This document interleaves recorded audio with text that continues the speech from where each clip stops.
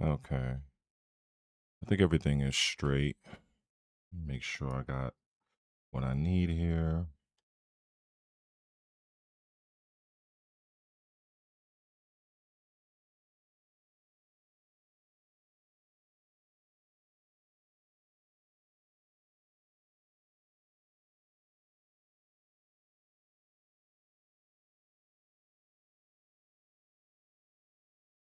Hmm.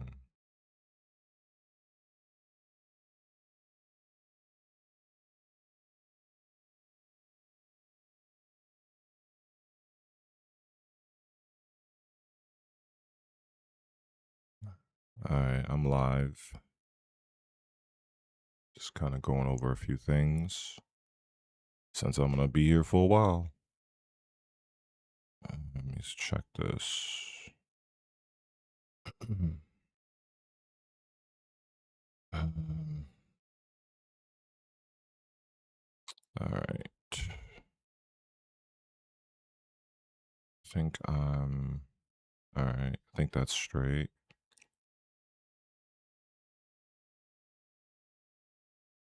What's going on, everybody? Live and back at it again. So, as usual, we got to make sure OBS is functioning as it should. So I hope everybody is doing well. It's a little bit rainy here in New York right now, but such is life. So there's there's so much. Well, I mean, it's kind of silly to say that because there's always something going on in the gaming industry. I mean, if you look at what's going on with the digital versus physical thing, I've covered that a little bit in a prior video, but I think I don't mean to sound condescending because I really feel that that's a word for weak-minded people. But I think that when you understand how the gaming industry operates, when you understand business, or at least a working understanding of it, you will begin to understand that large C corp companies like Microsoft, like Nintendo, Amazon, Google, these companies are going to do what they feel they need to do to remain successful. And success for them might be, it might look different, depending on whatever goals they're looking to do, whether it could be selling a product, it could be increasing like a subscriber base, it could be, just raising awareness for a particular thing. It could be anything. This is one of the reasons why I also talk about marketing versus an agenda, and understanding the two, because in this day and age, I think it's very important to understand that while this sort of thing, I don't think it really existed so much many years ago, but it is very prevalent today.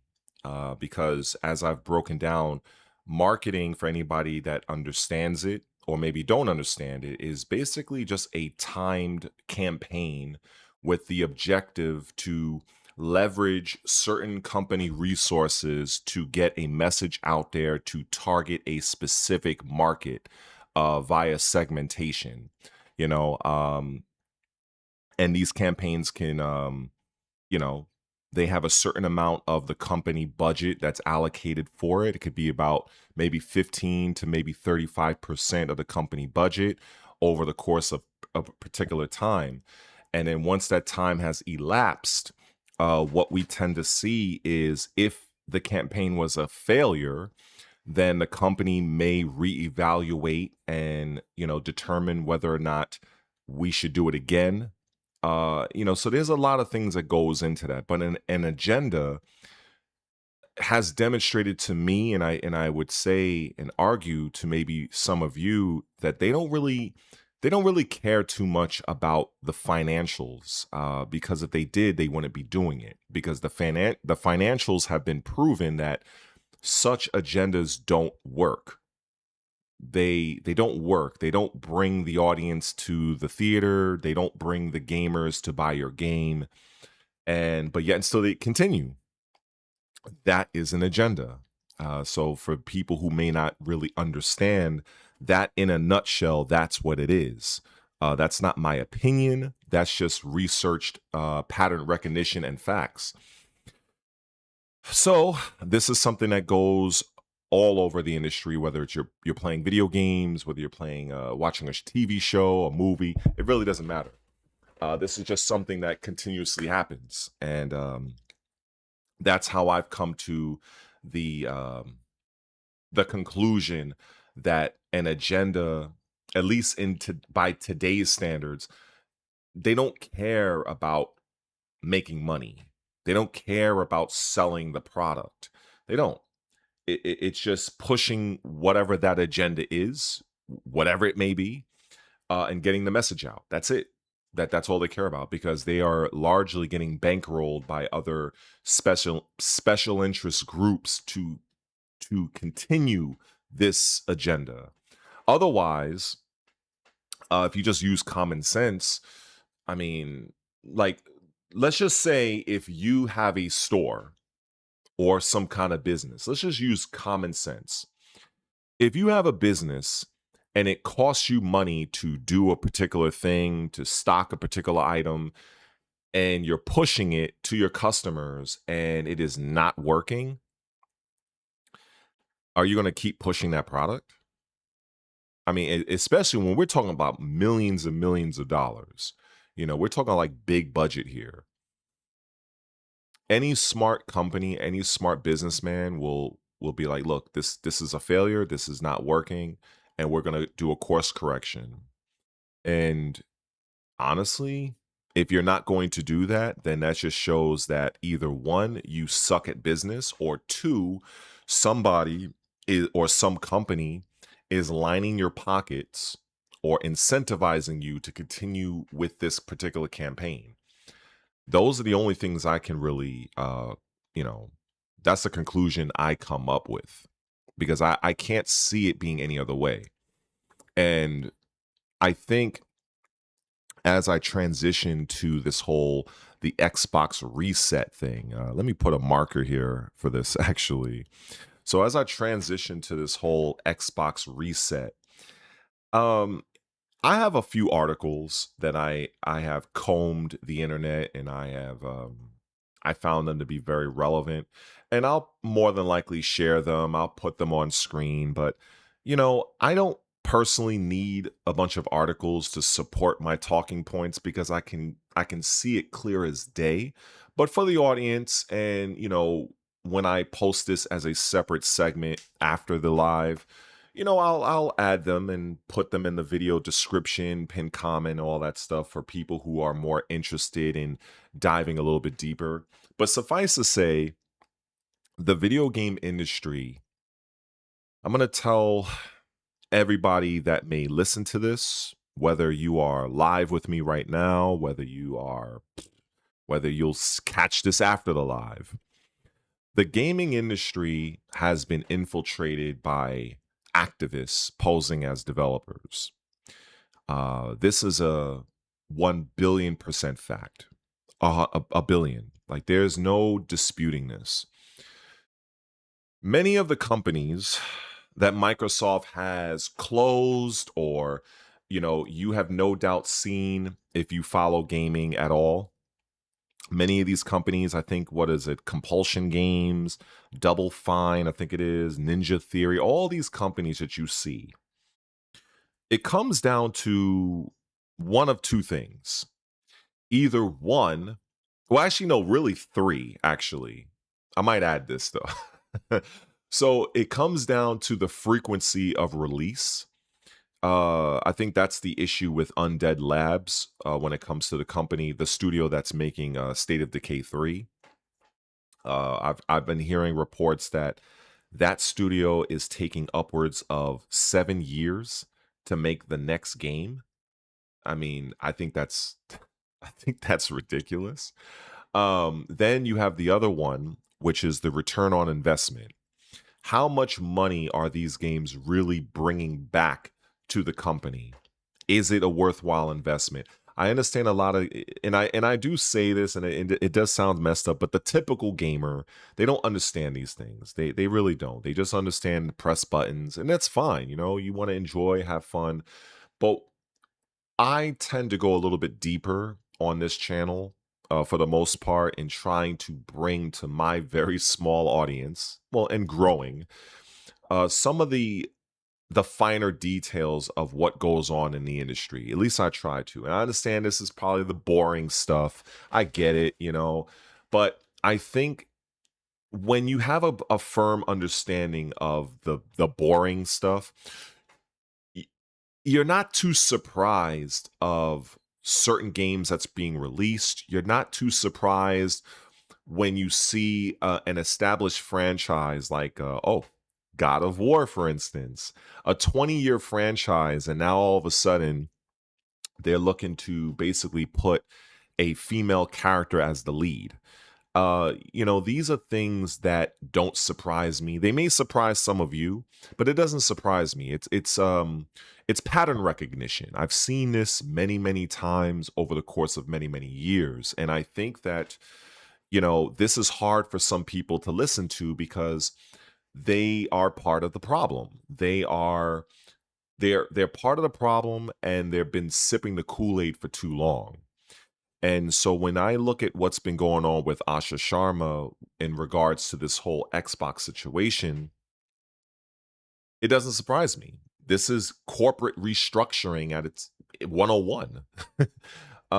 This is the result of what happens when you have a new executive that is, you know, spearheading, overseeing an entire segment of a $1 trillion company, and you're coming into this role and you're like, okay, what what is our primary goal here?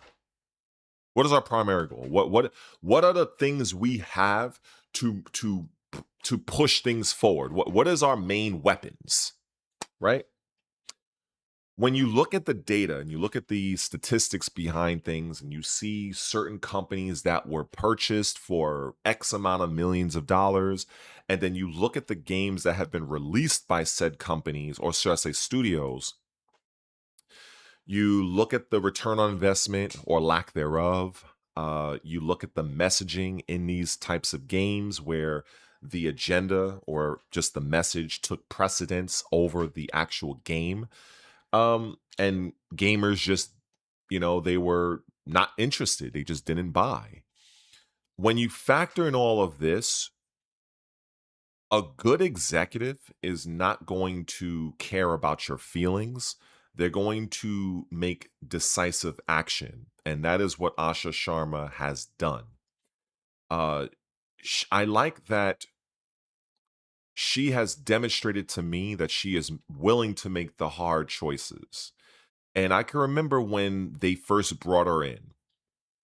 I remember the um the amount of people that were so concerned, saying, well, Asha Sharma, she's not a real gamer. She's brought in from AI and blah blah blah. And the thing is, I mean, literally, if you just go back, if you want to be a, you know, a Sherlock Holmes and go through Twitter or Reddit or whatever, and if you go back to the time when Asha Sharma was appointed to Microsoft to lead, you know, take over Phil Spencer's position, the amount of hate that woman dealt with is unreal. Now, if you are a subscriber, which if you're not, definitely subscribe. What are you doing? Just mash that subscribe button. Follow me over on Twitch if you want to hear some real news. If you go back to some of my older material, some of my older tweets around the time Asha Sharma was first positioned as the new lead of Xbox, I took a very neutral stance. But I also I advocate. I don't know what word I should use for this, but my stance was neutral. But I also was, let's give her a chance. Let's give her a chance. Let's see what she can do. Give them enough rope to hang themselves, so to speak. Whereas everybody would just automatically like, oh, she sucks, she doesn't know gaming, she's just an AI, she's just and when I hear this is from people, gamers, that they don't understand this business. Because if they did, you would 100% be well aware that AI is taking over. I mean, whether or not you want to accept that, that's fine. You can totally quit gaming if you just hate AI. But I can tell you right now, unless something cataclysmic happens, AI is taking over gaming. In fact, I actually stated this in my last stream. I should have made a YouTube short of it, but I'm gonna make a marker of it right now, actually, because I don't want to repeat this because I've been repeating it a while. So I'm just gonna say this is the future of gaming for all of you people that may be unaware. Number one, digital services. Should I say, oh, no, actually, scratch that. Digital games, subscription services, AI, and cloud functionality. Those four aspects, those four things are the future of gaming. Whether or not you like it, you hate it, it's irrelevant because unless something significant happens to alter this course of where we're going, that is the reality of gaming as it moves forward into like 2030, 2035. That is the future. If you want to be part of that vocal minority that bitches, whines, complains, pumps your fists in the air, that's fine. You are free to do that. But the data clearly just shows this is where everything is going. The millions upon millions and billions of dollars are being funneled into subscription services, into AI, into data centers, into cloud. About 83 to 87% of gamers have been buying their video games digitally. This is not something I'm making up. This is what the data reflects. So, again, just to conclude this particular part, the four things: digital games, that they have been dominating and taking over for like the last several years, subscription services, AI, and cloud. So, that is what is dominating. That is the future of gaming. And if you don't like it, I don't know what else to tell you. So I had to segment that just real quick because there's too many people that honestly don't really understand that. So I section that off. I'll upload that as a short probably after this stream. But getting back to the whole Asha Sharma situation, I think in hindsight, I think it's good. What's up, Hector? How you doing? I'm just kind of speaking the gospel, trying to put people on to what's really going on. Um, but anyway, I like the fact that Asha is not a gamer or not an avid gamer. Would it be cool if she was like a Phil Spencer? Sure, that'd be great. And it's not like, and the thing is not, it's not that she can't. Maybe who knows? Maybe down the line she might find something she really likes. But I like that she's acting as an actual executive. An executive, you have to be willing to make the tough choices. You have to. You have to be that sort of person that goes up to John or Sally and say, "Hey, you know what? I appreciate your commitment to the company, but the last X amount of time, your productivity has slipped exponentially. Everybody in the company likes you, but we may have to go a different direction." And you have to make those tough calls, and I think that she's been doing that. If so, when I look at the games that has been coming out, they have been largely agenda laden. Just pick a insert agenda. There you go. And a lot of the gamers, I think they're tired of this. I think gamers are slowly waking up and they are tired of seeing mental illness in their games. They're tired of seeing I'm non-binary. They're tired of the pronoun preaching. Gamers are slowly starting to wake up. They are. And I think over the course of time, I think people are going to come to the general consensus when they look back on this, maybe when it's 2030, and you look back at what Asha Sharma is doing with Xbox. I think people are going to say, you know something, I was ignorant back then, but I can see that this was the true path forward. Um, Now I gotta explain something to people. The reason why you see these games the way they are, you have to understand development timelines. A lot of games, they usually take several years to make. You know, um, they usually take several years. So when a lot of these games were being developed, when they were greenlit, this was during a time where a lot of the pronoun nonsense, a lot of the mental illness, a lot of the gay propaganda has was at its all-time high. So a lot of these so-called game developers that are really activists, let's just call it what it is. And there are some of them that many of my larger peers on YouTube and Twitter, they've already exposed. You have a guy named what's his name, Hansen. I forgot his first name. It's not important. He's one of the guys that was part of the development team of the game Avowed. Uh, you know, we'll get to him. But there have been many people that have used gaming as a Trojan horse to push their nonsensical virtue signaling mental illness agendas in gaming. They never cared about the game itself. It's like if the game was successful, that would be like the cherry on the sundae. That's like the sprinkles on the ice cream cone. The main objective for these people was to push their narrative, to push their mental illness, to push whatever agenda that they wanted, the flavor of the month. That's basically what it was. And Asha Sharma, I cannot speak to what her true intentions are because I don't know the woman personally. I'm not Professor Xavier. I can't read her mind. But from what it looks like to me, based on my many years of experience in dealing with the gaming industry personally, it looks like she is systematically targeting games, or should I say studios that make these games that push, or should I say put or place agendas first over quality gaming, as well as games that are not necessarily bringing in that return on investment. That's what I see. You know, for instance, let me give you an example before people start wilding out and going crazy. The game Dragon Age: The Veilguard. I own that game.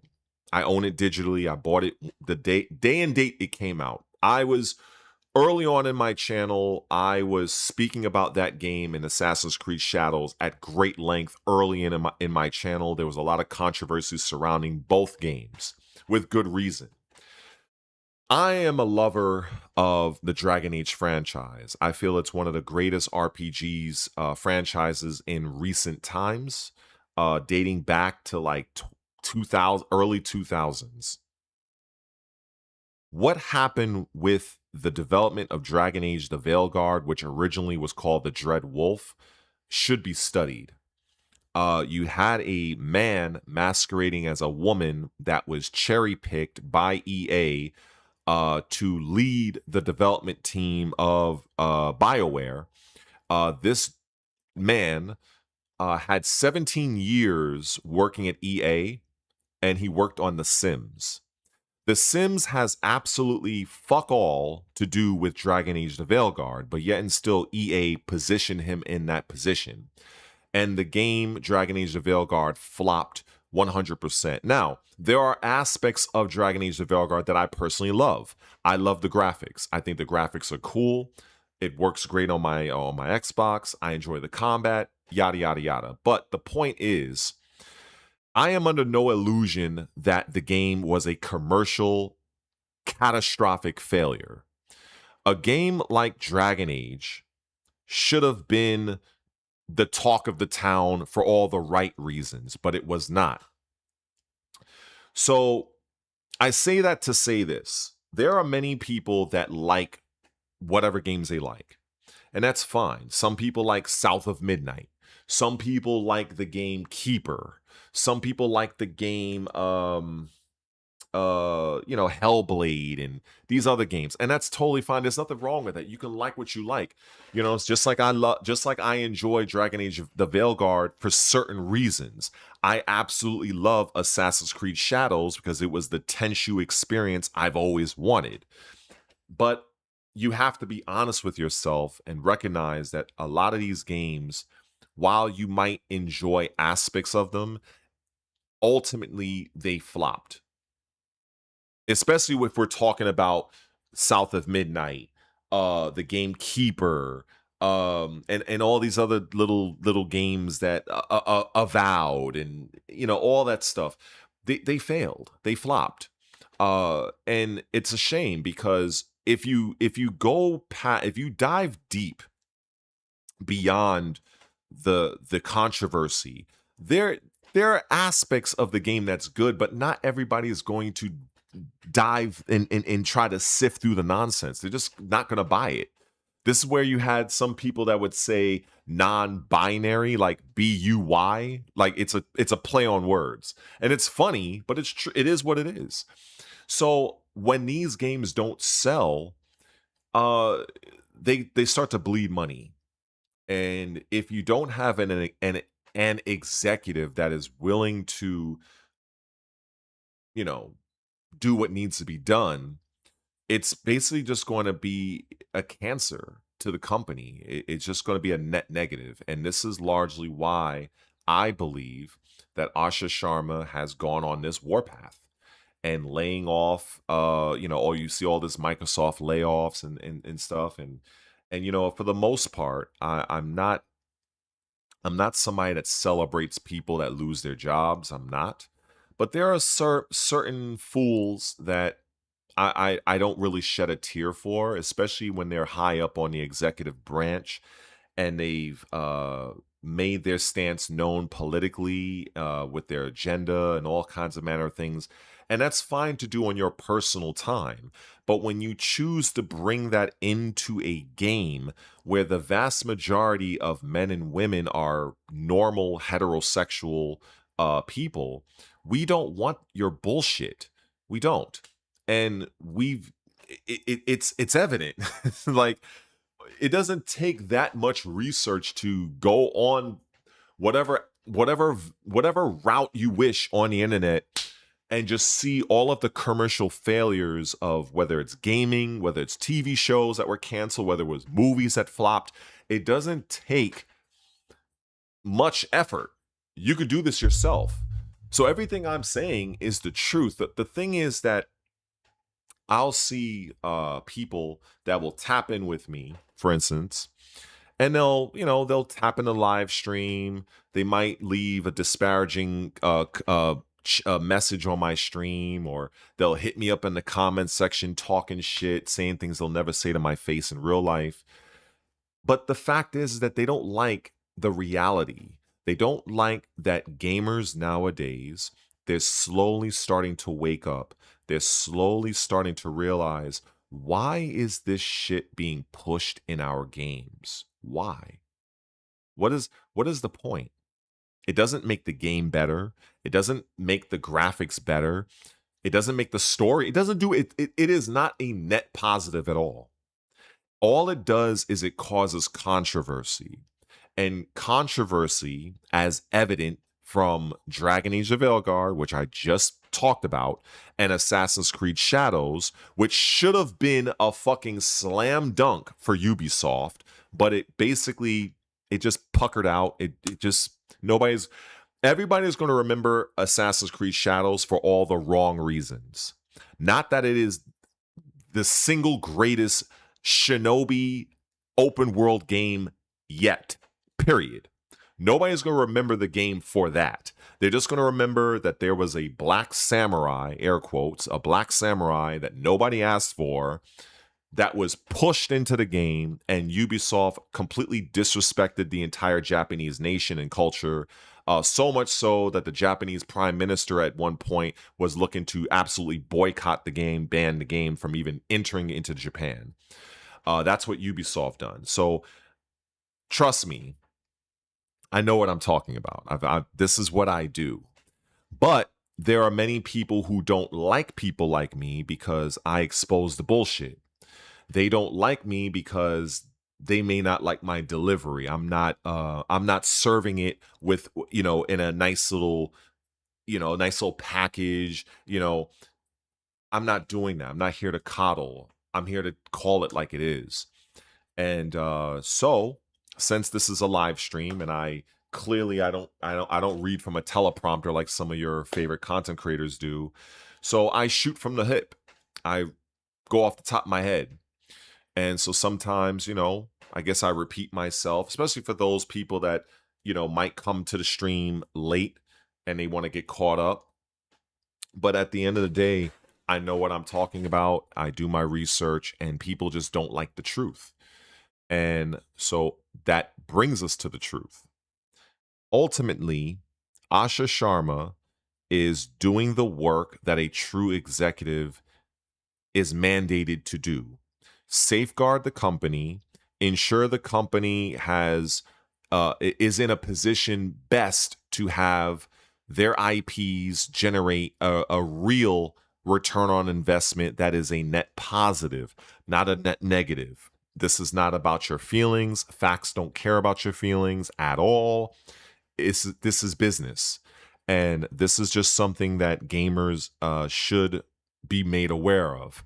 And those that want to resist, those that want to bitch, moan, and complain about it, they are the very ones that advocate for mutilation of the top surgery scars, body mutilation. They want uh, body type A and body type B. They want all that bullshit. That's what they want.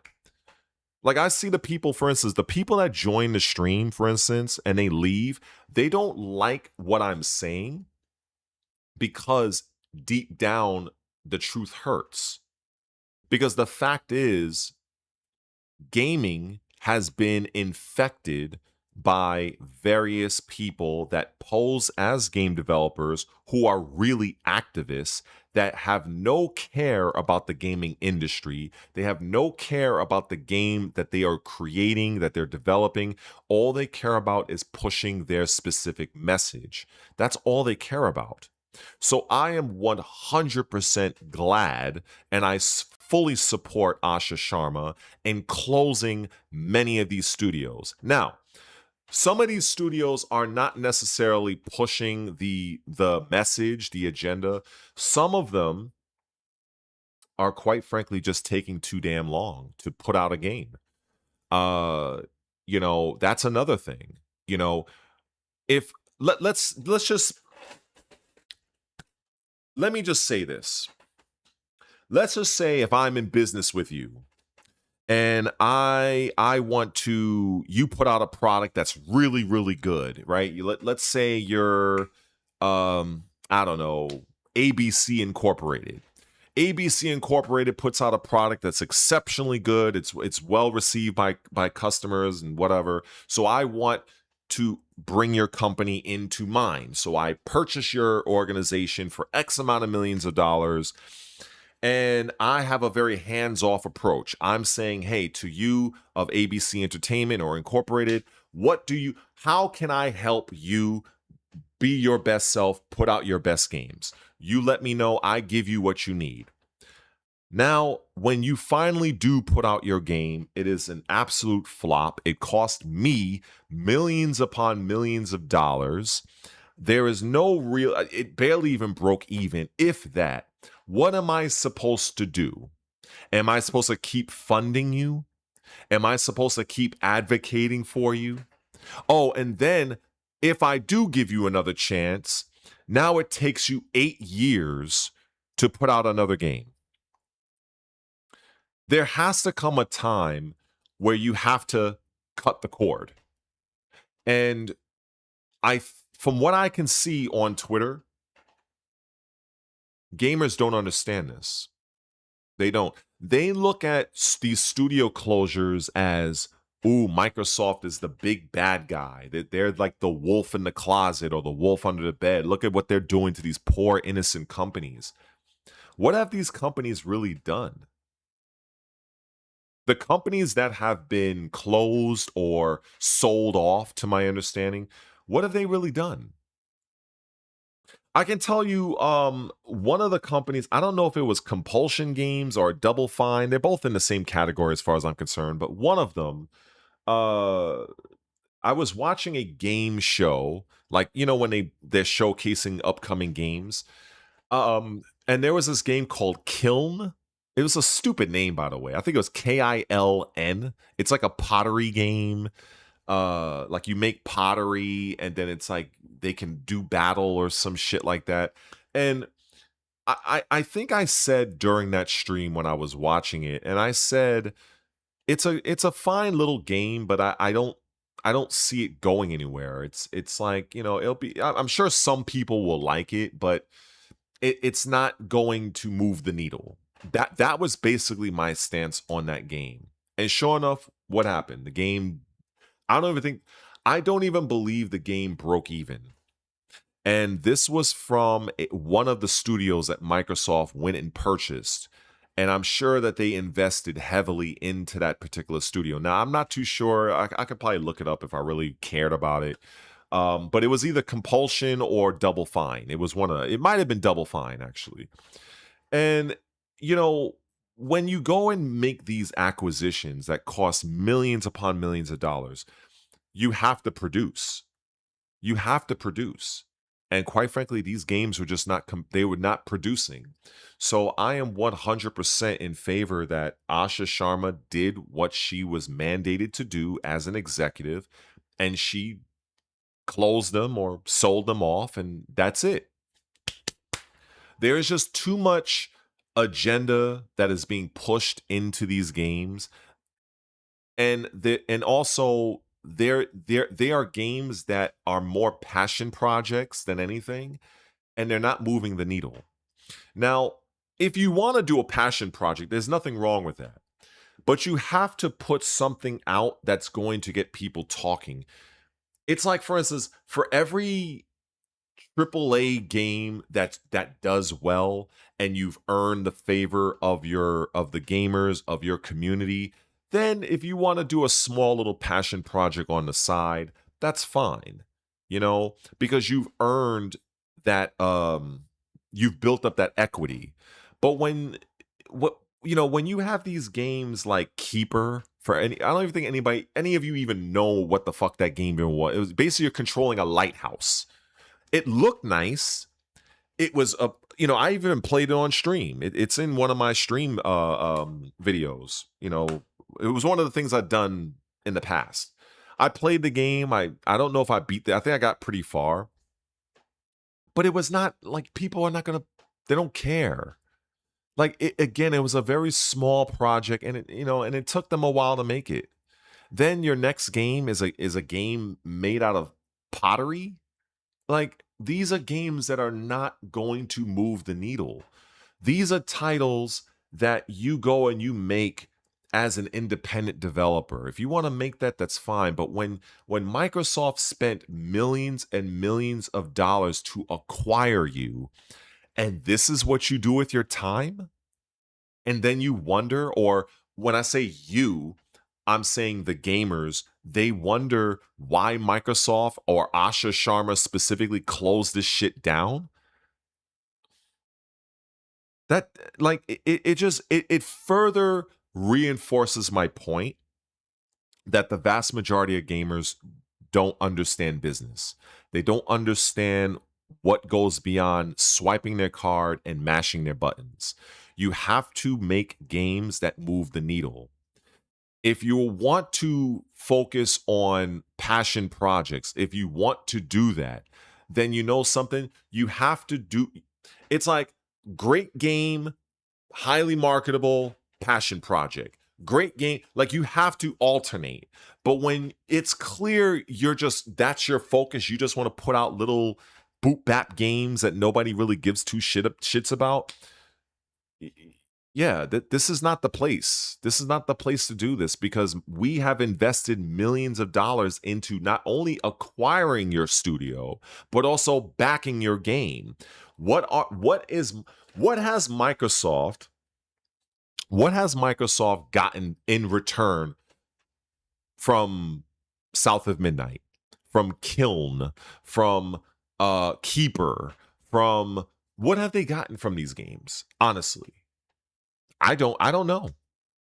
I really don't know. Like, I can go on Game Pass right now. I can download South of Midnight, which I did, but I later deleted it because I had to make space for something else. And I'm like, I'm sure there are fans of the game out there. I'm not saying that the game is broken. I'm sure it functions, but it just wasn't a game that gamers really wanted. And it is what it is, you know.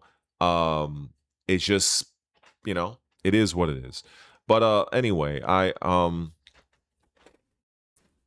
just want to also just take a moment to acknowledge everybody that might be here in the stream. Um but yeah, I'm one of those channels that I don't think that there's enough of people like me that call shit out the way it is. I'm sure they exist, but based on what I've seen, and I spend a lot of time on YouTube, I spend a lot of time on Twitter, I see a lot of people, they kind of go along with the nonsense, or they're very much playing neutral. Uh I call out the bullshit for what it is. And because of that, people tend to not like me. Obviously, I don't get the viewership as some of the larger creators get, and that's fine. I'm not willing to sell my soul. I'm not willing to do any of the bullshit. If it's a game out there that I like, I'll say I like it. Like I've said, I have Assassin's Creed Shadows. I bought the game. I love the game for the ninja aesthetic. I think it's the greatest shinobi game open world I've played yet. Maybe there'll be something in the future in a couple of years, but with Ubisoft being Ubisoft and forcing their various agendas in the game, forcing a black man that was, or like the fact that there are too many people out there that don't feel he was a samurai. All of that shit did no positive for the game, and it is what it is. And which I can tell you this much about AC Shadows real quick. The recently released Assassin's Creed Black Flag that just came out, I think a couple of days ago. If Assassin's Creed Shadows did not have the fucking crazy controversy and all of the bullshit, and they were still putting out good quality DLC, I can guarantee I don't like to use 100%, but I can guarantee Black Flag would not have been released now. They would still be putting in work in AC Shadows. But because they've basically killed their own game, which should have been one of the greatest and most talked about games, period. Because I don't think people really understand that when Assassin's Creed first came out in 2007, after the first game, one of the main settings that every real Assassin's Creed person wanted was to go to feudal Japan. And then finally, 20 something years later, we finally get to go there, but Ubisoft, you had to put in all the crazy shit. So that's just the thing that pisses me off. But again, all of this is related. All of this is related when it comes to gamers, or not gamers, excuse me, developers. They are pushing their ideologies, their political whatever, their virtue signaling, their pronouns. This is what they want to push. The game comes second. That's just what it is. I could literally end the stream off of that alone. Like, that is the mic drop. Ultimately, many of these game developers, they are activists posing as game developers, and all they really want is to push whatever message, whatever agenda, whatever. The game is secondary because they're using the game as a Trojan horse to get you to buy. And if you notice, a lot of times, not all, but a lot of times, they're using already established franchises as their vehicle because it's much easier to piggyback off of Star Trek, off of Star Wars, off of Assassin's Creed, when you have an already established franchise or intellectual property. It's very easy to weaponize that because the majority of the fan base are well aware of, you don't have to do as much marketing to get the name out. It's already out there. So all you do is just put little subtle things in here and there, and then as time goes on, you become more egregious with it. You take more chances, where maybe you have, the occasional NPC that's a homo. But then now all of a sudden you go from that in Dragon Age Origins to like a full-on character that's saying literally on screen, I'm non-binary, these are my pronouns. This is what people need to understand. Many of these people, they operate in a very insidious way.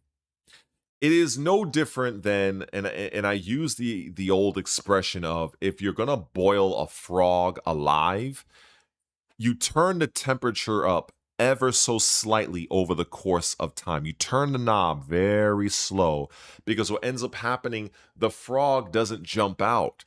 The frog is just, it'll be fine. It's no big deal. It doesn't bother me. You're the problem. Like, how many times have I seen people post that, say that in videos? I've seen it countless times, and then next thing you know, you're being cooked alive.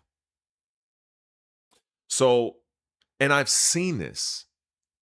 This is pattern recognition 101. I speak on this shit quite often on my channel. But thanks to the YouTube algorithm, and maybe because I'm not the best when it comes to thumbnails and titles, I'm learning.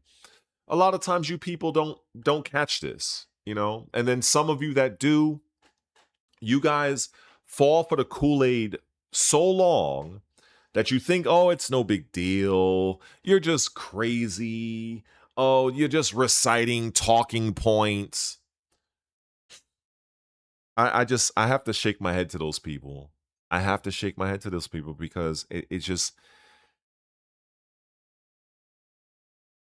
I just have to do it. I just have to do it. There's just far too many things that goes on in the gaming space, in television shows, in our country, in our government. Everything is connected. All of this shit is connected. Whether you want to focus solely on gaming and you have tunnel vision, where do you think a lot of this shit originates from? Everything has an origin point. Gaming is just one of those latest and most recent hobbies, industry that has been infiltrated with the cancer of these activists. That's not my opinion. This is just the facts. And honestly, if any of you in the chat or whatever, if you guys have some real questions that you want me to go deep on, believe me, don't be afraid to use that super chat feature, because a brother needs some help. I ain't gonna lie. Shit. Call it e-begging if you wish. I don't care. I ain't Asmongold. I'm not making hundreds and thousands of dollars. And I'm not about to scour through the entire chat to point out every single thing. You know what I'm saying? Because what I'm saying is the gospel truth. At the end of the day, you are experiencing in real time a gaming industry that has been under siege for many, many, many years. And despite Asha Sharma's interests, or shall I say her efforts in trying to clean up Xbox It's going to take some time. Um, I was actually I was actually thinking about this before I went live. And I came up with this comparison. This might not make sense for any of you non-Americans, but here in America, every 4 years we have a new president. So it's like, without getting too political right now, but the prior administration basically fucked up my country quite a bit with many of his policies. And the current president that many people can't stand, they have something called TDS. He's trying to fix it. And he's not perfect because nobody is, but he's been trying to fix it over the years. And that's what this reminds me of. It's like you're walking into something that has already been compromised. You're not going to just wave your finger, wave your hand, and it's going to be better in like a week.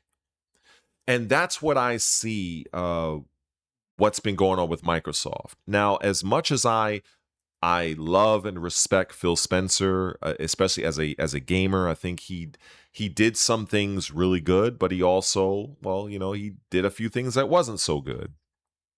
And there are other content creators that speak about that at length. But I'll just say that there were things that were allowed to fester in the Xbox ecosystem. And now Asha Sharma, this is, she's the captain now, so to speak, and she's rooting it out. But it's not going to happen overnight. So while you're seeing a lot of the IGNs, the Kotakus, and all your favorite content creators on YouTube talk about it, and probably over half of them don't even know what the fuck they're talking about. They're just winging it, basically, and not really understanding why this is happening. The reality is Asha is being what a true executive should be. She is looking at return on investment. She's looking at the turnaround time of many of these developers, and she's looking at the agendas that's being pushed. So look, you can believe whatever you want. If you feel that a man can become a woman and some Hulk Hogan looking dude can walk into a woman's bathroom and compete in women's sports, hey, I think there's something mentally wrong with you, but if that's what you want to believe and shout from the rooftops, do you have fun with that? However, when you have that sort of mentality and you are under the umbrella of a $3 point something trillion company, and you're pushing these particular mentally deranged views in a video game format, and it's clear that the vast majority of your customer base are not buying it, you have to cut the cord. And again, that is what Asha Sharma is currently doing, hence this Xbox reset. That's basically it. In fact, now, since I've yapped a while, I want to go over to my Twitter. Let me do my little stream deck thing, because there's something that I bookmarked here when it comes to what Asha Sharma mentioned, and I think it's right around. I know I had it here. Let me see. Did I have it? I'm kind of going through, or maybe no. Did I save it? Let me see. I know I saved it. There. Oh, here we go. Okay. So this is one of her major messages that she talked about here, and I'm just gonna put a marker here before I actually even get started, because I think that this is very viable. So basically, Asha Sharma on July 6th had this very important email that went out to all employees over at Xbox. So I'm just going to read the whole thing and then kind of give my thoughts on it. So Asha Sharma, this is an important email I sent today to all employees at Xbox, team, we are beginning the most significant restructure in Xbox history. After careful consideration, I've made the difficult decision to reduce our team by approximately 32,000, 3,200 throughout fiscal year 27. This will include approximately 1,600 role eliminations today. In addition, 4 studios will leave Xbox to new management. I recognize that a year-long restructuring creates additional challenges. Unfortunately, it is not possible to make all the necessary changes in a single day. Did I not just say that? I did. I said that when you have a new executive coming on board, uh, you're dealing with a lot of the sludge from the prior administration that you have to cut out before you can kind of make things better. So yes. Anyway, to get back, and I wanted to be direct about the scale. I know this is painful. These changes will directly affect people who have been no who have poured their creativity into building Xbox. Many joined us through acquisitions, while others were recruited here or sought us out because they loved this industry and loved Xbox. Today's decisions do not reflect their talent or dedication. Our business today is not healthy. We are operating at margins that are 3 to 10 times lower than comparable platform and publishing businesses. We entered Generation 9, which is the Xbox Series X, right? This is what we're currently in, with a smaller install base. The install base that she's talking about is that Xbox currently has a 30 to 32 million installed base for consoles, whereas PlayStation is upwards of 80 million. So that's what she's talking about there to give proper context there. Smaller install base and a higher cost structure. To grow, we bet on Game Pass, multi-platform, and a broader portfolio of content. While those businesses have created meaningful value, they did not grow at the pace we expected. So another thing I just wanted to say right here, there was a report that stated that the original plan or the original goal of Game Pass was to grow to about 70 million or 77 million subscribers that adopted. Microsoft has upwards, I believe, of 30 million. So they definitely missed the mark on that one. As that happened, our core business weakened, and we added more teams, more investment, and more time, hoping for a better outcome. And now the industry is facing the most severe hardware crisis in its history. We must reset Xbox. First, we will reset our content portfolio. Since 2018, we have aggressively expanded our studio portfolio while the number of games created each month across the industry now outpaces the last 10 years combined. We now find ourselves competing not only with the largest publishers, but also with smaller independent studios. It is neither possible nor desirable to own every great independent studio. We also learn that we are not the best home. That we are not the best home for every type of studio. In a typical year, we lost 64 cents for every dollar we invested. As we reset Xbox, we will help independent creators succeed by providing open development tools and audiences to realize their vision. Compulsion Games and Double Fine Productions will return to management and transition to independent studios with their intellectual property, catalog, and runway for their next games. Ninja Theory and Undead Labs have entered terms to join new ownership with funding to complete and grow Senua and State of Decay 3.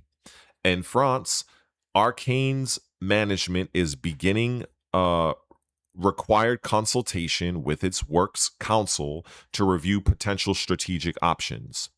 We are also making reductions across other units, and in some cases, shifting investment to focus on higher priority projects. These changes vary in size across Activision, Bethesda, ZeniMax, Blizzard, King, Mojang.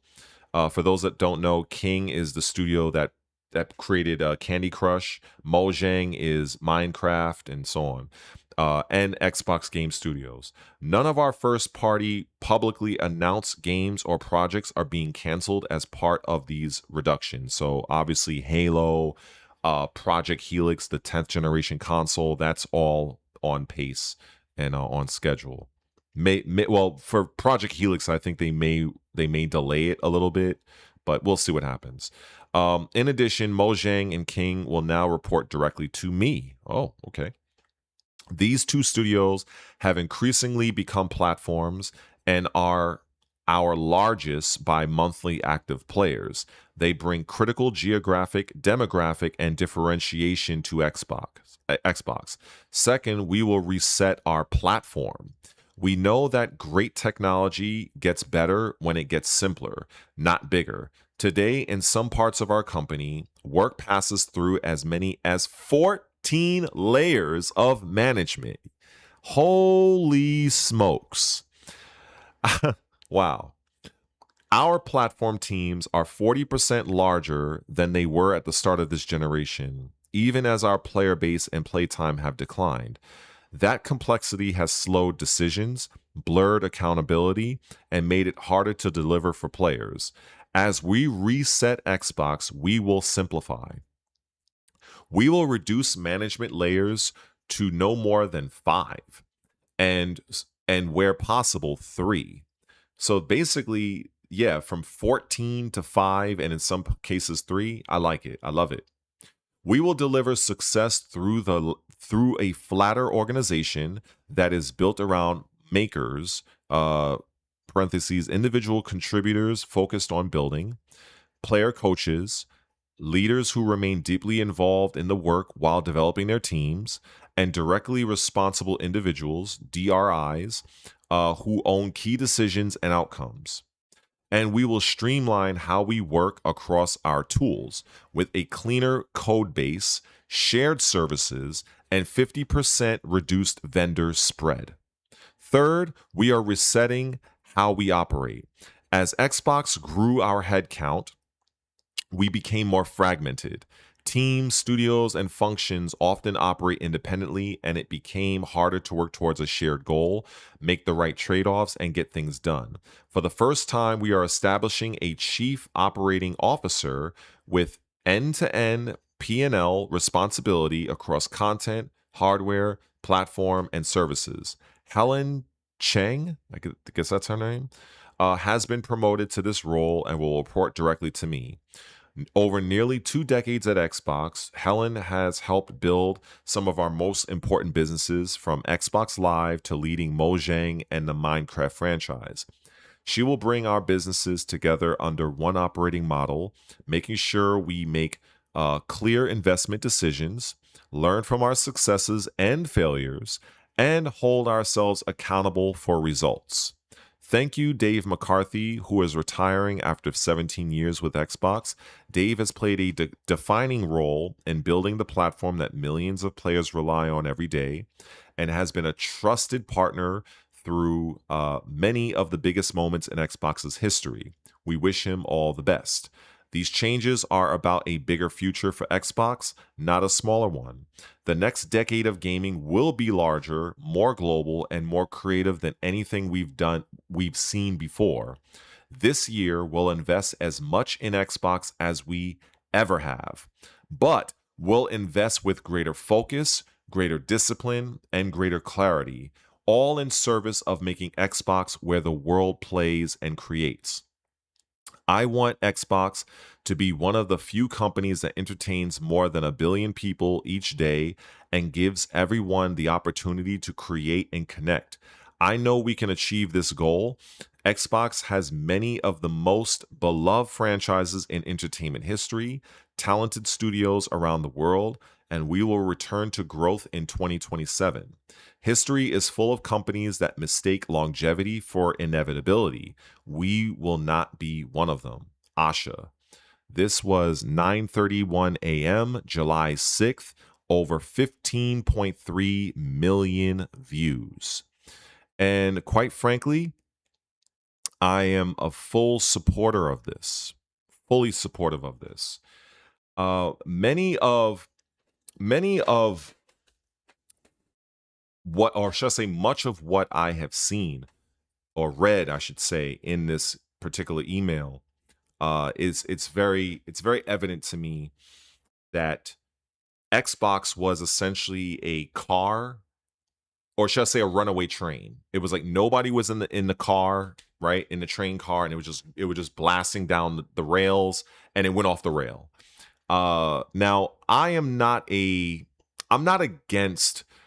exclusives per se. I'm not against exclusives, but I understand why Microsoft did what they did. I understand why they did put different games on PlayStation and so on and so forth. I understood what that assignment was, and I also understood that based on data, they gained upwards of $650 million going that route, as some of Xbox's games were very popular on PlayStation. However, like I said, in order for Xbox to be reset, you have to make hard choices. You have to make tough decisions.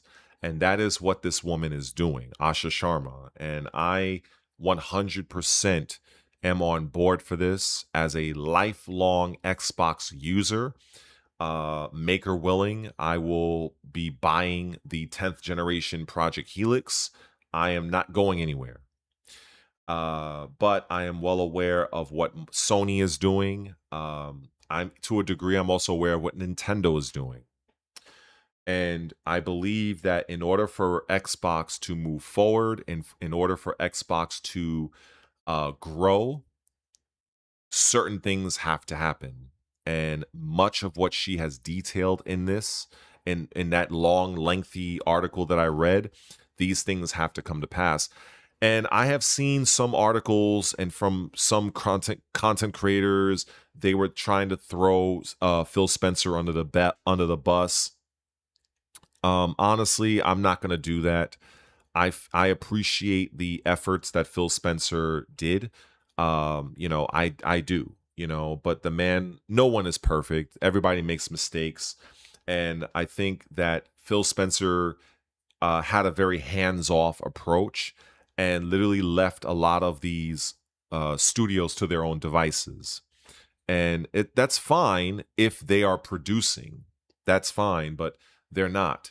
They are essentially a net negative. Whether it's pushing very controversial messages, agendas, whether it is the time it takes for them to actually put out a game. Like, for instance, State of Decay 3. Why is this game taking over 7 years to come out? I mean, I have State of Decay 2, and it's a great game. It's not like a game of the year style game, and it's not like an overtly complicated game, you know. So why is a game like this taking damn near a decade to come out? So you have to, and the same goes with even Bethesda. I mean, Bethesda, literally, let's be honest, by the time Elder Scrolls 6 probably comes around, I'm currently 45 years old. I will probably be in a walker before I see Elder Scrolls 6 or Fallout 5 or anything. Like, I will probably literally be in a walker, you know? And I'm very physically fit. I'm a certified personal trainer. So me being a walker will probably be like maybe when I'm 80 or 90 years old, maybe. You know what I'm saying? Just to kind of be funny about it. But it's kind of like the truth. I mean, um you have too many too many studios that have been given a lot of latitude in how they go about their development, their timelines, the amount of money that Microsoft has invested into them. I think some people also forget, and I'll bring this up again, Platinum Games, for instance. Platinum Games had a very prominent game that was going to come out that everybody threw Phil Spencer under the bus for, and that was Scalebound. This is a game that at its core was a third person. I don't know if it was a fully open world. It might have been a semi-open world game. Your character and like a dragon, hack and slash, a game that quite frankly, had no business taking damn near 10 years to come out. But Phil Spencer, kept pumping money into the project. Platinum Games just was not delivering on the project. Phil, as I said, his team was very hands off, which I can respect. But eventually, even Phil Spencer had to pull the plug on that. And what happened? Most of the gamers who don't know jack shit about business, what do? They threw Phil Spencer under the bus and was blaming him instead of the company that was commissioned to build the fucking game. Like, how do you blame me? It is not my job to create your game. That's your job. I am funding your game millions and millions of dollars year after year after year, and you are not producing.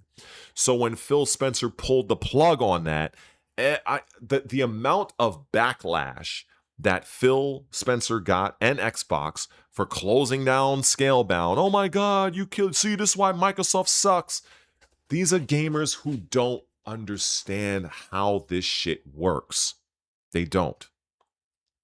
And given the fact that Phil Spencer was really one of those guys to let things go, and he had a very hands-off approach, the fact that even Phil Spencer was like, look, even I gotta cut this, that should go to show you the scale and just of this situation. So now that we have Asha Sharma, who is very much by the numbers, she's not going to allow something like Scalebound to persist year after year after year after year, millions upon millions of dollars that's being pumped into a project that is, quite frankly, not going to sell buku millions. It's not going to fucking set the world on fire. It may or may not break even. She's not going to do that. This is why when she mentioned in that long Bible passage that I read just now, where she's going to redirect focuses on different franchises I said Candy Crush, but like King and Mojang, which is the one that creates Minecraft. Yeah, this is 100% what you do. I've also seen articles for those that might actually be wondering if I'm going to bring it up. So here you go. I am well aware of it is not possible. It happened.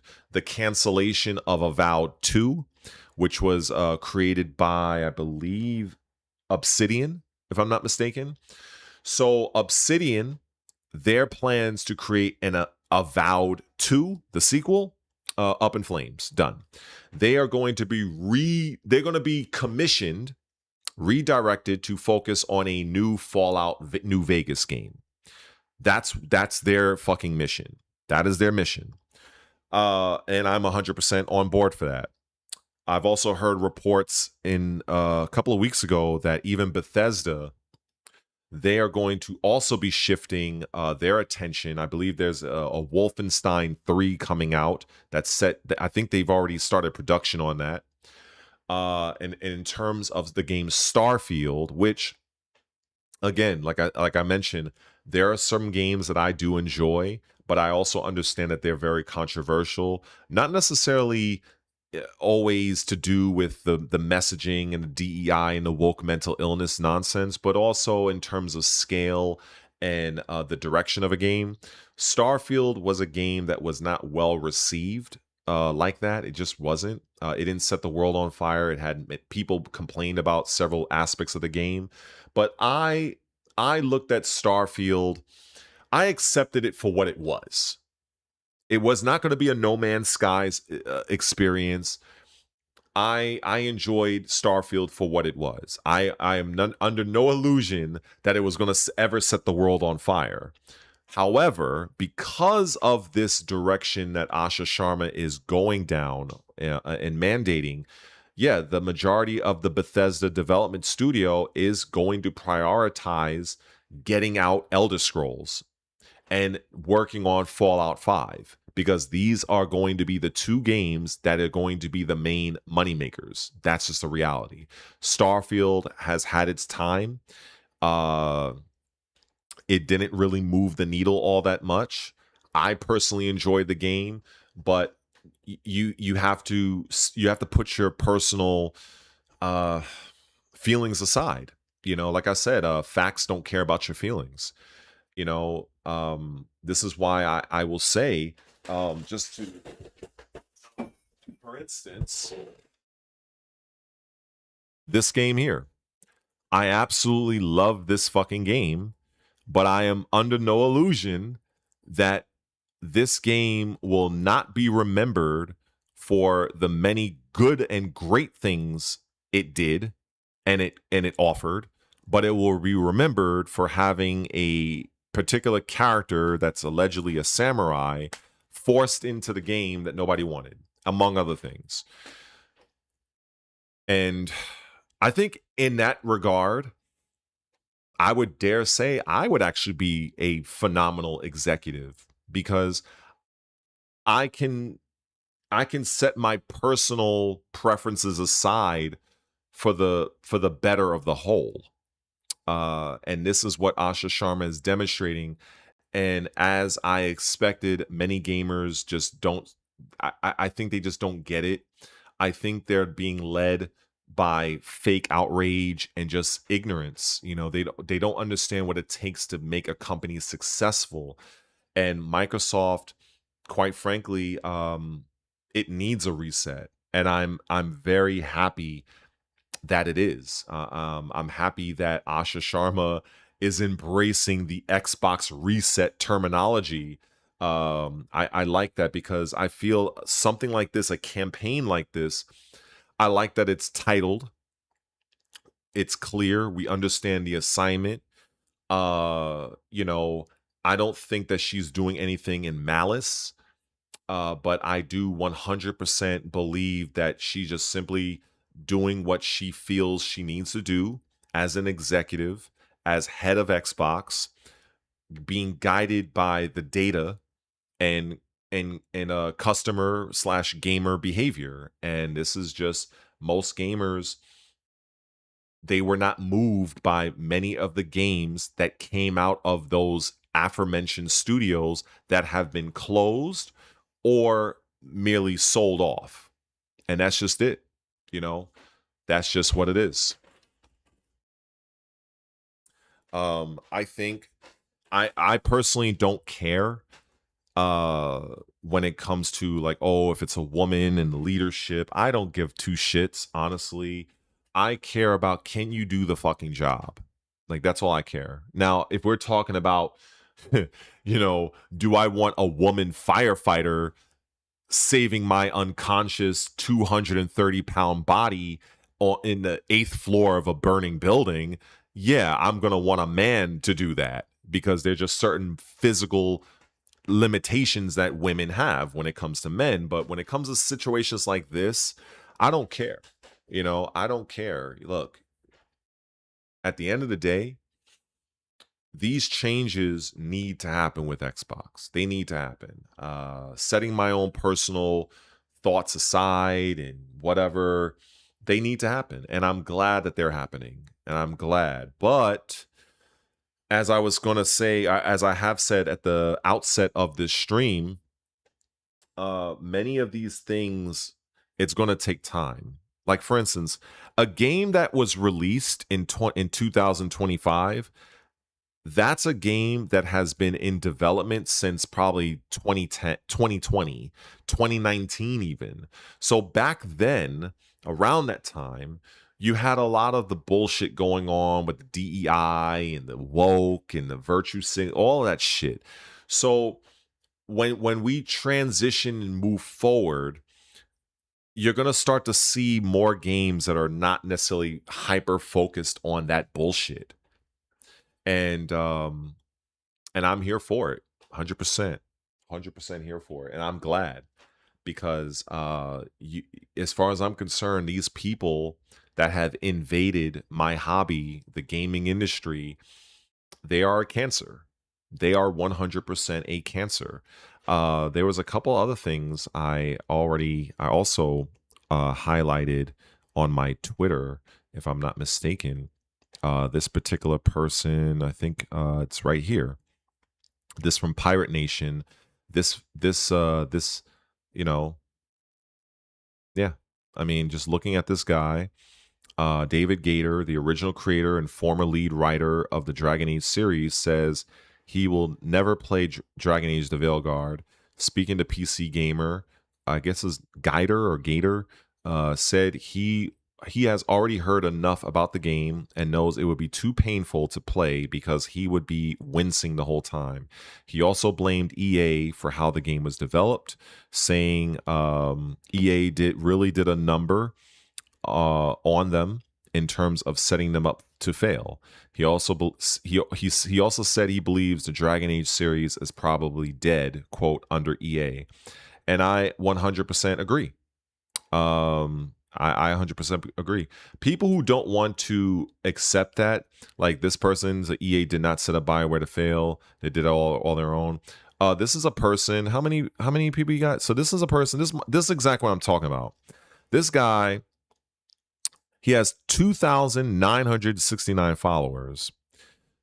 What this guy doesn't understand is EA originally wanted Dragon Age, the Dread Wolf, to be a live service game.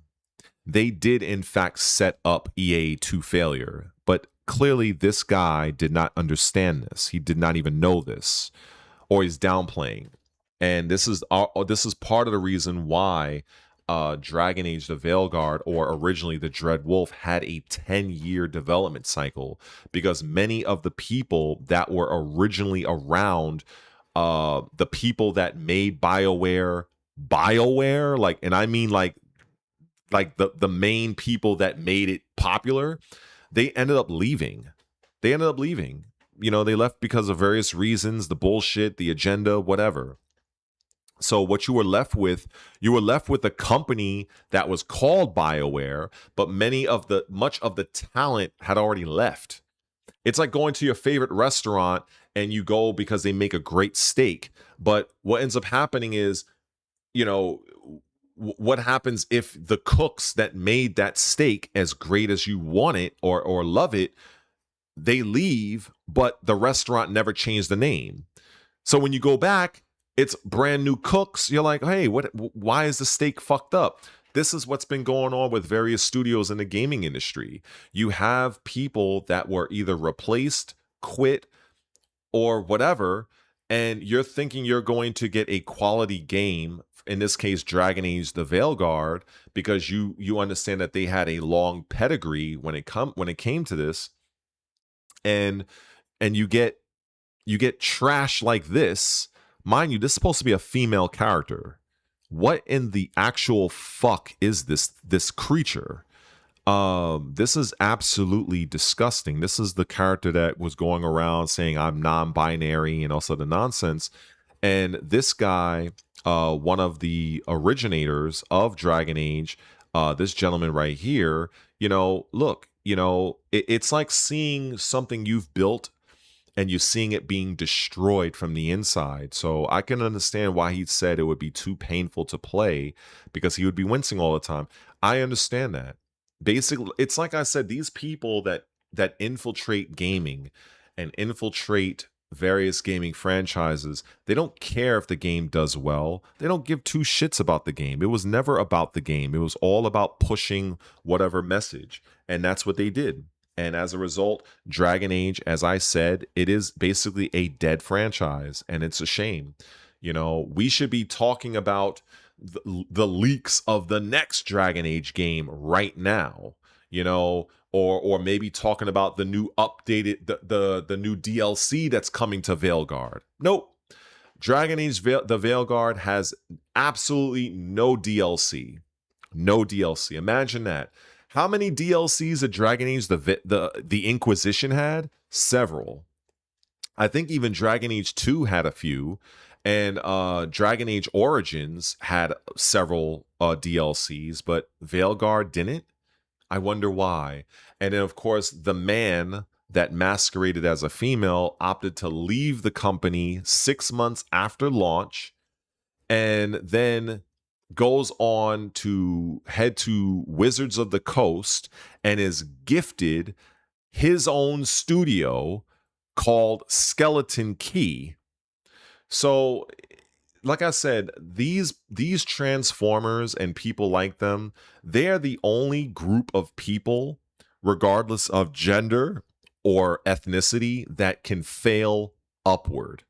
If that was a black, white, Asian, straight man or woman that completely shit the bed like that with a very popular and notable franchise like Dragon Age and completely just screwed it up, that person's next assignment would not be them having their own studio that they lead. That would not be the reality. Let's just get that out the way. So, but it is a shame of what happened.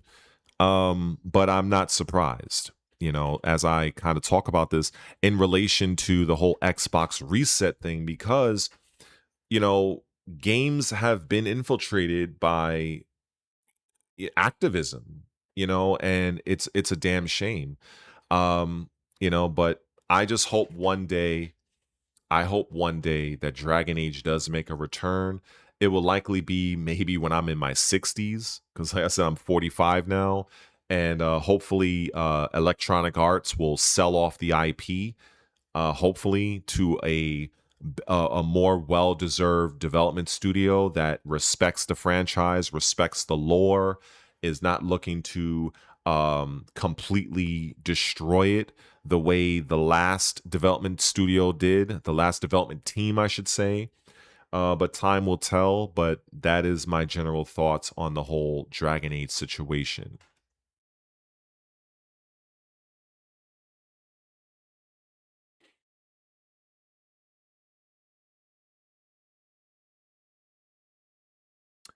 So apparently, just to dedicate a little bit of time um, to the chat real quick. So of course, I have a few individuals here that this guy, what's his name? What a silly name, Gwiz of the Stars.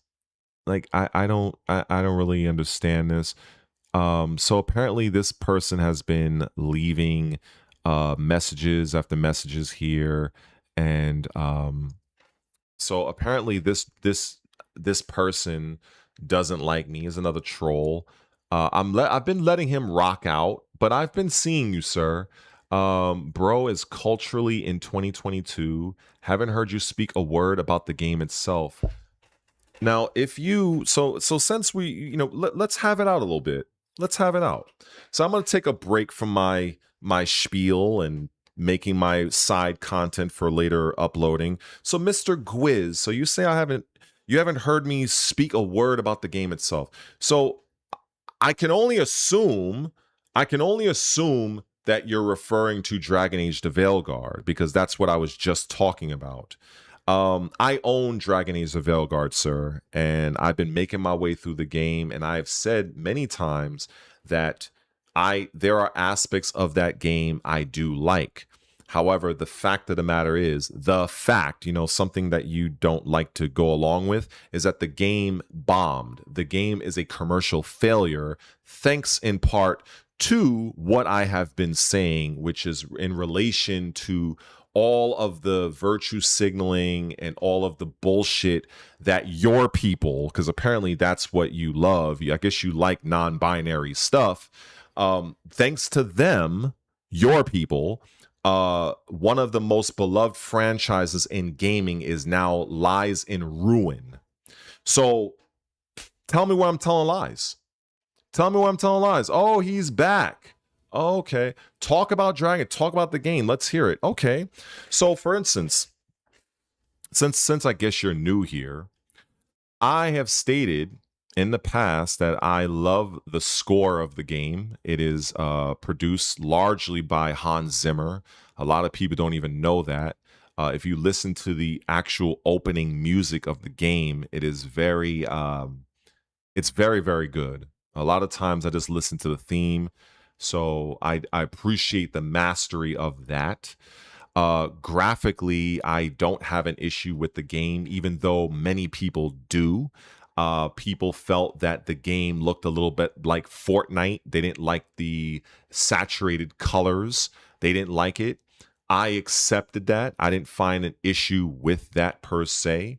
I actually love the differentiation between the rogue and the sorcerer, or should I say the mage. I usually stick with the warrior class, sword and shield, so I definitely appreciate that.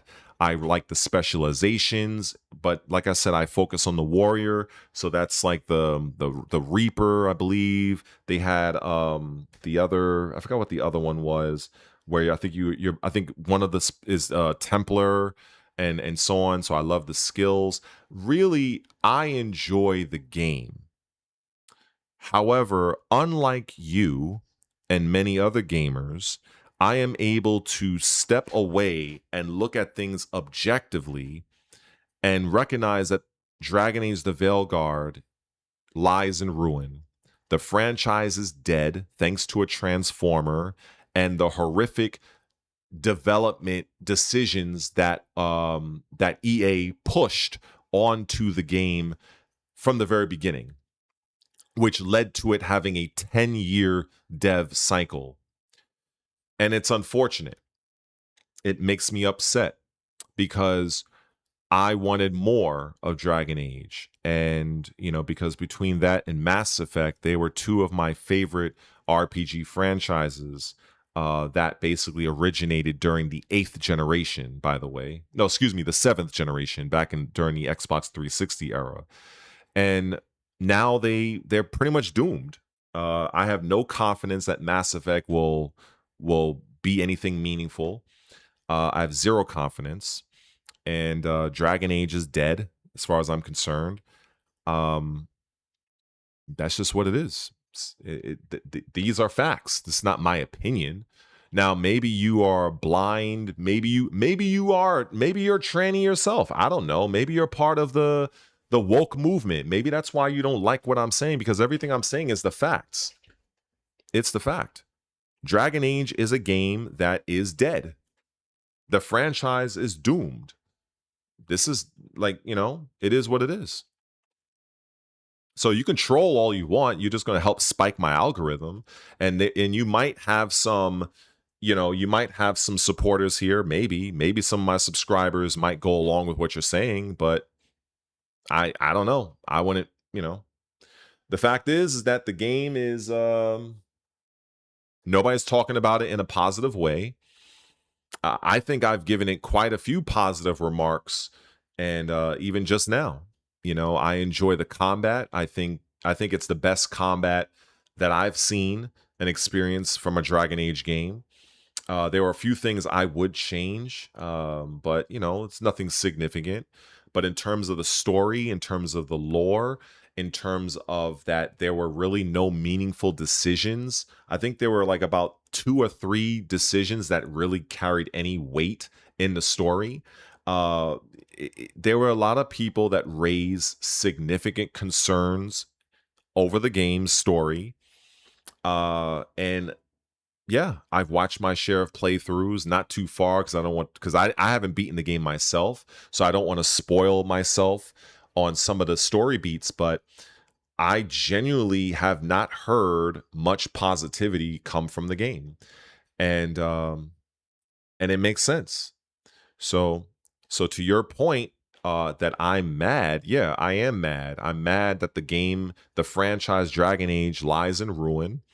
We are likely never going to see another Dragon Age again, thanks to your people. And that's just it. You know, that is all. It is what it is. So that's really all I have to say. I think I've given you enough attention, Mister. What is this? Gwiz of the Stars with a name like that. Yeah, I'm not surprised. You probably sit down to pee for all I know. As a male, by the way. So anyway, I'm gonna get back to what I was doing. In fact, let me stream marker this so I can kind of cut cut this pointless segment out of my shit after I finish this live, by the way, because this was absolutely pointless to keep this around after the live. But yeah, just another fool that doesn't know anything that I decided to give a little bit of attention to. So anyway, let's get back to it. All right. Let me move on to the next thing here, because in addition to the Dragon Age situation, let's see. Yes. Okay. So, in addition to the Dragon Age situation, you also have this right here when it comes to the game called Avowed. So, for those that don't know, Avowed was a semi open world game that was developed by the creators of Pillars of Eternity. And that franchise was pretty cool. I own both games. I've not beaten either game, but they were pretty much like CRPGs. Think like Divinity, Original Sin, XCOM. They're kind of like, they operate like that. So, you know, my time with Pillars of Eternity was pretty good. I did enjoy my time. So obviously people who played those games longer than I did, they were definitely looking forward to the game Avowed. But then you had this individual here, this gentleman by the name of Matt Hansen. Now, he was the art director for the game Avowed and created such amazing character models. I mean, look at these character models. Look at this. Like, I can tell 100% that as a gamer, you could not wait to customize your character and be whatever these creatures are. I'm sure you could not wait. But you know, this guy, he stated some very controversial thing here, and so I believe he probably got his wish. And this is yet another individual that, instead of focusing on his game and trying to make the game the best it can be, this individual here, this gentleman right here, he wanted to make a political statement. I believe there was a situation, if I'm not mistaken, where he even was kind of had a bit of a back and forth with Elon Musk as well. In fact, I think somebody mentioned it here. Isn't he the guy that thought he was Elon Musk's nemesis? Let me see. Like, yeah, spoiler alert, he won't go live into the woods. He will still rant on Blue Sky from his apartment. It'd be nice if all the rot in the gaming industry got gutted today, but alas, like in real life, it's much harder to cleanse than one would imagine. I suppose any improvement is good. I agree. I absolutely agree. In fact, I'll put this. I 100% agree. Yep, I 100% agree. And everything kind of goes back to the whole Asha Sharma reset Xbox thing, is that's what she's doing. She's looking to get rid of the rot, whether it's people like this guy right here on screen, whether it is the slow turnaround for different games, whether it is the minimal return on investment. She is looking, Asha Sharma of Xbox, looking to get rid of the rot. And so when you look at this particular guy here, he's one of them. Now, much like I said about Dragon Age the Veilguard, there were aspects. I want to be clear about that. There were aspects of the game that I do love, but there were others that I feel, for a role-playing game of the pedigree of Dragon Age, there were just certain things that were added that had no business being there, and it 100% took away from the game. And so when you look at this title here, the game Avowed, which I have played on Game Pass. I have put in several hours in the game. like Dragon Age, I enjoyed the combat because I generally go along with a sword and shield kind of character at first, and then afterwards I might split off to the rogue or to a mage. But generally, if given an option, a character choice, I usually go with the sword and shield character first. And that's what I did with Avowed. And I enjoyed the combat. Now, mind you, by the time I played Avowed, it was definitely not at launch because I heard a lot of people could not stand the game at launch. It was very buggy. Options for the rogue class and the warrior class was very limited. People were commenting on that the NPC characters were very static. They weren't moving. So by the time I played the game, it looked like everything was, or most of the things were fixed. I guess I came on board after a major patch because I didn't have those issues that I heard people initially talk about. But I found myself enjoying Avowed a lot. But again, as I stated, even when I go back to Assassin's Creed Shadows, you as an individual, there can be things that you enjoy about the particular game, but you have to be honest with yourself and recognize that a particular game just did not move the needle. It did not sell the units it needed to. It was not a financial success, commercial success. It wasn't none of these things. It drew more attention, controversially, in a negative way, that basically stained the game's reputation and just turned off a lot of players. So again, you might be one of those people that enjoy the game, and that's fine. You can enjoy what you want, play what you want. That's fine, much like I do. But in the grander scheme of things, you have to understand that a company, a business, they're going to, at some point, they're going to have to make some hard choices. And this is what Asha Sharma is doing with in regards to the Xbox reset. And looking at this gentleman here, the Matt Hansen, yeah. And also a funny thing, there was also another person that I don't think people are really talking about. I kind of forgot her name, but if I Googled it, it'll come up. But basically, she was the creative lead. She was the one that was leading the creative team for Avowed. And based on what I understood, she was very new into the industry, and she never held a creative lead position before. And I believe she was just a writer. Like, she was just a writer. And the studio gifted her, or DEI'd her, the lead, the creative lead position.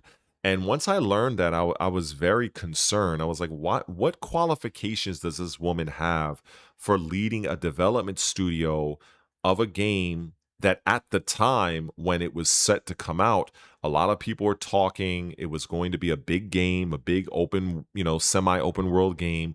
What qualifications does she have to lead a team like this when all of her real credits in the gaming industry were that of a writer? Now, it's not to say you can't punch above your weight, but if you're going to be a creative lead on games, let's at least start small. Let's see how you do on smaller projects first. But this was, like, I think, her first lead.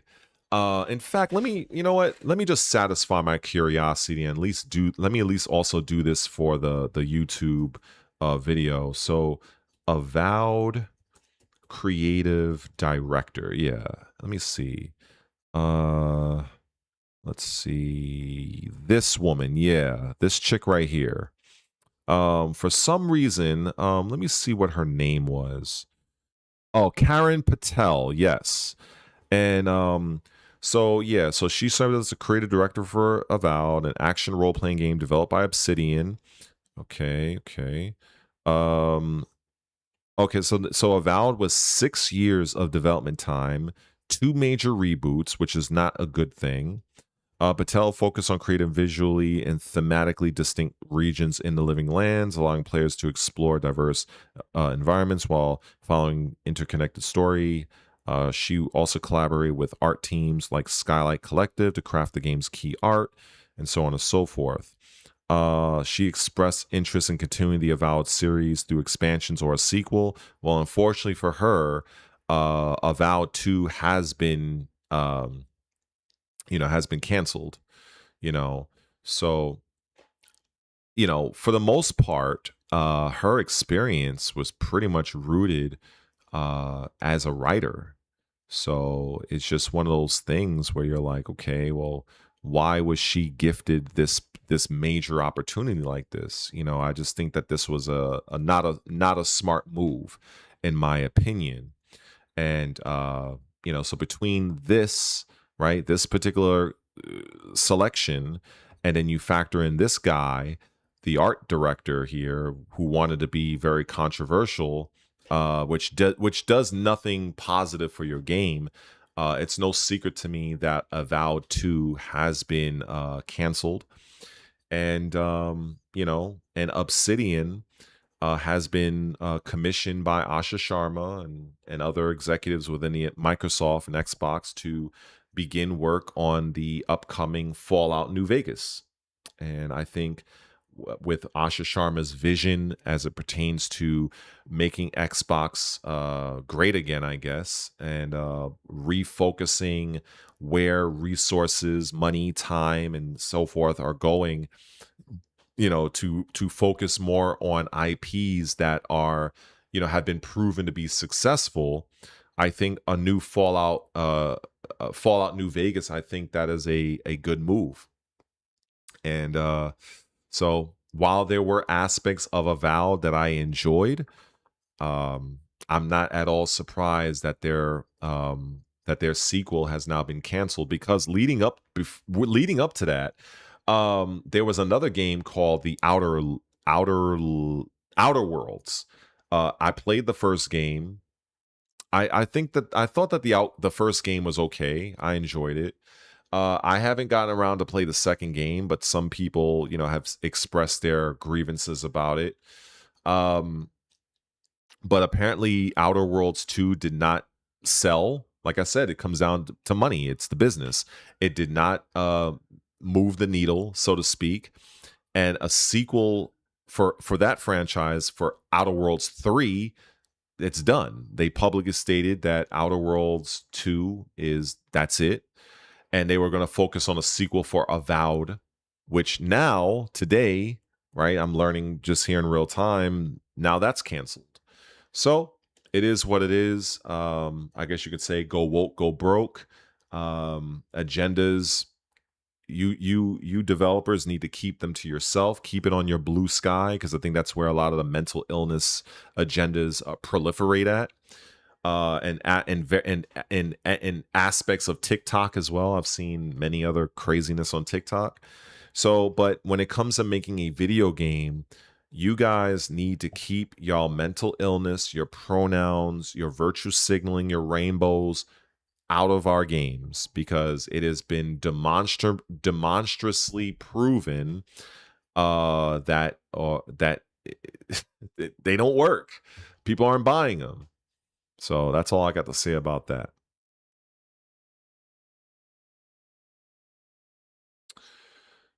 Let's see.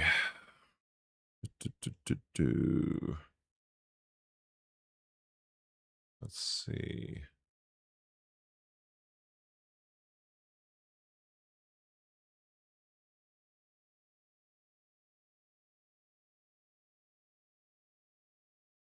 So anyway, salute to everybody in the stream here.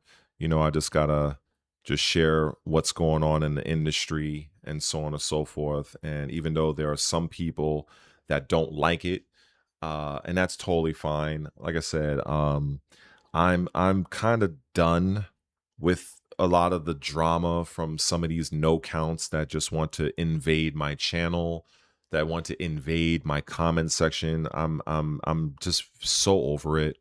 Um, my ban my ban ways have leveled up. I have no problem banning people at this point. because people, they just want to talk a bunch of shit. They don't really know what they're talking about. And it's like, even when I show people the data, it doesn't matter to them. And there's certain things you don't even need to see the data. You know, when it comes to Dragon Age, right? Just to kind of make this quick point about Dragon Age real quick. You know what I've noticed? Now, I've never played this game personally, but Baldur's Gate 3. Now, I'm aware that Baldur's Gate 3 has some queer homo aspects to the game. I'm well aware of this. Much like the first Dragon Age and even the first Mass Effect did.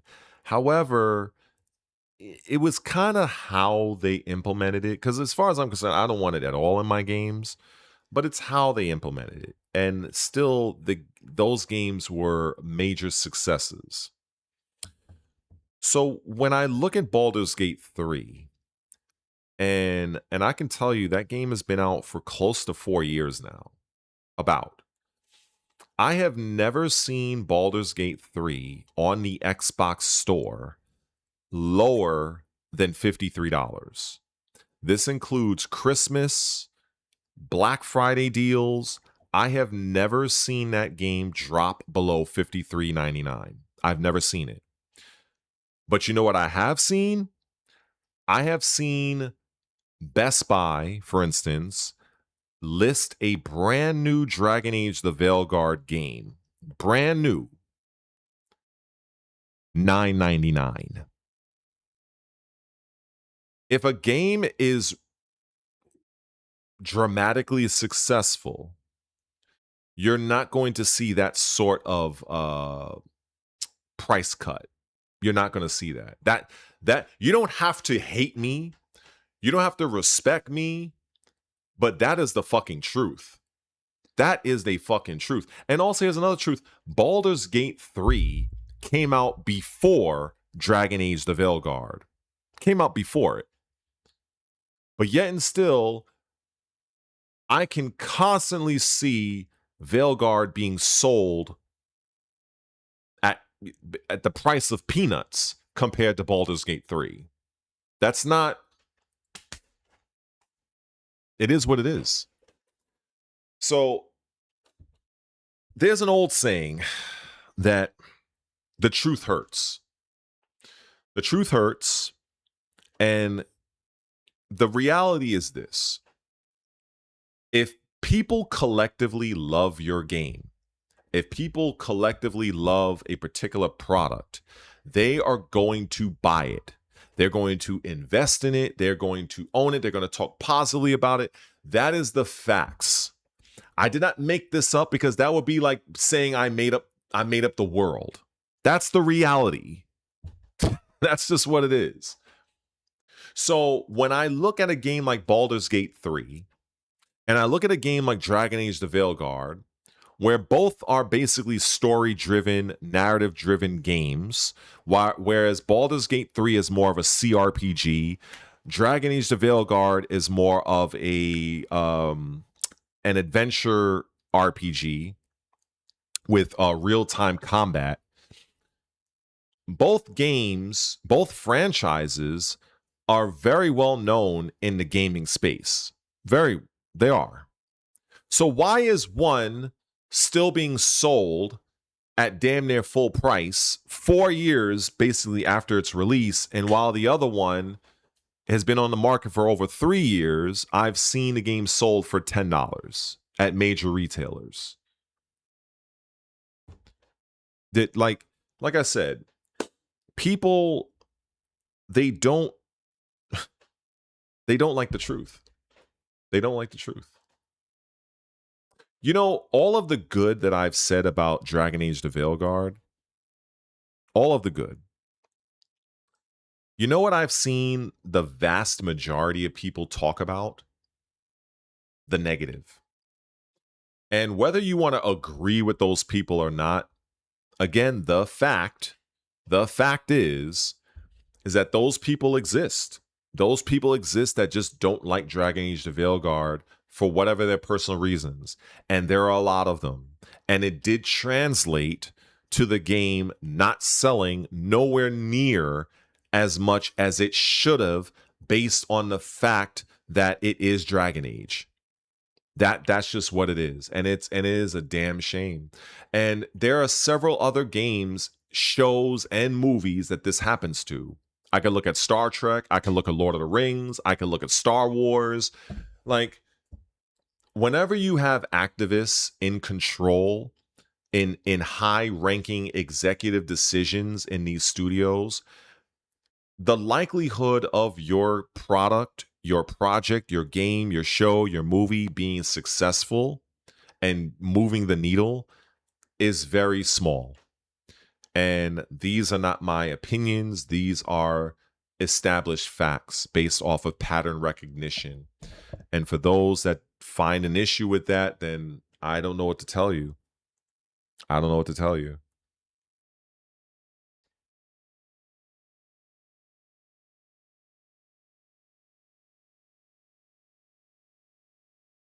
I don't know. I think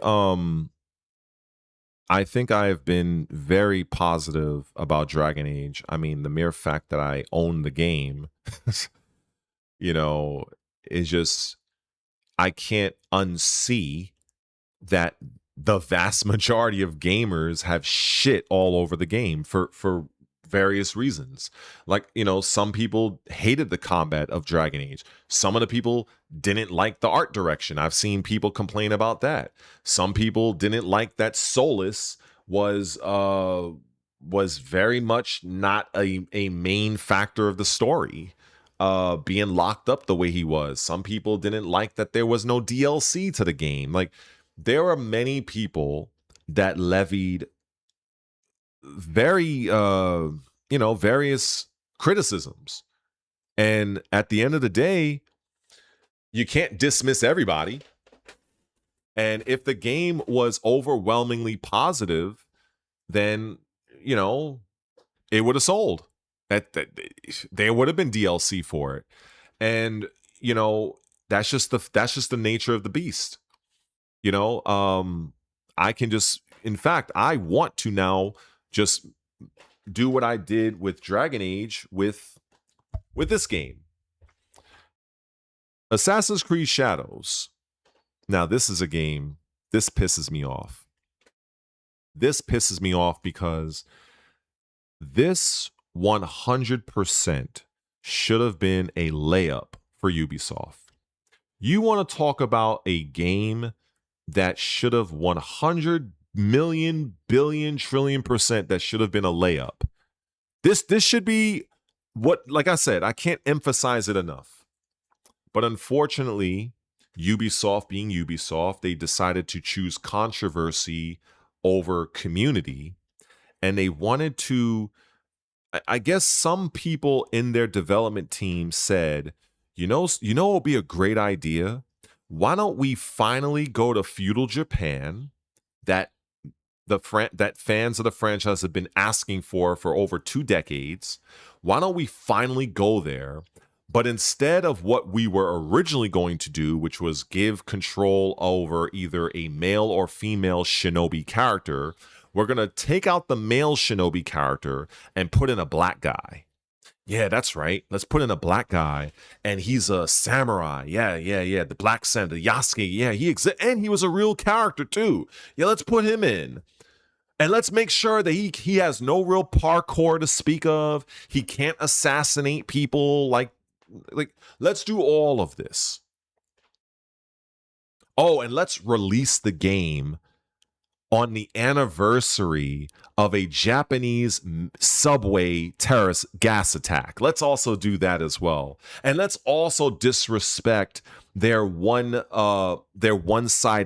Tory gate that still stands after the Nagasaki and the nuclear explosions after World War II. Let's also make that into a prop toy that we can sell online. Let's just be insensitive and do that as well. Oh, and let's also allow players to go into the Shinto shrines in feudal Japan and basically destroy it in game. Let's do that as well. I can go on and on about that one. And it's no surprise to me that unfortunately, Assassin's Creed Shadows really failed. And you can tell that by whenever numbers are discussed when it comes to Ubisoft, and people would ask, well, how many units did the game sell? You ever notice Ubisoft continuously says, we have X amount of players? They don't say sold. They say we have players. Now, they also have said that AC Shadows was very it had a lot of revenue. That can be true. Why? Because people buy a lot of microtransactions. In fact, that was another topic that I'm going to get to as well, which also leads to digital sales. So it's very possible that the people may not have outright bought AC Shadows. You know, they're probably playing it through like a subscription service like Ubisoft Plus and so on and so forth. And they're just buying a lot of shit. They're buying a lot of the armor. I've seen it. Like, I own the game, right? Like, I have the fucking game right here. Yeah, there we go. And so I've seen the Ubisoft shop. I mean, they have countless shit and little knickknacks you can buy, and some of it looks pretty cool. I'm not gonna lie. So I can see them saying, like, yeah, the game was very successful revenue wise, but they're unwilling to commit to an actual figure of how many of these copies were sold. Whereas you look at games like Baldur's Gate 3, what's the other one? The French one, something. What the fuck? Expedition 33, Resident Evil 9. You know, all of these games that do very well, and the development studio puts out like, hey, we sold X amount of copies, 2 million, 5 million, 8 million. You never saw that with Assassin's Creed Shadows. And there's a reason for that. But much like I just stated not too long ago with regards to Dragon Age the Veilguard, there are many aspects of Assassin's Creed Shadows I love. And as a person, you know, who is of the older persuasion, I am 45 years old. So I bought the very first Tenchu Stealth Assassins game on PlayStation. Love the game because I've always loved Shinobi. I've always loved ninja, feudal Japan. And, you know, I bought Tenchu Stealth Assassins the same day I bought Metal Gear Solid, the first game on PlayStation 1. And I loved it. I ended up playing Tenchu Stealth Assassins far more than Metal Gear, actually. Once I beat Metal Gear Solid, the most of my gaming time back then in the mid 90s was on Tenchu. And unfortunately, you know, there wasn't many Shinobi type games out there where you really felt like you were a true Shinobi. Some people will say, well, what about Ninja Gaiden? Well, Ninja Gaiden, while Ryu Hayabusa is a Shinobi, his approach is anything but what a Shinobi would do. Like, Ryu Hayabusa is literally just he's fighting like he would like if as if he were a samurai. So when it comes to like stalking from the shadows, assassination, smoke bombs, kunai, shuriken knives, all of these tactics, you don't really see a lot of that in those Ninja Gaiden games. It's really, you're basically just hacking and slashing everybody, which is fine. But for someone like myself who loved the true Shinobi aesthetic, Tenchu Stealth Assassins, looking at the first gameplay of Naoe in this game, it was an instant buy for me. Despite all the controversy surrounding the Yasuke character that really hardly nobody really gave a fuck about. Nobody really asked for or cared about this character. He was actually added to pander to black people. He was added to satisfy another DEI box being checked. That's all that was. Nobody goes into playing an Assassin's Creed game to play a character that does not do assassin-based shit. The game is called Assassin's Creed Shadows.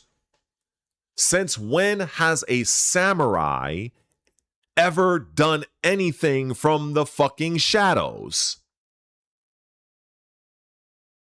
Samurai are not assassins.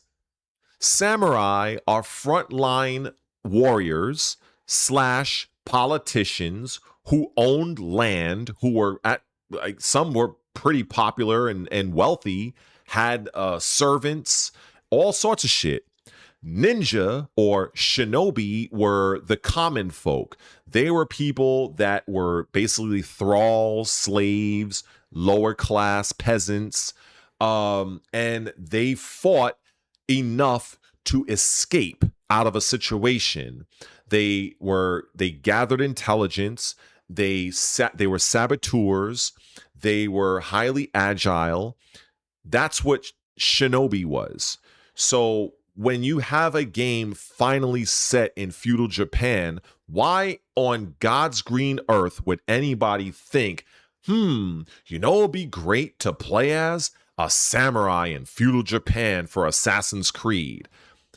It is the very definition of the word an oxymoron. That is the true definition. That is, it's like oil and water or whatever. Like it just doesn't mix. It clashes.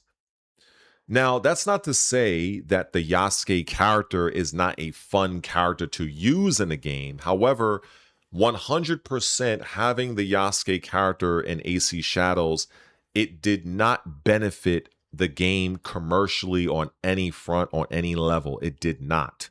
Nor did the handling of the Japanese culture on behalf of the Frenchmen, the Ubisoft folk, it did not help. They relied heavily on a white guy named Thomas Lockley to push the narrative of this whole Yasuke, the Black Samurai.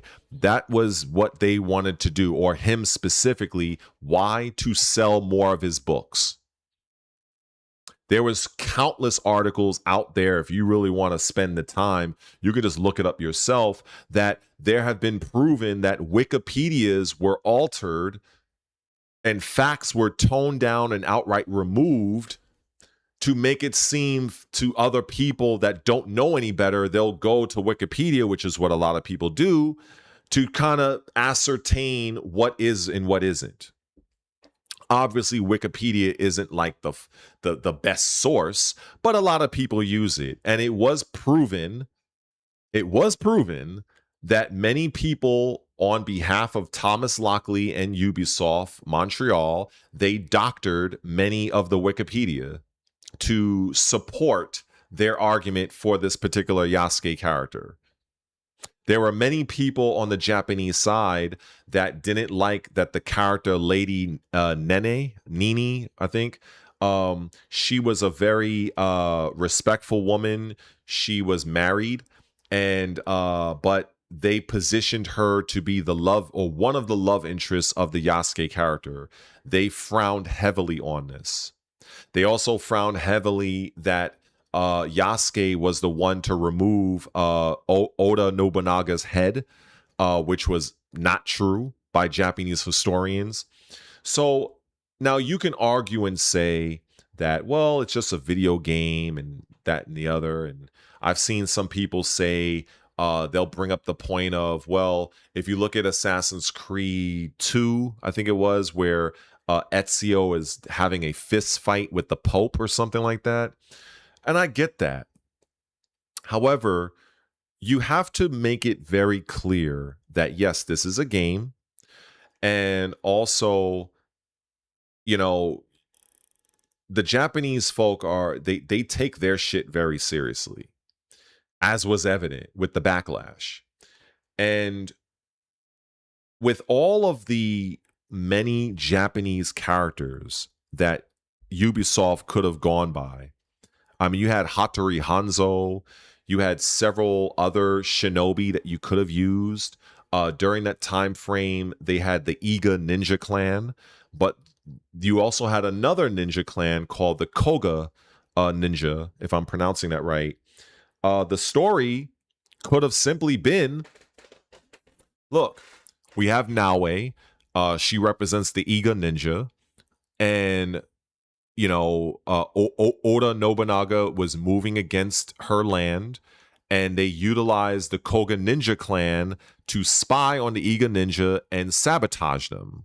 But then Nobunaga betrayed the Koga ninja and cut their clan down as well. And one lone male shinobi managed to escape. And that's where he would go on to meet Naue and her clan. And in an effort to purge his dishonor and doing what him and his clan had done, he seeks redemption. And that's where you would have Assassin's Creed Shadows, plural, because you have Naue of the Iga ninja clan, and you have this unnamed male shinobi from the Koga ninja clan now working together as one. That's what the fuck you should have done. And both ninja, obviously him being a male, he would be naturally stronger, just like they did in what game? Tenshu Stealth Assassins, where you had Rikimaru as the male shinobi wielding the katana, and you had Ayame, who is the female shinobi, or the kunoichi, if you want to be more accurate. She wielded, I believe, two daggers. In my opinion, I would have loved to have seen Naue wield the sai from, just think Elektra from Marvel, or Melina from Mortal Kombat, or Raphael from Teenage Mutant Ninja Turtles. So she would wield the sai, and the male ninja would wield the katana.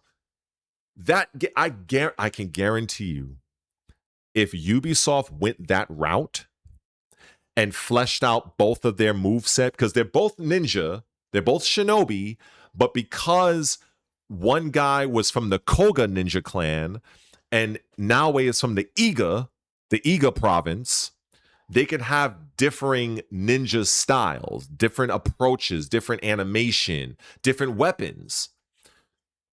I can guarantee you, if Ubisoft did that and maintained the graphical prowess of the game, the lighting, the parkour, I fucking guarantee you, and I rarely do this on my channel, but I can guarantee you that game would have sold fucking millions of copies. That game, right? You would not have Black Flag. You would not have Assassin's Creed Black Flag resynced right now. I can guarantee you that. They would still be putting out DLC for Shadows. But instead, you got good old Yasuke. Oh yeah. What we always wanted, to control a fucking ginormous samurai cutting up fucking Asians with fucking rap music in the background. Yep, that's what we always wanted. Yep. But that's I can guarantee you. And here's the deal.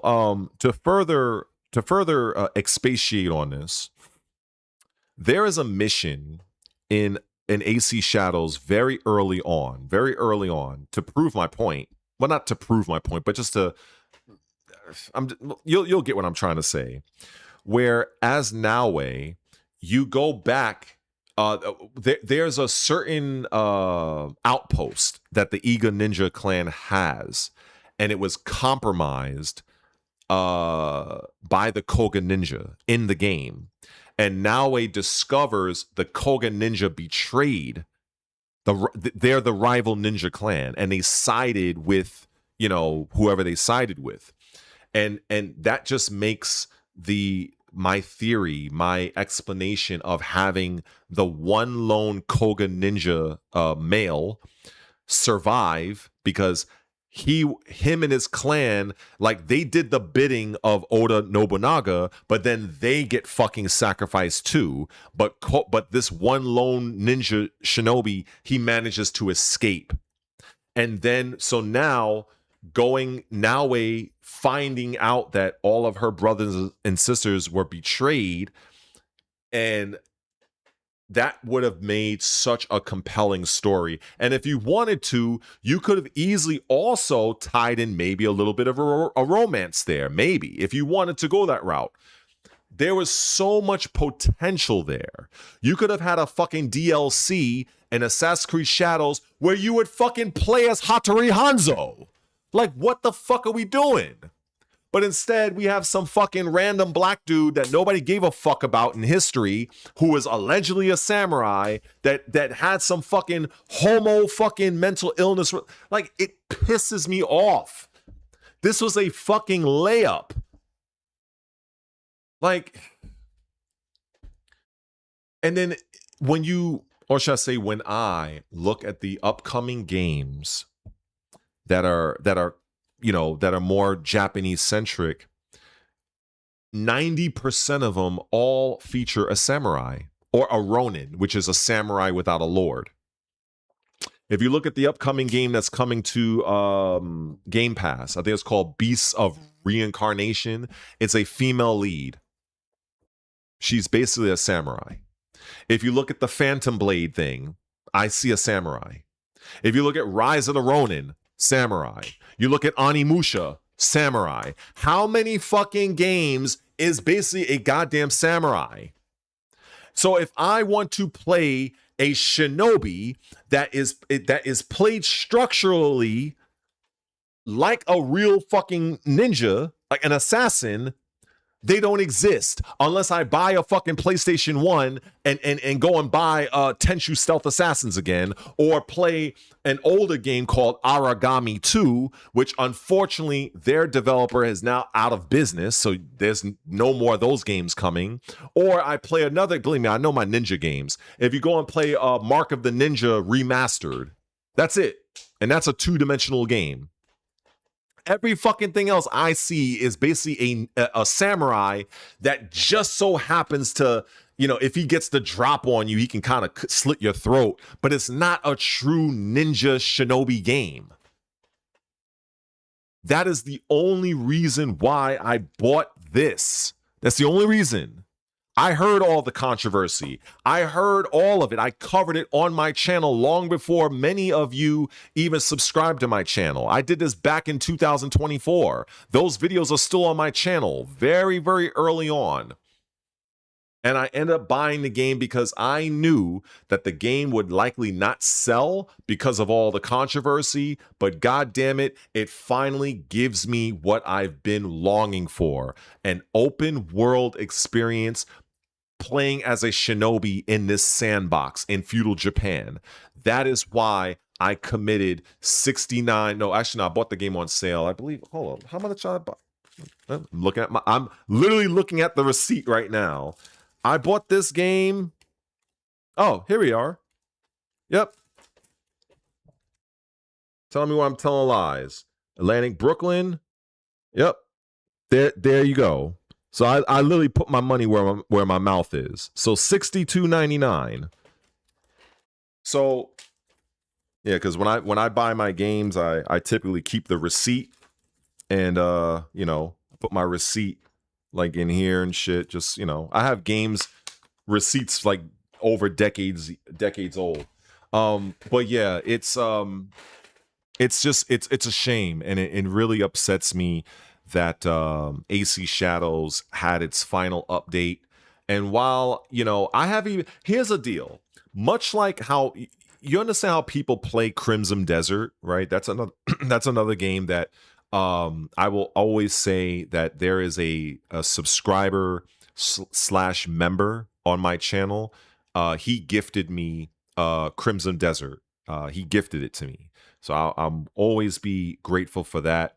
So I haven't really played Crimson Desert as much as I probably should have, because I've been so focused on personal training, building my channel, and other things as well. So I've been playing Assassin's Creed Shadows much like how people play Crimson Desert, in the way of they're just roaming the world, they're doing little side things. That's my love for Shadows, So I haven't even unlocked Yasuke as a character yet. I've just been doing a bunch of ninja shit. I have a couple of shorts on my channel.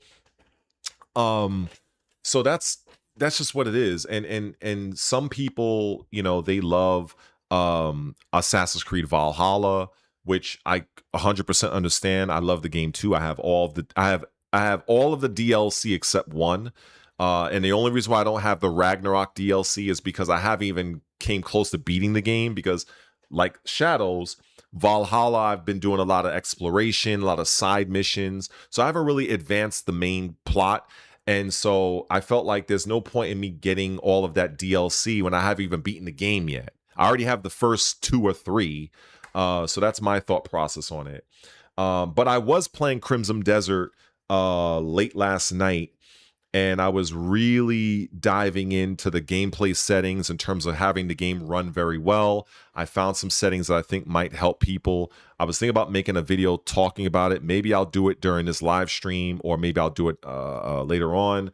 I found some cool things about the combat that I'm sure many people probably already know, but it will just be more like an impressions from me.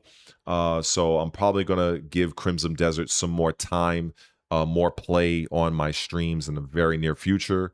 But and also shout out to Pearl Abyss when it comes to them updating the game constantly, fixing things, adding things. I think, this is what you want to see from a game developer. So my hat goes off to them as a developer and keeping things very fresh, very new with Crimson Desert. But yeah, just to get back to the whole AC Shadows thing, I'm very upset that the game's lifespan has been cut short. The way I explained it in terms of Naoe of the Iga ninja and an unnamed male shinobi from the Koga ninja clan, that would have been absolutely phenomenal. Have a DLC where you're playing as Hattori Hanzo, because in Assassin's Creed Shadows you do meet him, but he's, I guess he prefers the naginata, the bladed spear. So imagine using him. Or another thing, if you really wanted to go and move forward with this whole Yasuke character, have him as DLC. Have him as DLC. I think I've said that many times in the past. I'm like, look, after about a year or so after Shadows was out, and then you want to introduce the Yasuke character. Okay, all right, it will add like a new different way in which to play and whatever. I think that could work, but for them to originally, they wanted to prioritize the Yasuke character in all of the marketing, which they later changed, by the way. For those unaware, AC Shadows had a different release date. I can't remember it right now, but it was delayed, and Ubisoft gave a lie saying, "Oh, they were going to tweak some things of the parkour." Nah, that was bullshit. The reason why they delayed it is because they saw all of the backlash that they were getting, and this is the reason why in the very early part of the game you're controlling Naoe for several hours. Now you do use Yasuke at the very, very beginning, but it's just kind of like the opening prologue. You could probably get past that section in like maybe inside of 10 minutes. Of course, you can stay in it for a long period if you want. It kind of that segment reminds me, and I've said it in a stream, if you've ever played Star Wars Force Unleashed, it's one of the greatest Star Wars games you'll play ever in your life. The beginning of the game, you're actually on Kashyyyk, the Wookiee homeworld. Chewbacca, that guy, the walking carpet. You're actually controlling Darth Vader and that part, and you're just literally walking menacingly, cutting down everybody that you see. That's kind of what that opening segment of AC Shadows reminded me of when you're using Yasuke. So, I mentioned that back then in that stream, and I'm mentioning it here. But after that segment, you're playing Naoe. Like, that's it until you get to a certain part, which I think once you get rid of the two initial main people you're after, I think that's when I think it transitions to Yasuke. But again, I haven't gotten that far in the story because I've been so focused on climbing on the rooftops, throwing the fucking bombs, the kunai knives. You know, I love it. You know, it's what I've always wanted to do for a long time in a game. And because I mean, if I wanted to play a fucking samurai, you know, you got Ghosts of Tsushima, you got Ghosts of Yote, you got Beast of Reincarnation, you have Animusha coming out. You have all these samurai style characters you can go and play right now. But not many when it comes to the shinobi persuasion. So that's what it is for me. Now, I have heard of people praising the final update of Assassin's Creed Shadows. Obviously, I'm nowhere near to that, but I do look forward to giving it a chance. I just wish that I wish that there was more done with the game. So that's all I have to say about that. Um, so let me mark that because I want to spin that off into another video talking specifically about Assassin's Creed. But yeah, I don't know if this person's still here. D crew. Um, let me see. I seems pretty cool. Um, well, welcome to the channel. Um, I've heard several things good for memory, but you know, it's kind of beyond the scope of this stream. But yeah, there's several things that you can eat and take that will help you fitness wise, nutrition wise, you know, whether it comes to your memory, your digestion, your inflammation, all that stuff, you know. But that's a whole different topic. Um, so yeah. What's going on?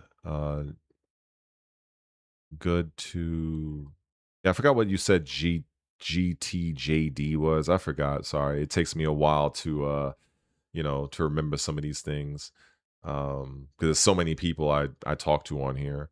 But yeah, Keon, but yeah, so I hope everybody is doing well. And but yeah, Tenshu is definitely one of my favorite games of all time. Even though there are some people who didn't like Tenshu 2.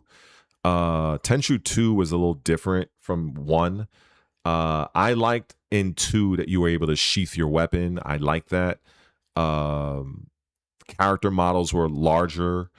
Um, but you know, some people just didn't like it. I remember when Tenshu 2 came out, it didn't a lot of people didn't like it. It was different. It was a little different, but I picked it up. I loved it still. I never played Wrath of Heaven because at that time I think yeah, I think when, if I'm not mistaken, I think by the time Wrath of Heaven came out, I think I was already deep into like Xbox, and it was a PlayStation exclusive, so I never got a chance to play Wrath of Heaven. Um, and that, you know, it is what it is. It was fine. Then the 360 ended up getting Tenshu Z, which I'm very tempted to get, but it's kind of pricey depending on where you go. I've seen the game listed, you know, for a pretty high price. I have seen times over at GameStop it was kind of fair, but at the time I didn't have the money for it. I was, you know, paying bills and doing all this shit. But I do intend on picking it up. I would love if Microsoft were to bring it into like the backward compatibility program so I can buy it, you know, buy it that way. But you know, I do intend on getting Tenshu Z. I never beat the game, but I got pretty far. I did a few missions. And that's just one of the things I really also loved. I love that in Tenshu, especially the first game, you there was a code that was later discovered where you could choose which layout of the of the enemy placement. Like I think they had 3 different layouts and everything. So that was pretty cool. Um, you know, so but yeah, I appreciate Jesse's story time spectacular. I appreciate that. Um, I appreciate the follow and all that stuff. Hopefully, if you're on Twitch, you throw me a follow over there as well. Um, but yeah, man, I absolutely loved Tenshu as a franchise. I feel like I feel like it came out of left field because I remember I went to the mall. I was still living in Queens at the time, and I was there 100% to buy Metal Gear. I told the story a couple of times. Metal Gear, the line was outside the store. Let's put it that way. And so once waiting, I got into the store. I don't know if it was GameStop because we had another store as well that it went out of business. I think it was called Software Etc. I don't know if it was anywhere outside of New York. I'm not too sure, but well, actually, no. We had two. We had Software Etc. and we had Electronics Boutique. Those are the two gaming stores we had in New York. But they eventually went out of business. So while I'm waiting, I forgot which store I was in. I know I was on the second floor of the mall, and so while I'm waiting online to get Metal Gear, you're looking around, and they had this big ass TV. This is before fucking flat screens, by the way. And it was showing some. Well, it was showing. Well, I didn't know who the fuck he was at the time, but it was Ricky Maru, and you just saw him running and dashing behind people, cutting their throat, using the little hook shot to go back to the rooftop, and I was like, "What is this shit?" And so once I got to I remember there was a few moments I was looking at the monitor, the TV, and somebody was nudging me to like move forward because the line was moving forward. I was so fixated on what I was seeing. And once I got to the cashier, I was like, "Yeah, let me get Metal Gear." And what was that game that you guys got playing here? Oh, and then she was like, "Oh, that's a new arrival. That's Tenshu Stealth Assassins." And I was like, "How much is it?" And then she told me how much it was. I was like, I think at the time I was working. God, I was working some stupid retail job, and I was like, "Fuck it." I ended up buying both of them, and I do remember I had maybe less than $50 left over, and I just had to wait to the next payday. But that wasn't my intent. I was just there to buy Metal Gear Solid, and I walked out with that and Tenchu Stealth Assassins. And of course, the first game I popped in was Metal Gear because that's what the hype was. If I'm not mistaken, I think it was in 98 or 99. I think it was 1998. And played Metal Gear. It was kind of weird for me, with some of the way that the perspective was, but I got it. Once I got used to it, I beat the game. I think I got the rating of Shark, if I'm not mistaken. If anybody beat Metal Gear Solid 1, you'll know you get like a rating, like a code name. So I got Shark. That's the thing I remember. And then once I took off the cellophane of Tenshu, put Tenshu in the PS1, and after that, I did not take Tenshu out of my PlayStation for months.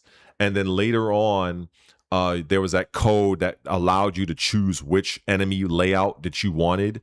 And then I wanted to get Master Ninja or Grandmaster on every single layout. And yeah, so ever since then, I wanted another ninja based open world game, and just didn't get it. And it wasn't until I saw Assassin's Creed Shadows, and that's what did it for me. Was the minute I saw that gameplay back in 2004 with Naue, and it was at nighttime, and it was like, okay, this is what I want. This is what I want. I played every fucking ninja game you can conceivably think of. I'm 45 years old, so I've played everything. Uh Again, like games like Shinobi, like the game, like Genesis time. Again, it's like Ninja Gaiden. Like you weren't really doing anything from the shadows, and it would probably be hard to at that time with where graphics were at that time. It was everything was more run and gun. If you played like Ninja Gaiden 1 on in the arcade or Nintendo, you were just running from one end of the screen, mash the button, throw your sword, but it wasn't like real like what you're able to do now, and or what you were able to do in Tenshu. Tenshu was the first game that I played where I was able to stalk my enemy. I was able to hide in whatever presumed shadows. PS1 graphics weren't that great. Well, great at the time, but yeah, that was revolutionary for me. Every other ninja game was more just run and gun, kill the enemy. That was really it. Um, there really wasn't much deviation until Tenshu came out, from what I remember, and I was 18 years old at the time. And every other ninja game, Ninja Gaiden, Shinobi, Shadow Dancer with the fucking dog or whatever, like all that shit was just, you were just hack and slash. That's what it was, and it was good. I'm not gonna, but it didn't really capture what the Shinobi truly was. Um, it just wasn't. If you understand that type of history, that's not what a Shinobi is. A Shinobi is not gonna go on the offensive like that. You know what I'm saying? Like, you know, I mean, I know there's some movies out there that popularized it, right? You got the movie, I think it was called Assassin, that came out a couple of years ago, where dude's like fucking up everybody. I mean, I'm sure there are exceptions. Obviously, if we're looking at it in terms of real life, like if it's a situation of, oh, maybe the person that maybe their family or loved one got killed and they go on a crusade. But we're talking about from a video game standpoint, there really was not hardly, if any, true shinobi based games out there. There just wasn't. Everything is just run and gun or run and slash, and that's it. That's what Ninja Gaiden has always been. That's what, whether you're talking about the Nintendo era, the arcade era, the Xbox One era, it's just all been that. Shinobi with just focusing on the ninja stars, but everybody sees you. You're not hiding from anybody. You're not getting a drop on nobody in those games.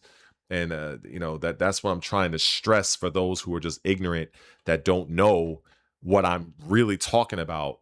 Shinobi were shadow warriors. They only fought in the event they were discovered just enough to get the fuck out. That was their point. That was their mission, to get in, get out unseen, preferably use specific tools to ensure their mission. And it's not until if they're discovered, they will do battle with you, but just enough to escape. It's just, people have this notion of watching American movies and shit like that the ninja's there to stand and bang with you. Like, that's not what they were. That's the samurai way. That's the way of the Bushido. That's samurai looked at assassination, poisons as dishonorable, but they would commission outside ninja groups, shinobi groups, to do the dirty work on behalf of the feudal lord and shit like that. It was considered beneath them and dishonorable, but not so dishonorable that they would hire the shinobi clans to get rid of feudal lords, rival feudal lords, daimyos, possible shoguns, gather information to use as blackmail. That's what their role was. A lot of people are just, like I said, they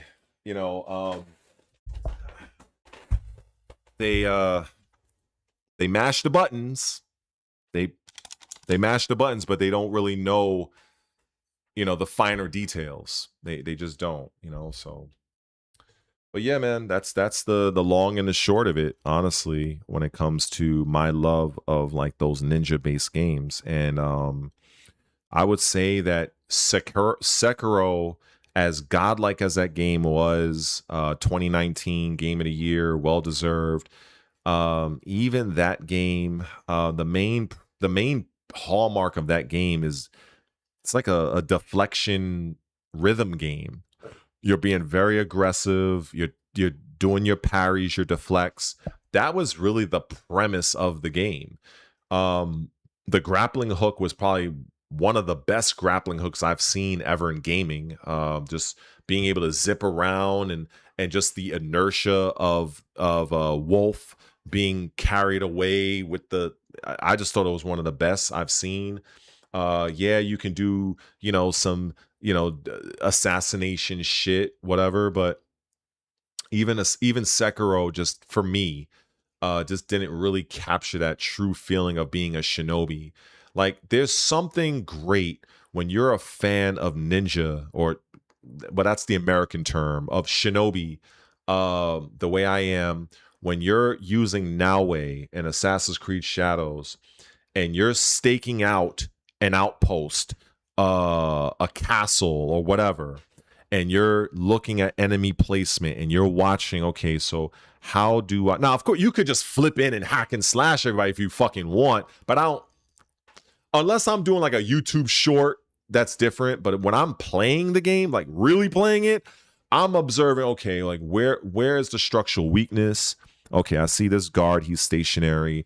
This one's going up to this point, and then he's going to turn around, he's going to freeze for this amount of time. This guy is up there with the fucking Teppo or the gun or the rifle. So I'm planning my assault. I'm getting rid of the people I need to get rid of. I'm getting rid of their bodies in the manner I feel I need to. I'm utilizing my ninja or my shinobi weaponry, my tools, to make my job easier. I'm taking out light sources. And then in Assassin's Creed Shadows, you literally see the fucking weather change. You see a storm formation coming in. You go from a bright sunny day to now everything is grim and gray and darkened, and now you have a fucking a goddamn lightning storm going on, where now the rain is actually masking your steps, the sound of your steps. Like, that is the greatest fucking shinobi open world sandbox you will fucking play today. I can't speak about what they'll do in the future, but that's why it pisses me off. And I'll never get over it. I'll be honest, I will never get over this. I will never get over it until I see the next big open world shinobi game. Shadows is one of those games I'm pissed off that I didn't get more weapons. We didn't get to see any kind of mythological DLC like how they have in Odyssey and Valhalla and even Origins. We didn't see none of that shit. So it is one of those things that I'm so bitter over. Even just if you listen to just hear my voice, I'm bitter. I'm pissed off about it. I don't care about. I think the next one they have is Assassin's Creed Hexa, the one you're like in the I think it's the Holy Roman Empire. They're basically going to go with a lot of the superstition. They're going to do potions, I think, like kind of if you've ever played like Witcher 3, where you can like use different types of potions on your weapons. And yeah, that's cool. But the time period I'm not really interested in, but we'll see how the game is, as because they'll probably reveal something about it maybe toward the end of this year or early next year, because right now the marketing is 100% behind the remake of Black Flag right now. But it just sucks that we finally, after 20 years, get a shinobi based Assassin's Creed, and it goes out on a whimper. It really pisses me off, really bothers me. And it's sad that people are not going to see that this has the best combat options of any Assassin's Creed game. It has the best parkour in terms of what you're able to do. It has some of the best lighting. It has some of the best fucking weather effects you'll ever see in a game, period. Much of what they do in Assassin's Creed Black Flag Resynced, they've basically copied and paste some of the elements from Shadows into Resynced. It's just, and that's what they're gonna do moving forward. From what I understand, that they've made such significant advancements with Shadows that they're going to use that tech and build off of that for future Assassin's Creed games. And yeah, it fucking pisses me off that the only new weapon that we got is a goddamn bow staff. And I understand that he wanted to play it safe, but as far as that is one of the most plain Jane fucking weapons you can put in a fucking game, like a bow staff. Like, come on, man. Whatever, bro. Like that shit. There was so much more they could have done with that game. And maybe in another dimension, people are having the experience that I wanted, but yeah, it's sad. I can't talk about it enough, but it's just me. I am legitimately salty about it. I'm not gonna lie. Anybody can call me out on that. I'll 100% agree with you. They fucked up so much on that. That was an easy layup.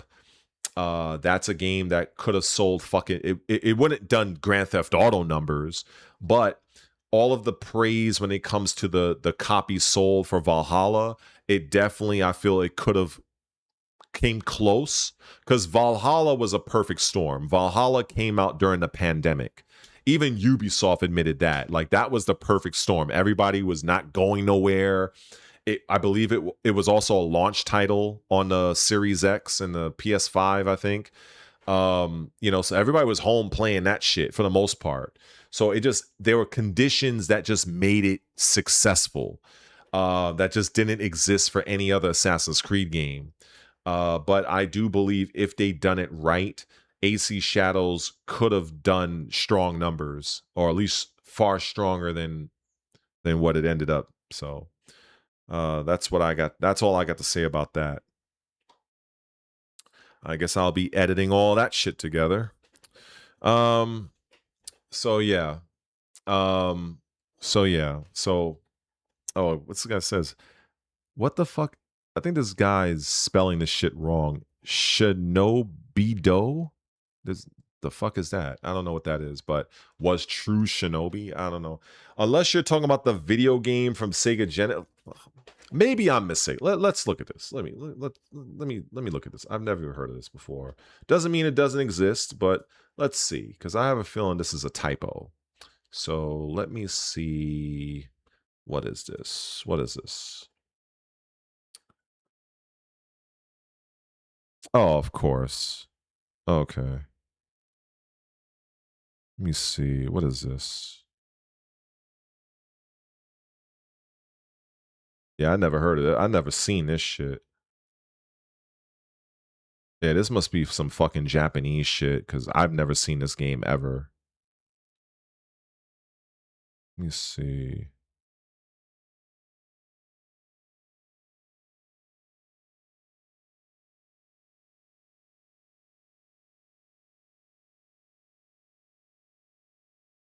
Yeah, spiritual successor. So it's basically a follow up. That's all this was. This is a follow up. So Tenshu came first.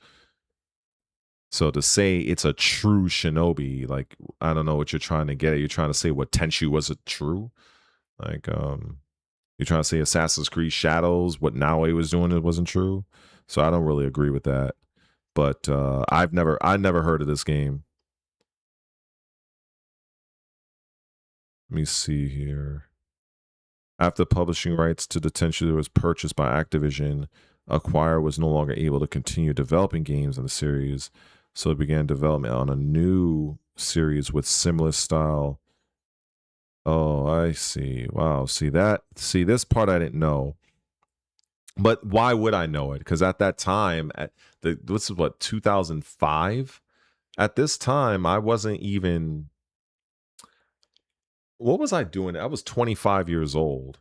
So, what was I doing then? I was training in boxing. I was with I believe I was with Empire Arcadia. I was going to different tournaments.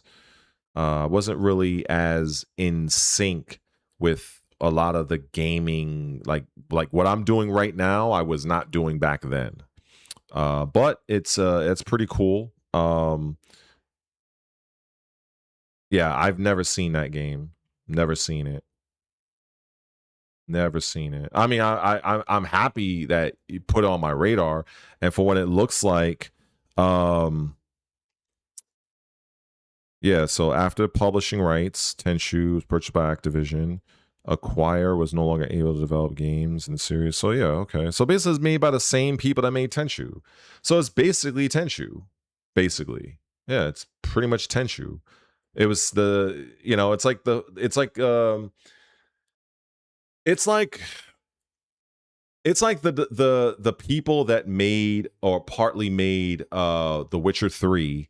They ended up leaving CD Projekt Red for reasons, and they ended up creating their own company called Rebel Wolves, and they're making Blood of the Dawnwalker. And then you can see the clear similarities between the Cohen character versus Geralt. If you were to fucking make Cohen's hair white, you would swear that's fucking Geralt. So that's all this is. But I honestly never seen this game. I've never seen this game. And if I seen this game, I would have fucking remembered and I would have bought it. But this must have been something that just had a limited release. And it just, that's basically what it was. Maybe it didn't do that well. Um, I'm seeing here 6 out of 10, 7 out of 10, 55%. PlayStation Magazine gave this shit a 3 out of 10. Yeah, so maybe it just didn't do that well. And just looking at this right here. But I am glad that those people continue their work. But I guess, like I said, it just didn't work. It didn't do well. Didn't move the needle for whatever reason. I guess I'll look at some videos on YouTube, and I'm sure there's some that exists. I'll check it out. But yeah, I never heard that game at all. It just never was on my radar. Because much like how I saw Tenchu was on my radar. Tenchu was in every store I seen, every store I went to. It was in Funkoland, Electronics Boutique. It was everywhere. But sometimes that's how it works. Sometimes certain games they're limited to certain markets, certain countries, certain stores. They don't have the distribution, and yeah, and that's just sometimes what happens. Um, and also everybody has their favorite, their preference when it comes to that. I know far more about the actual. I think I've already broken it down. I know a lot more about the Shinobi way than most, in terms of what their culture, their origins, their tactics. So when it comes to the video game, I mean, you can like the game, but definitely when I look at Assassin's Creed Shadows in terms of what you are able to do in that game, the graphical aspects, just the leap forward technologically and everything relating to that is definitely the best open world Shinobi sandbox.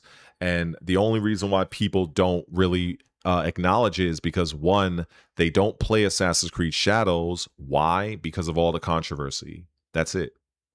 If somebody were to actually play AC Shadows right now and play the game like you would a real ninja, a shinobi, yeah, you would, unless you're just a 100% diehard hater / troll, there's no way, if you have a love of shinobi stealth and things of that nature, there's no way that AC Shadows would not be your favorite game when it comes to that type of aesthetic. But many times, like I said, the same thing with Dragon Age, the Veilguard. Many people just, quite frankly, didn't want to focus on that game because of all the controversy. That's just what it comes down to. That's just what it is.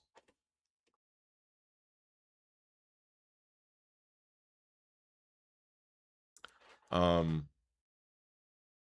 maybe I'll check GameStop and see if they have this particular game. If not, I'll see online. But if it's like super like OD priced, I'm not gonna fucking invest in it because it's unproven to me. I would buy Tenchu Z because I've played Tenchu Z, so I would spend a little bit more if I have to. But this other game, yeah, I don't know. Well, I'll see. I'm not gonna do it now, but I'll see after I'm done with this stream. Let's see.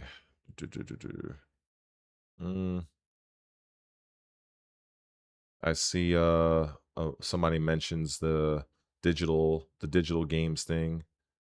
I think he left this comment 20 minutes ago. Lord Ryu. Yeah.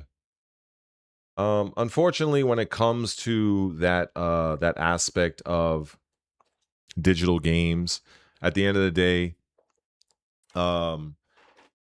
that that aspect when it comes to digital games, it's the market has spoken. The vast majority of gamers worldwide, they buy games digitally. That's just what it is. You know, they just wanted to focus on it's ease of convenience. This is why certain things get pushed. I've used this example very much. I ask people, what are these? What are these? Right? Simple. These are TV remotes. Do you need a TV remote to change the channel?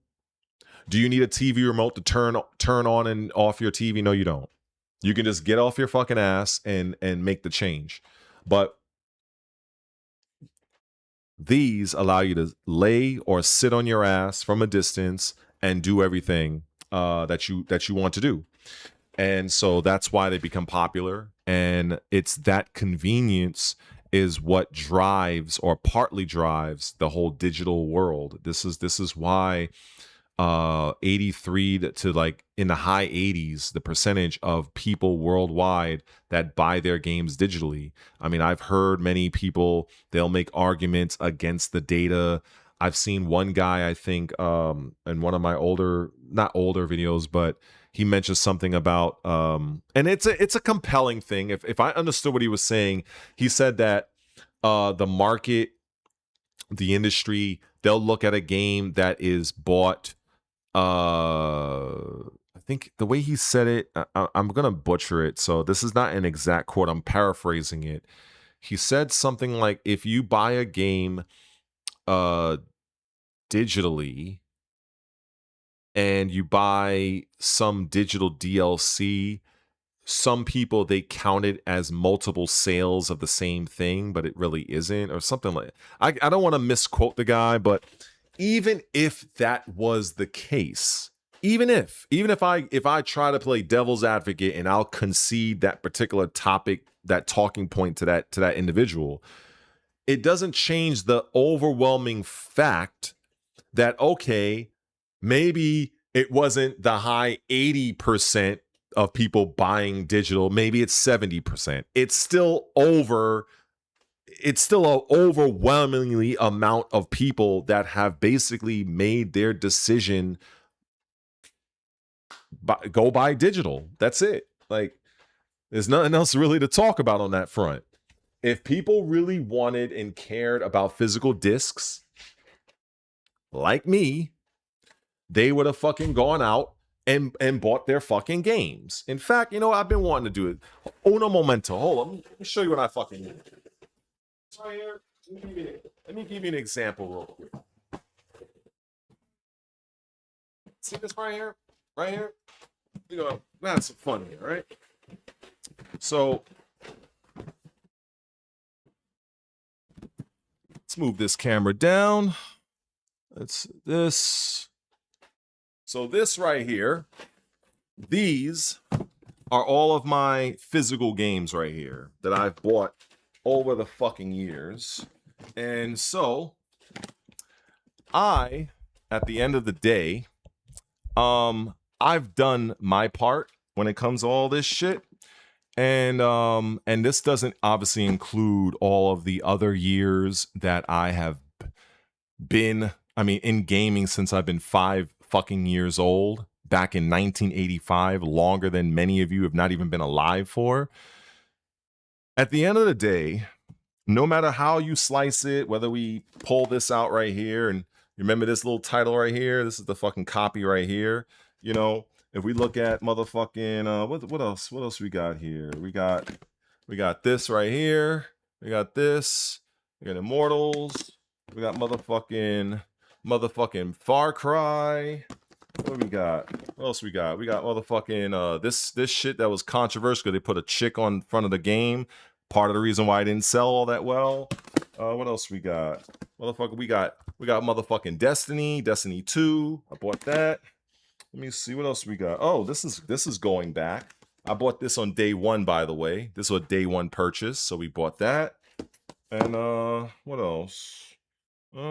Shit. I mean, just call it, you know. We got motherfucking speaking of fucking Valhalla, we got Valhalla right here. We got motherfucking Origins right here. Like, you know, of course, again, we got Shadows. Add that to the pile. So when it comes to physical games,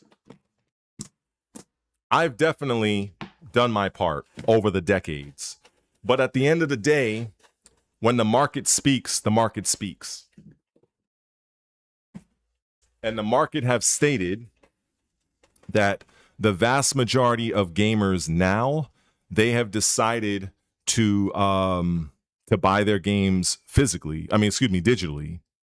That's just what it is. And a company is going to look at that and they're just going to come to the general consensus of, hey, why are we spending money for distribution? Why are we doing all of this when the vast majority of gamers are just buying games digitally? What's the point? Why are we still doing this?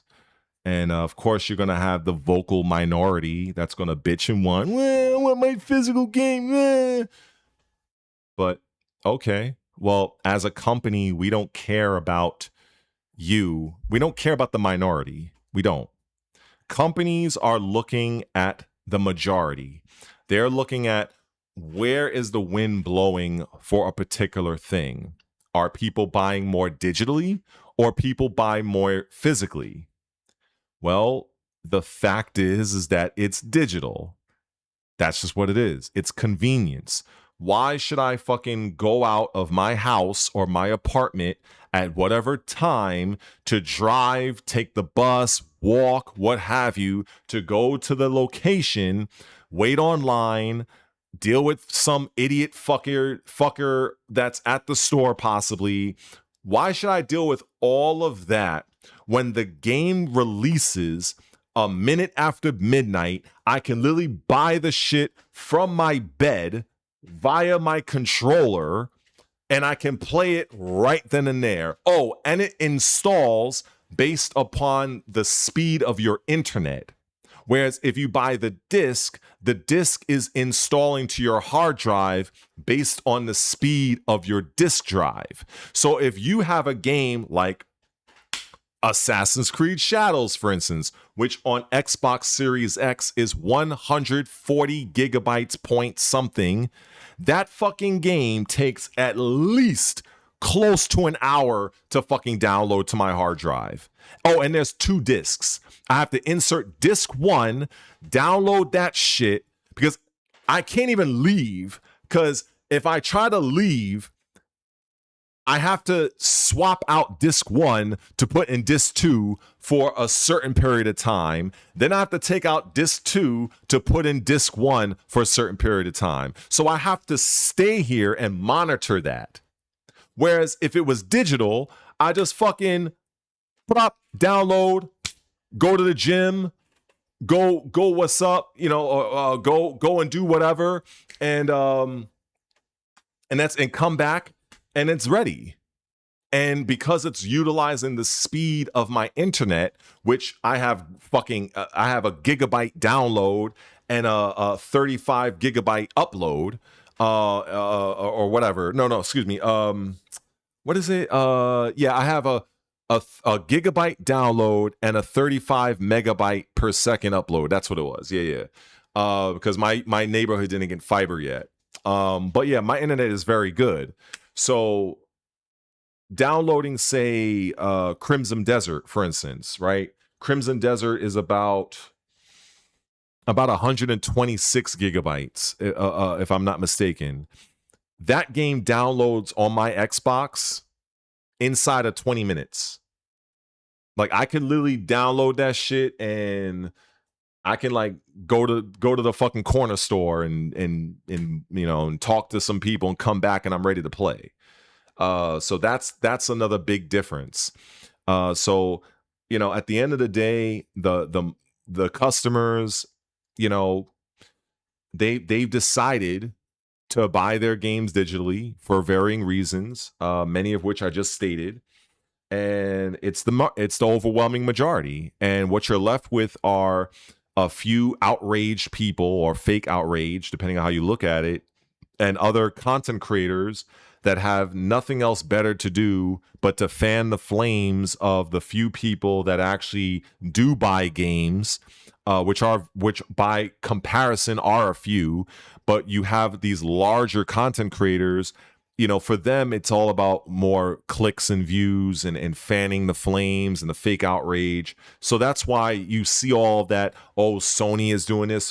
Sony are fucking doing it because they recognize the goddamn data that the vast majority of people are buying their games by download. That is just what it is.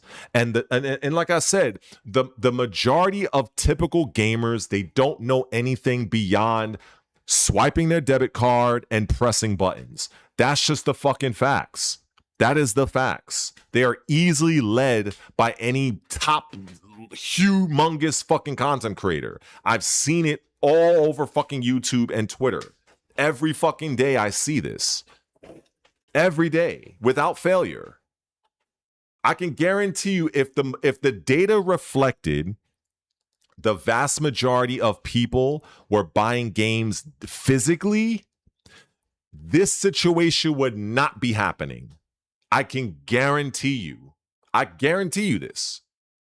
But, you know, oh well. And I said this at the very beginning of the stream, which I've been fucking yapping for 3 hours. I said the future of the games industry comes down to 4 pillars, 4 tenets, four ways: AI, subscription services, digital, and the cloud. That's your future. That's your future. That is your future. And no amount of bitching toward people like me, bitching in my chat, unsubscribing from me. Oh, he's this. Oh, yeah. None of that's just gonna matter. You can do that all you want. At the end of the day, this is set, unless something significant happens, and I mean, if there is a true, significant, and coordinated effort for gamers worldwide to stop buying shit digitally, then I can guarantee you will see the next headline. This just in: Sony apparently has reversed course, previously deciding that in 2028 they will cease production and distribution of physical media, but it looks like they have decided to reverse course on this. This is very interesting.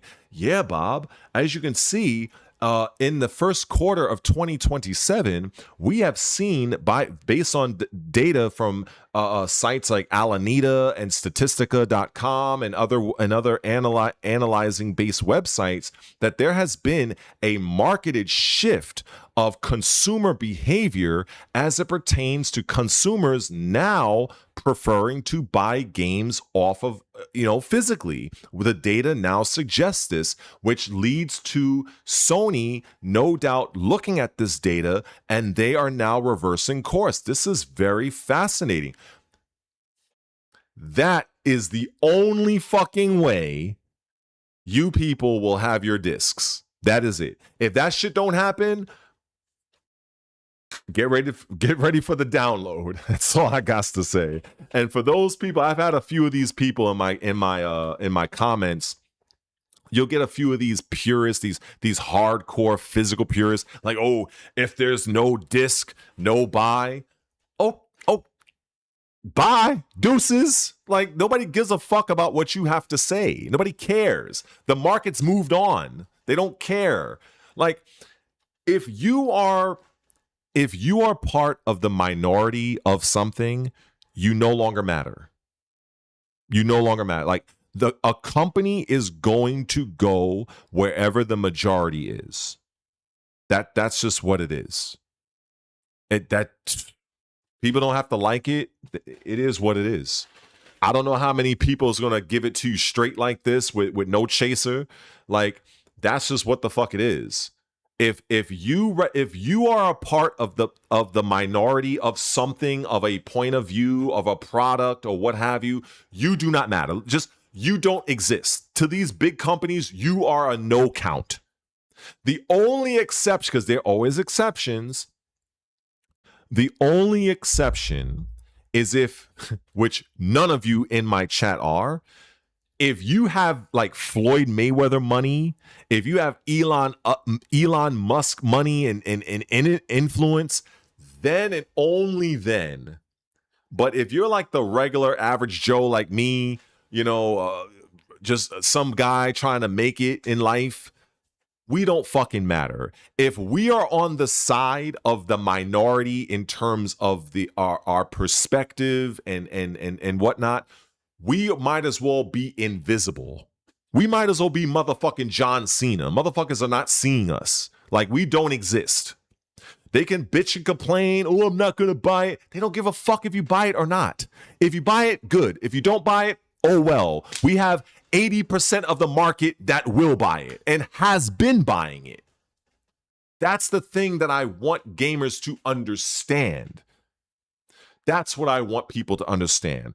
People can hate me all they want. People can talk their shit, but you can do that. But you know what? I would use that energy, redirect it to the company that is doing y'all wrong. That's what I like to see. But unfortunately, I don't really fucking see that all too much.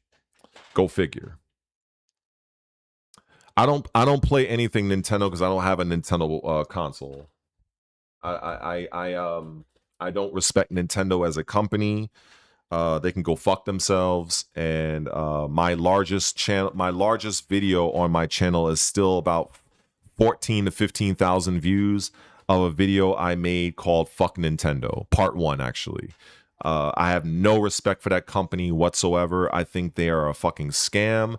I think that Nintendo has done nothing but do the bare minimum for their naive yet loyal fan base. I think they do the minimum effort and charge premium prices. In order to even fucking use a Nintendo Switch 2, you have to waive your legal rights to no longer be able to instigate a class action lawsuit. You have to arbitrate with Nintendo directly, and you have to hope that they side with you for some shit that they did to you, which doesn't make any fucking sense. That's like if you rob me, I can't go to the court. I have to settle with you, the person that robbed me. Like, what? That's Nintendo. So as far as I'm concerned, that company go fuck itself. In fact, I'm a stream marker that as well. Fuck that. Because I have far more respect for Sony than I will ever have for Nintendo. Nintendo is a piece of fucking shit company that is ran by some of the most corpo-esque people in business in general. They have consistently gone after smaller creators, smaller development studios. If you need any proof, look at what they've done to any sort of significant events relating to Super Smash Brothers, a game that is basically a fucking party game, but Smash Brothers, and I'm pissed off. I'm passionate about this shit now. back in my time, yeah, back in my day when I used to compete in Tekken, a lot of times we'd go to events. I'd travel across the United States, and you'd have different tournaments. Sometimes you'd have some side events, and Nintendo would literally do like a cease and desist to tournament organizers that are just trying to have a tournament at the particular tournament event, for people that have a love and passion of Smash Brothers. And I have seen Nintendo reps consistently fuck them over. Consistently. I've seen this throughout the years. If you're unaware, you're hearing it here. If you don't believe me, do your research. It's not that hard. And then looking at what Nintendo has done to companies that have made, what is the one called? Pal World? Fucking Pal World? Going after them. But they don't do jack shit when it comes up when fucking Sega makes their own Mario Kart-like racing game, which is basically a Mario Kart copy and paste, but with Sega characters. But they don't do nothing to fucking Sega, but they bring the hammer down a million times over to the studio that made Power World. Like, come on, fuck Nintendo. Fuck them. They can go out of business tomorrow, and I would not bat an eye. Now, I would feel bad for the developers that make games. I respect the developers, and that's the thing that needs to be understood. I am talking about the corporation of Nintendo, the fucking corpos, if you will. I'm not talking about Shigeru Miyamoto and the other dude that's taken over making Legend of Zelda. I forgot. I think his name is Awa something. I forgot what his fucking name was. I'm not talking about them. They're just employed. They're just trying to make the games the best they can. I'm talking about the fucking company of Nintendo. Fuck them. I will never take a back step on that until that has new management, new corporate structure. But as it stands right now, fuck Nintendo. That's what I gotta say about Nintendo. So I will never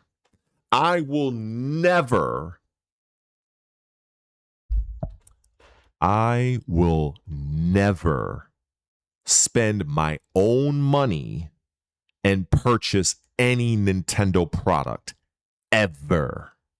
The only thing of Nintendo I have is a Nintendo 3DS that I got for Christmas from a woman I loved that I no longer have.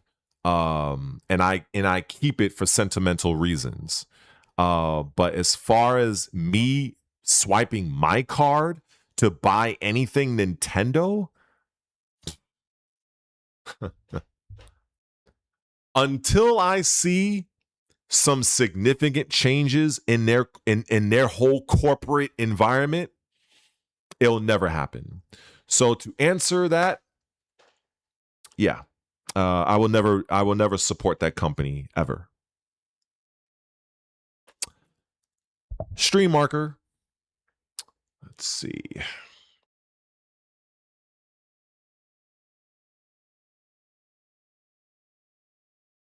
Yeah, what's up, Mike?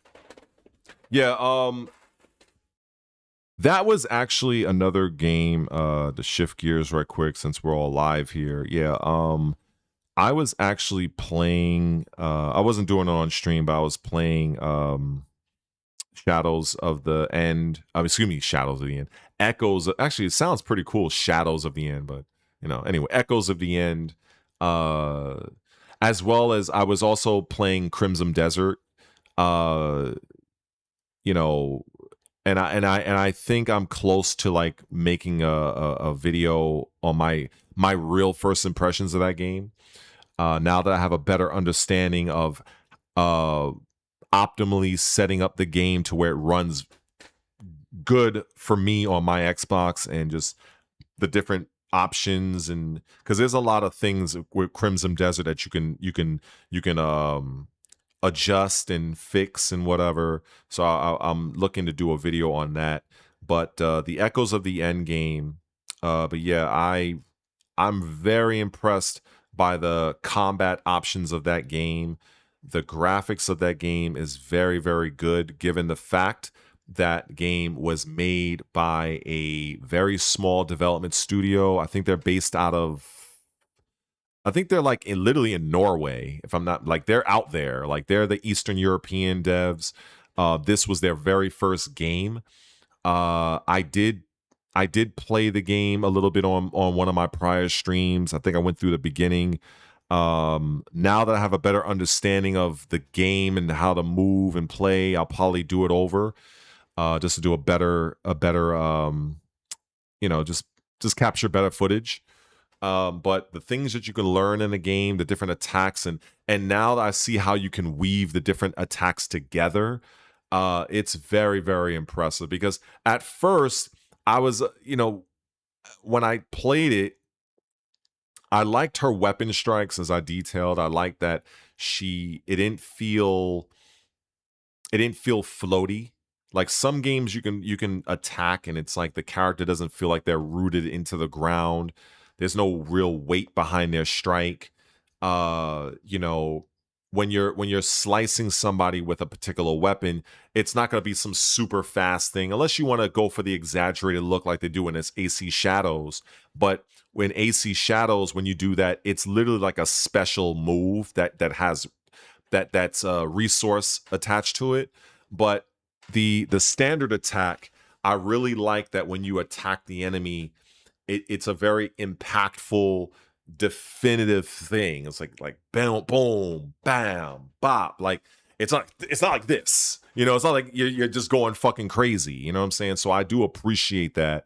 The sidestep works in that game. That's another thing. It looks really good.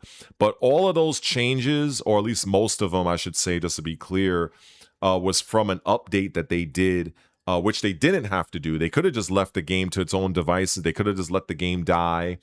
But yeah, the enhanced edition, they really put forth a lot of work. And I saw the game; it was on sale. I figured, let me give it a shot. It is a AA game. This is the reason why it's priced at $39.99. But I got it on sale for like, I think, $10. So I feel it was definitely $10 well spent. And honestly, with what I have seen so far, honestly, I would have paid full price with what I know now. I would have. I do appreciate that their new game plus, it alters some of the enemy AI. It has more different skills that the enemy can use on you. The difficulty is also ramped up each time you clear it. I've only heard of very few games doing that when you clear them. One of them is Sekiro. I have heard that in Sekiro, every time you do a run through the game, the enemies get a little different, a little more challenging. So there's not many games that do that. Usually when you have a new game plus situation, maybe some of the enemies might turn into like a sponge, just to artificially inflate difficulty.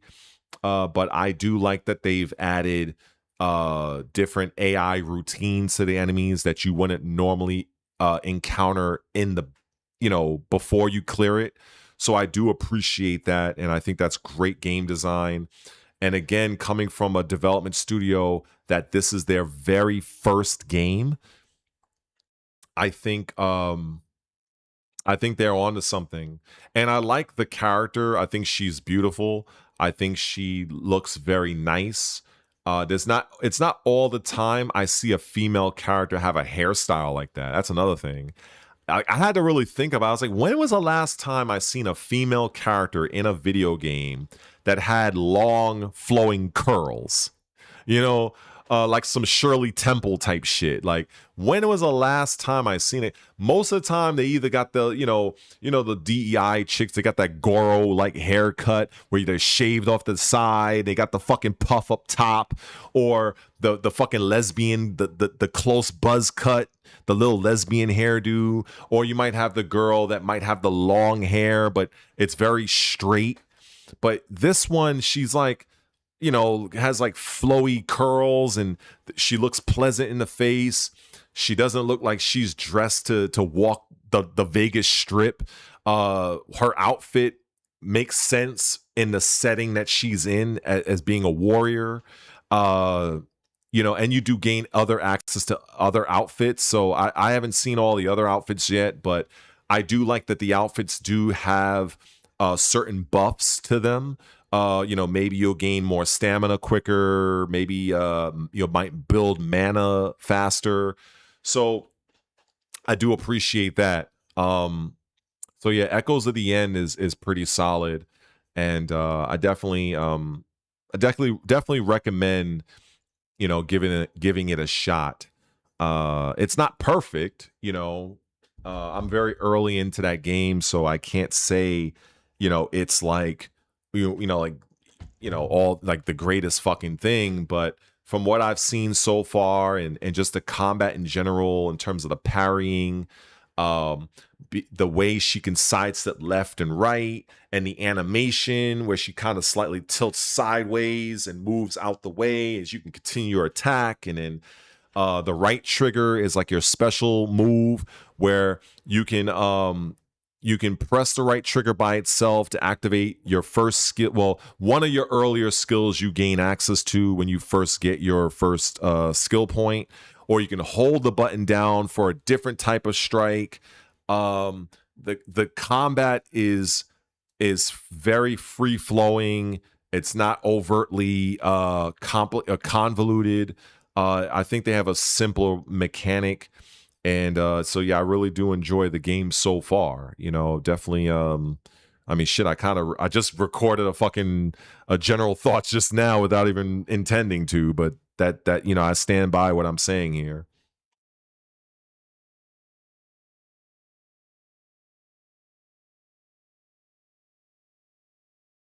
Uh, what is it? Did I play Mario Kart? No, I'm not really a Mario Kart guy. I am a When it comes to Nintendo, um, I'm more of a Link, Legend of Zelda, Metroid. Metroid is like that's my go-to. I did really want to play I think it was called Metroid Dread, but again, I'm not supporting Nintendo, so I had to miss out on that. I watched obviously live streams that people play, and I blessed people with hours of watch time, watching them play. But I just can't see myself going and buying a Nintendo product with my own money. If I'm gifted it, that's different. But even if I am, there really isn't much on the Nintendo side I have any interest in. There really isn't. If I had a Wii right now, or not Wii, shows you. If I had a Switch 2 right now, maybe maybe some of the classic games I'd fuck with. Metroid Prime again. The first and second game. I never got a chance to play this third game. Uh, Metroid Dread. Uh, you know, Yeah, there just really isn't. I've basically outgrew Nintendo for the most part. There's a few things I would be interested in, but it's not enough for me to like to go and invest hundreds of dollars into it. And then also I don't want to compromise my stance because I'm very much against Nintendo as a brand. I don't like how they move. I feel they have very draconian business practices. I'm not a fan of how they pick on smaller people, especially looking at what they did to the Smash Brothers community, where Smash Brothers was one of their most popular and financially successful franchises, and all these people were doing was giving you fucking free promotion, and you couldn't even let them run their little events. Like, come on, man, fuck out of here with that shit. So I have no respect for Nintendo as a brand, and like they say, I'm standing 10 toes down on that, and I'm definitely not budging from that until I see like significant changes at the corporate level of Nintendo. I'm of a fuck Nintendo position right now. That's just being honest. Just to be, just keep it real with you.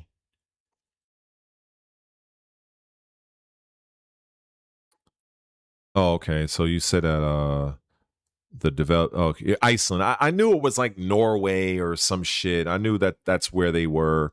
The development team of Echoes of the End. I kind of knew that. Um, let me see. But yeah, I'm just not a fan of any of that shit from Nintendo. I'm just not. I mean, I grew up with Nintendo probably before many of you were even born. I played in '85 when it first came out. I was 5 years old. So yeah, DuckTales, Chip and Dale, all that shit you can think of. I've either owned it or I had it loaned to me as a kid growing up. All that shit. So there's nothing about Nintendo that if I didn't play it, then it was trash as far as I'm concerned. I had RoboCop. I played every fucking thing, everything that was worth playing. I just yeah, I just don't like Nintendo. Period. I just don't like the company. I think Nintendo as a company is really full of shit. I don't like what they've done with their customers. I think they do, like I said, they do the bare minimum, and I don't like that. And and I have a little bit more respect for Sony than I do Nintendo. At least when I look at somebody like Mark Cerny over on Sony, at least I know, he's going to do everything in his power to do right by, the Sony fan base when it comes to hardware. He's going to push the envelope. He's going to do what he can, and I respect that, even though I'm not a Sony guy either. But I can respect that, and I can tell you, if I had a PlayStation 5 right now, which will likely never, because I'm not going to buy one, it's too much money. But if I did have a PS5 right now, there's several games I would love to fuck with and try. Um, but I just have more of a respect for them on that side of town than I do Nintendo. Because at least you know I would feel confident that the money I'm spending for a Sony product, I would feel like I'm getting my money's worth. There is no way that I can justify spending $450 for a Switch 2, which is set to go up to $50 by September, by the way.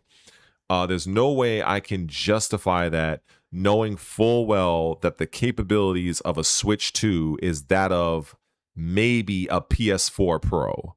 Like I fuck out of here. Like these are people that do the bare minimum and charge a premium price for it. I'm just not a fan of it. There was no need for them to try to do a uh, a console handheld hybrid. There was no need for them to do that. They already had a 3DS product that they could have refined, that they could have pushed, and made better.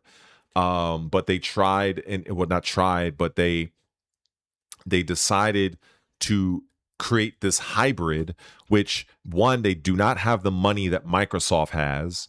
Nintendo is valued at around, if I had to remember, I think it was around 58 billion. In fact, you know what? I'm curious, because it's been a couple of weeks since I looked at this, and for educational purposes, let's look at where these companies are right now. I don't know how many other content creators actually do this type of shit. Probably hardly none. But yeah, let's look at this. So first, we're gonna bring up Microsoft, and then I'm gonna add other stock on top of it. Of course, Microsoft is always upwards of 400. Yeah, about 384, close to 400. So we scroll all the way down to the bottom to where we can add a comparison. Where is that option? Yeah, compare. So we go here. Let me see. So now we add stock. So first, because we already know Sony is more, so we're going to add Sony. Then we're going to add Nintendo with a NT Doi. All right. And then so yeah, so if you look at all three, this is the real fucking data here. This no matter what anybody, and I tell people anytime I put this on screen, no matter what anybody wants to tell you, no matter what the fanboys, no matter what the fucking content creators that are pushing bullshit, at the end of the fucking day, this right here is the reality of shit. This is the reality. Microsoft valued market value of 2.86 trillion. Honestly, they've actually gone low. Microsoft was close.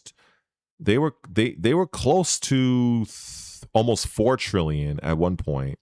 But even on their worst day, they can easily absorb both of these fucking companies like a snack. If it wasn't for government oversight and other shit and the ruination of the gaming industry and the backlash, but from total just money period, Microsoft can absorb Sony and Nintendo if they really wanted to. That's what it is. It would never happen, but they can if they wanted to. Sony is 122.90 billion, and here's Nintendo. Oh, Nintendo went down as well. They were at 58 billion when I last checked. So yeah, so they lost some money. But yeah, this is the reality. That's just what it is. Yep. And that's just what it is. That is the reality, no matter what. And again, getting back to that whole Asha Sharma situation, I'm glad that she is deciding to do this big reset for Xbox because it's definitely needed. Microsoft, at the end of the day, they have more capital to do just about anything that Sony and Nintendo cannot do, and if they were to do it, it would be a huge risk because if it fails, that can possibly crater either company. Whereas Microsoft, they can take the hit.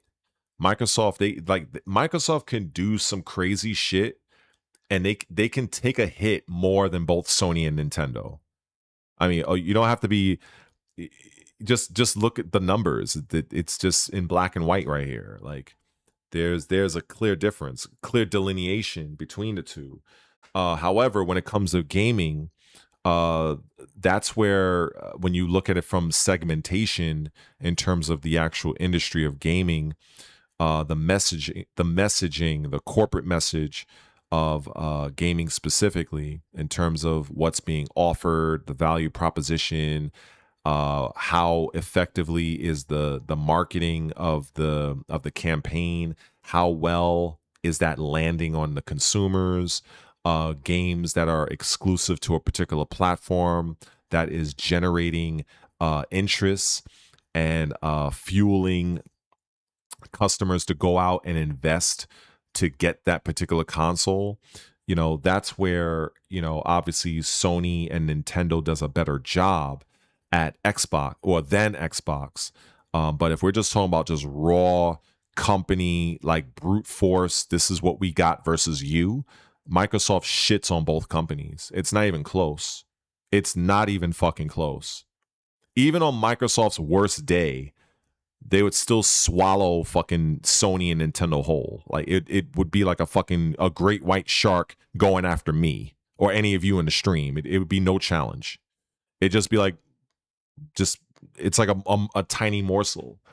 But when it comes to like the gaming aspect, that's where it's different. And that's where when you look at Microsoft's decision of prioritizing certain things, going after company acquisitions, studios, there's nothing wrong with that. Companies do that all the time. Sony has done that. Sony has acquired studios. Nintendo has acquired. Every fucking company does that. But it kind of it can be a slippery slope when public perception is looking at the amount of studios that you're acquiring, then the public perception is you can't make anything on your own. You have to basically assimilate it to and that's honestly, if you go back and look at Electronic Arts, that's what EA did. EA, all EA has ever been known for is basically putting out the same fucking hockey game, same Madden, the same NBA live. Not was it live? I think it was live, right? Yes, I know there was. Well, anyway, the same NBA basketball franchises year after year. Uh, updating the roster, slapping on at least back then, a 49 or 59.99 price tag to it every fucking year. That's all EA has ever done. And it wasn't until they started acquiring companies, like I think in 2007 or 2008, they acquired BioWare, which honestly I was hoping and praying that Microsoft would have bought. And I remember I even have an older message on one of my older Microsoft Xbox accounts where I messaged Phil Spencer, because Phil Spencer's his gamer tag is still live, and I messaged him, and I basically was saying, I wish you guys would have bought BioWare, when they were available, because many people don't know that the very first Mass Effect game, Microsoft was the publisher, and it was a Microsoft exclusive back during the 360 era. It wasn't until like about a year or so that Mass Effect came out on the PlayStation, and then Mass Effect 2 was a multiplat. But originally, Mass Effect was a Xbox exclusive, and 1,000,000,000%, Microsoft, Phil Spencer should have bought them. And we would not have gotten the trash that was Anthem. We would not have gotten what's the other one, Mass Effect Andromeda. We wouldn't have gotten those. I'm sure of it. But unfortunately, history played out the way it did, and we got what we got. In addition to BioWare, I also wanted Phil to go after Larian Studios. For those few of you that are not aware, they're the ones that created Baldur's Gate. I think they've created Divinity Original Sin, masters at story-driven games. So if Microsoft owned BioWare and Larian Studios back then, going into the 8th generation of Xbox One, I think things could have been different. But unfortunately, they ended up going after Bethesda. Just to kind of share this history, the only reason why Microsoft went after Bethesda was because they wanted to ensure that Starfield was not going to be released on Sony, because they didn't want that as being a Sony exclusive, which it would have been. That was really the main reason, the main driver for Microsoft buying Bethesda for, like, I don't know, it was like, what was it? Like 20 something, 30 something billion or something like that. 6, 7, I don't know. I forgot what the fucking the numbers were. That was really the main reason. Even though, ironically, Bethesda has always had a very strong and lengthy relationship with Microsoft over the years. But, dating back to Oblivion, Elder Scrolls Oblivion on the 360, some people forget this actually. I don't, because I know my gaming history. But with all of the hype and awareness that Starfield generated initially, it was set to be a Sony exclusive. And once Microsoft saw the price of ZeniMax, they decided to go after them. And it is what it is. This is why when people say, I've seen some gamers, like I said, they don't really understand business. Some gamers will say, well, if Microsoft owns the company, then why are they still porting the game? Like, for instance, why is Starfield still available on PlayStation if Microsoft owns Bethesda? And the thing that people don't really understand, I'm trying to adjust my thing because I feel like laying down in the bed right now. The thing that people don't quite understand is that when you own an IP, at this point, when you own the IP and you port it over to the competitor, you have something called a licensing deal. You have a licensing agreement. And that's basically what happens. So every time somebody goes and buys that particular game, what ends up happening is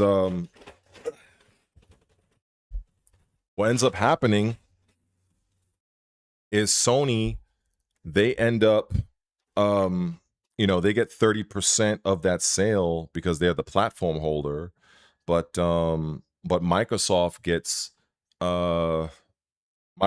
70. That's how this works. You know what I'm saying? Just adjusting my camera and shit. Let's see. Yeah. There we go. So that's how this works. A lot of gamers don't quite understand that premise. You know, because it's sort of like when you have a larger installed base, which Sony does. Sony has a very massive installed base for PS5, and which is upwards of 80 million. So when you have that and you basically buy the company that is making a game that everybody wants to play, and then you still put it on the competitor's platform, you are going to make a lot of money. That's it. Like that's how this works. So that's just the nature of the beast. And a lot of gamers don't understand this premise. They don't understand licensing deals. They don't understand that even some of the larger creators, I'll see like they just don't quite understand these things. And they'll say, well, why is Microsoft porting games and this and the other? They're doing it because they're making money. That's free. It's free money. It's free money. Like, why wouldn't you? Now, the thing that Asha Sharma is looking to do, she's looking to turn this around, which is possible, but it's not going to be something that's going to happen overnight. She's very new. She hasn't even been in this role for a year. It's like she's a new president. Like, there's still a lot of sludge and DEI and mental illness bullshit that she has to get out of like gaming and or games on Xbox, which I suspect that's one of the mandates. Get rid of the studios that push those narratives, push those agendas. Get rid of the studios that have a very low return on investment. Doing all of that work that doesn't make you popular, that will set you against many people, but she is doing everything that she needs to do as an executive. That's it.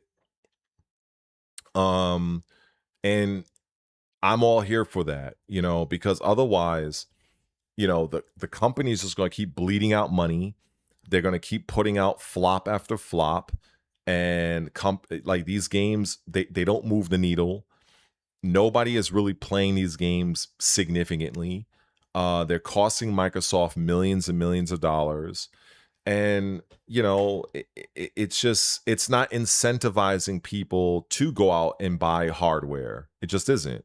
So even though Microsoft has kind of taken that stance under Phil Spencer, where, the premium Xbox Series X, isn't something that, if somebody doesn't want to go and invest, they can still play their games on PC. We still have some of our games on PlayStation. Well, I don't think he outright mentioned PlayStation. He says competitors, but we know what he means.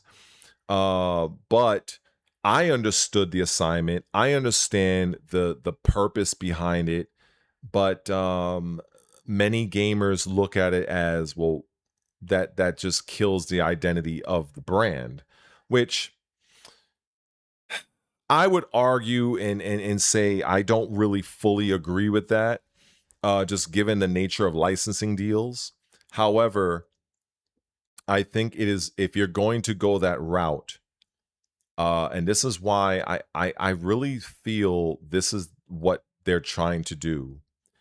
The ninth generation that we're currently in right now, the ninth generation of gaming, this generation is basically at the ass end of its time. So making really significant changes at this point is kind of pointless in the grander scheme of things. So I feel that much more of the significant changes are going to come for the 10th generation, when we get the PlayStation 6, we get the whatever they decide to call the new Xbox. That's when we're going to start to see more things put into practice, more things put in development that are not going to be indicative of the slop that a lot of the content creators say that is indicative of that, because much of that slop was developed during the early like 2020s, 2019, 2018. And at that point, there was a different mindset. There was a different, there was this push for the rainbow movement and all that mental illness fuckery. So that's how you found a lot of this shit infecting a lot of our games.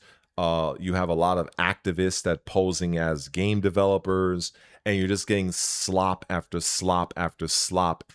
And so that's, so many of those games that are still coming out in the early, like right now, maybe from 2025, 2026, those were games that are still built largely with that mindset from years prior.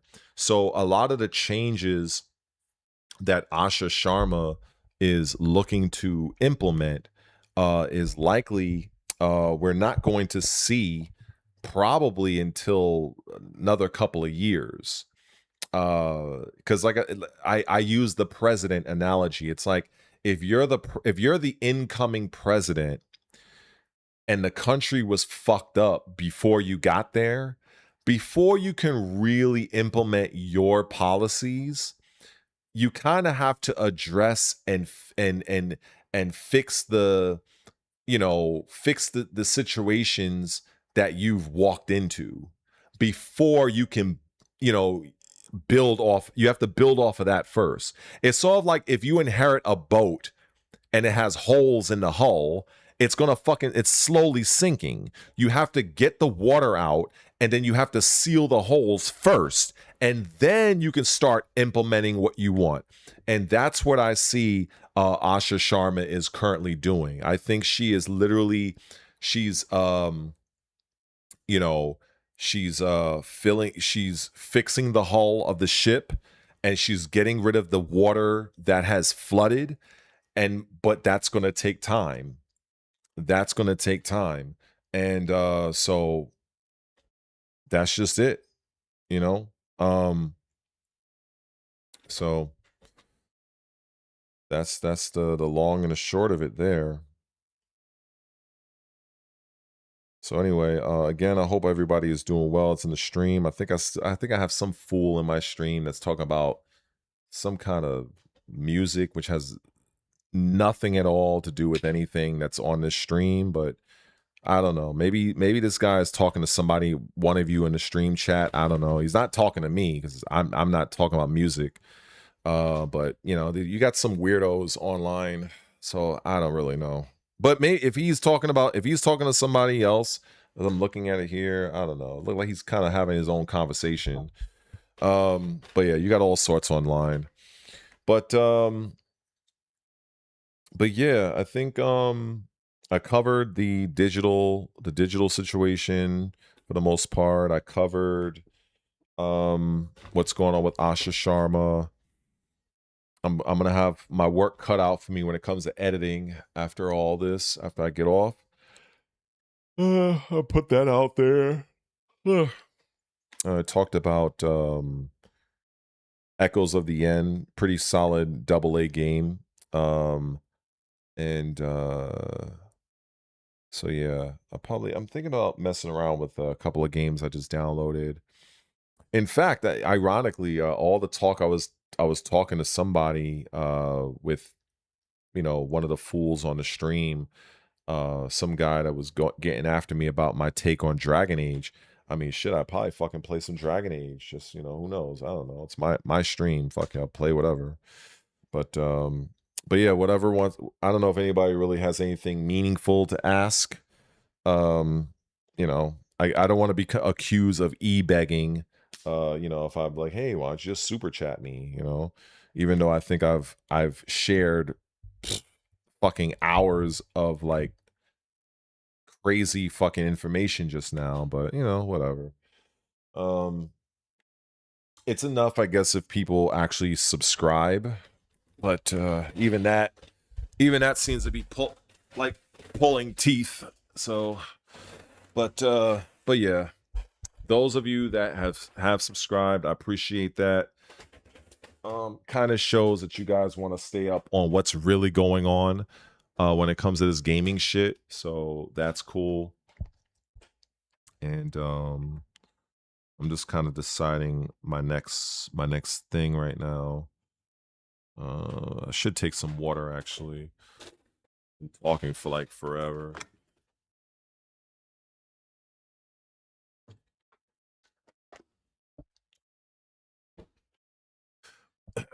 Yeah, you're a weirdo because I don't know, I don't know if you're, that's why I had to kind of catch myself. I was like, maybe you're talking to somebody in the chat, but it's like, it looks to me like it's, let me see, 1, 2, 3, 4, 5. I mean, bro, like you're going off, you're like spamming my chat with fucking music. So I don't know, like you're literally talking to yourself. I don't know, like like there's nobody really interacting with you. So you're probably a kid. I don't know. You're probably like in your teens. I hope you're not a grown ass man because that's like really strange behavior. Yeah, that's kind of weird. I don't really know. A viable question. I don't think that they're looking to do that with Microsoft at all. I think all of that talk is just, I think that's just a rumor. And I think because of the rumor, I've been seeing like a lot of these content creators I see, and I mean all you gotta do is just name one and they apply, especially if they're larger. They are they're gonna jump on every little fucking rumor, every little fucking thing. Like it's like kind of wild to me. Like Microsoft at present time, they're not going to fucking do anything regarding selling Xbox. Like if they were going to do that, this is what I would love for people to use their, I would say, God-given intelligence, but I think these people are still slow.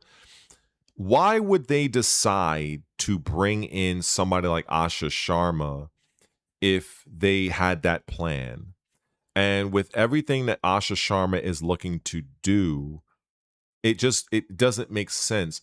If you were looking to do that, if you were looking to sunset Xbox, that was another rumor that I heard people talk about, like, ooh, she's being brought into suns. I saw those headlines. It's all bullshit. There's a certain way in which you would do things. This is not indicative of a company looking to pull out. That's not. Now, uh, would this would they be looking to do this if Phil Spencer was still around? Now that's a different argument.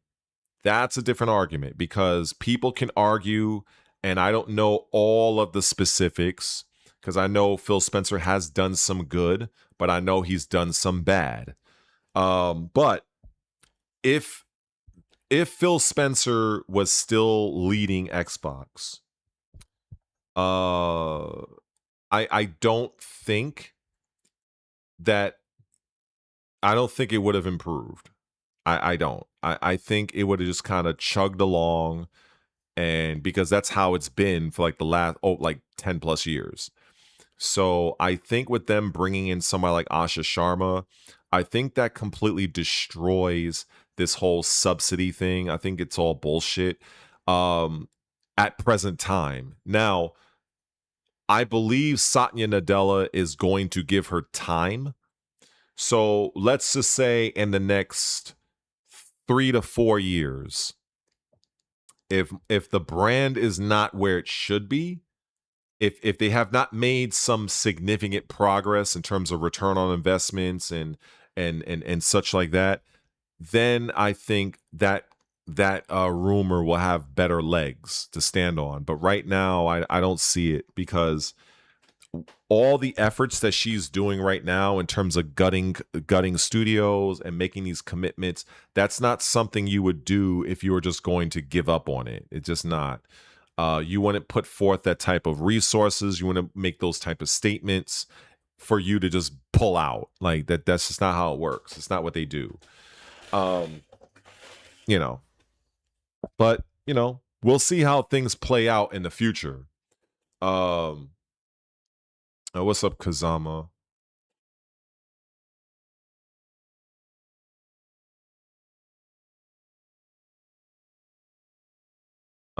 I really have no interest in Tekken, honestly. I really don't.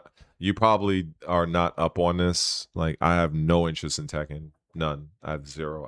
I can give two shits about what this Mortal Kombat player has done. I can care less. But if we're on the topic real quick, I'll humor you. Um, should have been a super chat in my opinion, but it is what it is. But how can you not be successful when you have a bullshit character like Law? My unborn child, my sperm cell can make Law effective. Like, it's not, that character has no real weaknesses. So it's like, as long as you understand matchups, there's nothing hindering a Law player. Nothing. The Law literally has everything. Like, the character itself has no weaknesses, so it's almost a perfect character. So I can't give somebody credit for get like you're supposed to fucking win. You're supposed to do well with a character like that. Like, if you don't, then how? Like, you have no excuse. So the only thing I knew was scrolling through YouTube, and I saw, I think it was Lil Majin. He posted a video. I didn't watch it because I had no interest, but it popped up in my field because I'm subscribed to him. Uh, Something about Ninja Killer and Evo. I just kept it moving. I can care less about Tekken 8. I haven't played that shit in fucking months. I have no interest in playing it. So, but you're probably new here. Otherwise, you probably would already known that.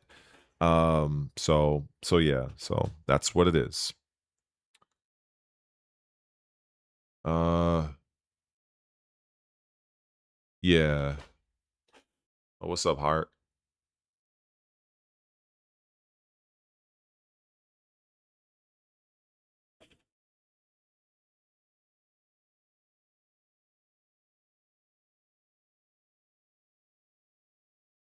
Yeah, I don't know. If any of you guys love music, this guy Joseph, I think he wants attention. He keeps talking about some fucking music or whatever. So maybe you guys can humor him. But I haven't, like, I'm not talking about music at all. So I don't know.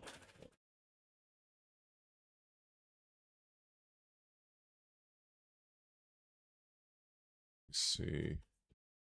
So I actually I was about to fucking turn the shit on actually. That you mention it. Yeah, there's something I wanted to make, probably like a little fucking YouTube video, because I was playing it last night. Let me just set my shit up, because I learned a little bit more about the game because I've been investing more time into it, and because I really haven't done much in the game at all. And it's not that I don't like, I love the game, like but I've been, you only have but so much time, and between training clients and doing the YouTube and trying to build the Twitch and Instagram, TikTok, and then I got something else going on outside of all of that has my attention, playing my own particular game. So there's only so much time I have to dedicate to a massive game like Crimson Desert.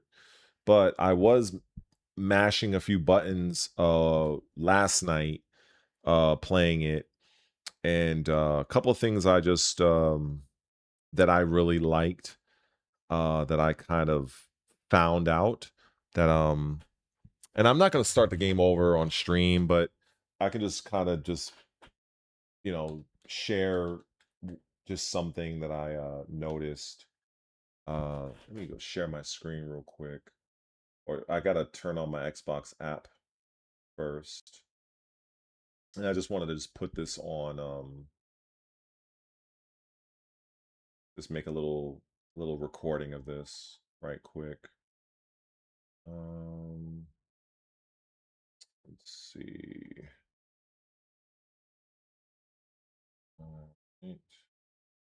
Turn, let's turn that. That should pop up soon.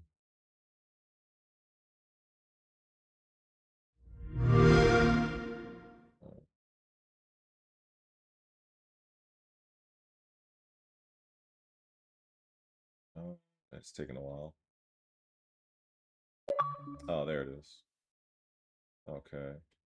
Let me make sure I move that over there.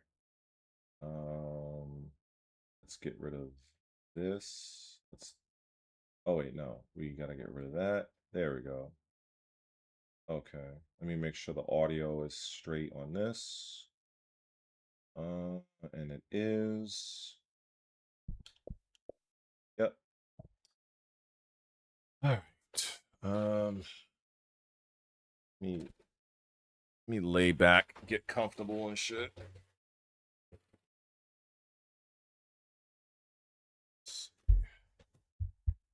Let me see if I'm even in frame. Let me see where I'm at right here. Okay, I can kind of zoom in a little bit, I guess. Since I'm all the way over here. And let's all right, there we go. Let me see. All right. So yeah, as you can see, I only have about 2 hours in this game so far. And in fact, yeah, let me just record this real quick. Let me just start this over. So I'll record it while I'm streaming it, so the audio source is split. All right, so I wanted to just share a couple of things about Crimson Desert that I've kind of just messing around with and kind of figured out for myself. So as you can see, I only have about 2 hours and 4 minutes played of the game so far. So I'm not going to start the game over from scratch. But it's just a couple of things that I've found out. Just a few things that I don't know. I just feel it matters to me. I've seen a few YouTube channels. They've done like little videos talking about like the settings and stuff like that. And to be perfectly honest, when it comes to just the performance of the game, I feel that Crimson Desert is a very demanding game. I think in order to do like things like running it at 4K at like 60 frames per second, you definitely need a very strong computer. I do believe that, so I think that in my opinion, I think having solid software or hardware is definitely the thing to do, thing to have, rather.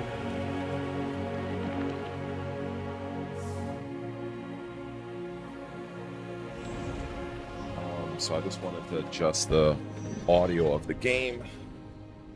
And One thing I would say is that it does take a while to get in the game. It kind of does. You're like walking through the afterlife or whatever the hell this is. All right, so like I said, I haven't really done much in the game, but so I wanted to just kind of reset a few things, just to kind of go default, just to kind of show a few things and whatever, or maybe I don't even have to. But I know some of the things that I've changed for the better is, for instance, I changed the preset for performance. I don't care about quality, because if we go to quality, as far as I'm concerned, I feel like this is just something that is just not a good experience. So for instance, if you have quality, uh, you know, if you have fixed 4K output, which I don't currently right now, but if you do have that, I've actually taken off that aspect for my TV, just for certain streaming reasons. But typically I would have this would be highlighted. So what I would do, when looking at this game, for instance, when I move the camera around, it's very like jarring. It's just not a good experience. I'm never a fan that likes things at 4K, if it just doesn't handle it very well. So what I ended up doing is, we keep the game in performance. If you have fixed 4K output, I turn that off. So I turn that off. Enhanced ray tracing, I turn that off. I leave night tone mode on.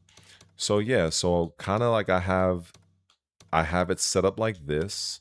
So when I apply, now when I move the camera around, you see it's much, much fucking clearer. Look at this. So much more clear. Like this is a day and night difference. Now, the other thing that I like to do, if you want to go a little bit further, is in terms of, let's see, I think it's, where was it? I think it was no, it wasn't video. It was something else. I had it last night. I think it was, where was it? Oh, here it is. It's under accessibility.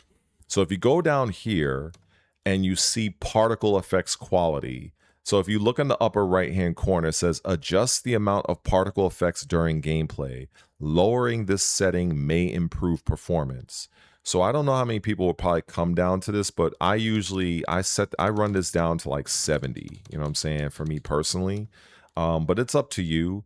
But I feel like I want to have the game run as optimally as possible. At least for me, I don't need all the bells and whistles or whatever.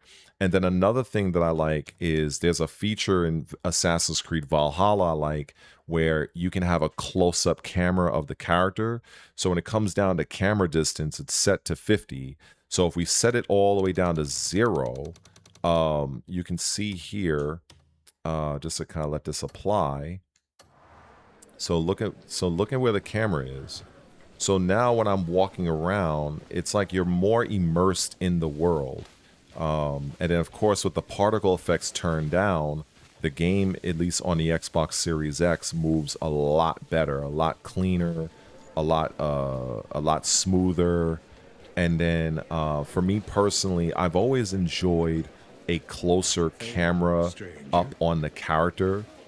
This is why whenever I'm playing Assassin's Creed Valhalla, or any game that allows me to bring the camera closer to the character, because I kind of feel like I'm just more so like, it's almost like it's not first person, but it's very close. Of course, you can change this however way you see fit, but I think that this is such a great way to do things. Now, of course, if you do the opposite and go all the way to like 100, right? And then you see this, we apply this and we exit out. Now your camera's way out here, which is fine if this is kind of like, you know, how you want to do things. You know, it's up to the player. But for me personally, you know, obviously you have a more of a better vantage point in terms of like your surroundings. But for me, I just feel like it's a little bit immersion breaking, at least for me. So that's why I tend to keep this, at least for me, I tend to keep this around 20, to be honest. And, you know, I showed prior at 0, but at 20, I feel like this is pretty good. So you're going to see the camera move into cliff, and it's about at 20. I feel like this is pretty cool. But I kind of, you know, I mess with either 20 or 0. And then, so I kind of like that. Another thing, another option is more gameplay related, where when it comes down to dodging. So this would be under gameplay, and there was something that I didn't quite understand, even though I should have. I should have understood it. Oh no, it's under input. Sorry, it's under input. So when it comes to evasion control, so you can have a hold, which I'm not really a fan of, honestly, because when it's a hold, you click the evasion button once to hold, and you to roll, and then you hold it to dash. So the way this looks, if you do that, so the dash is typically the B button or the circle button on PlayStation. So if I do that, if I tap, right? So if I press the roll button, right, which is B on Xbox, he rolls. But if I hold the button, look at this. Now it's like, you know, it's almost like he's light dashing. You know what I'm saying? Like it's Tekken or something. Now this might be cool for some people. I'm literally holding the button down, and I'm not doing anything, and he's just dashing automatically. Like I'm not even like you can see my hand in the little up, like in the webcam screen. So I'm not a fan of that. I just think that's kind of retarded. So so I turned. Oh wait. So I turned evasion control. I left it for repeatedly press. However, now what ends up happening, and this is just personal preference, right?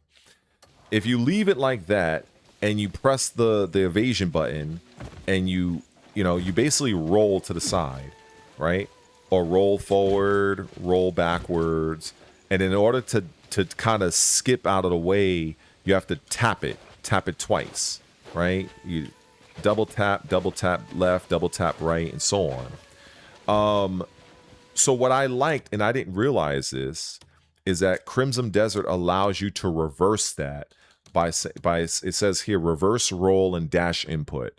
So it's currently set to off. So now if I turn it on, so now we set it to on, we apply.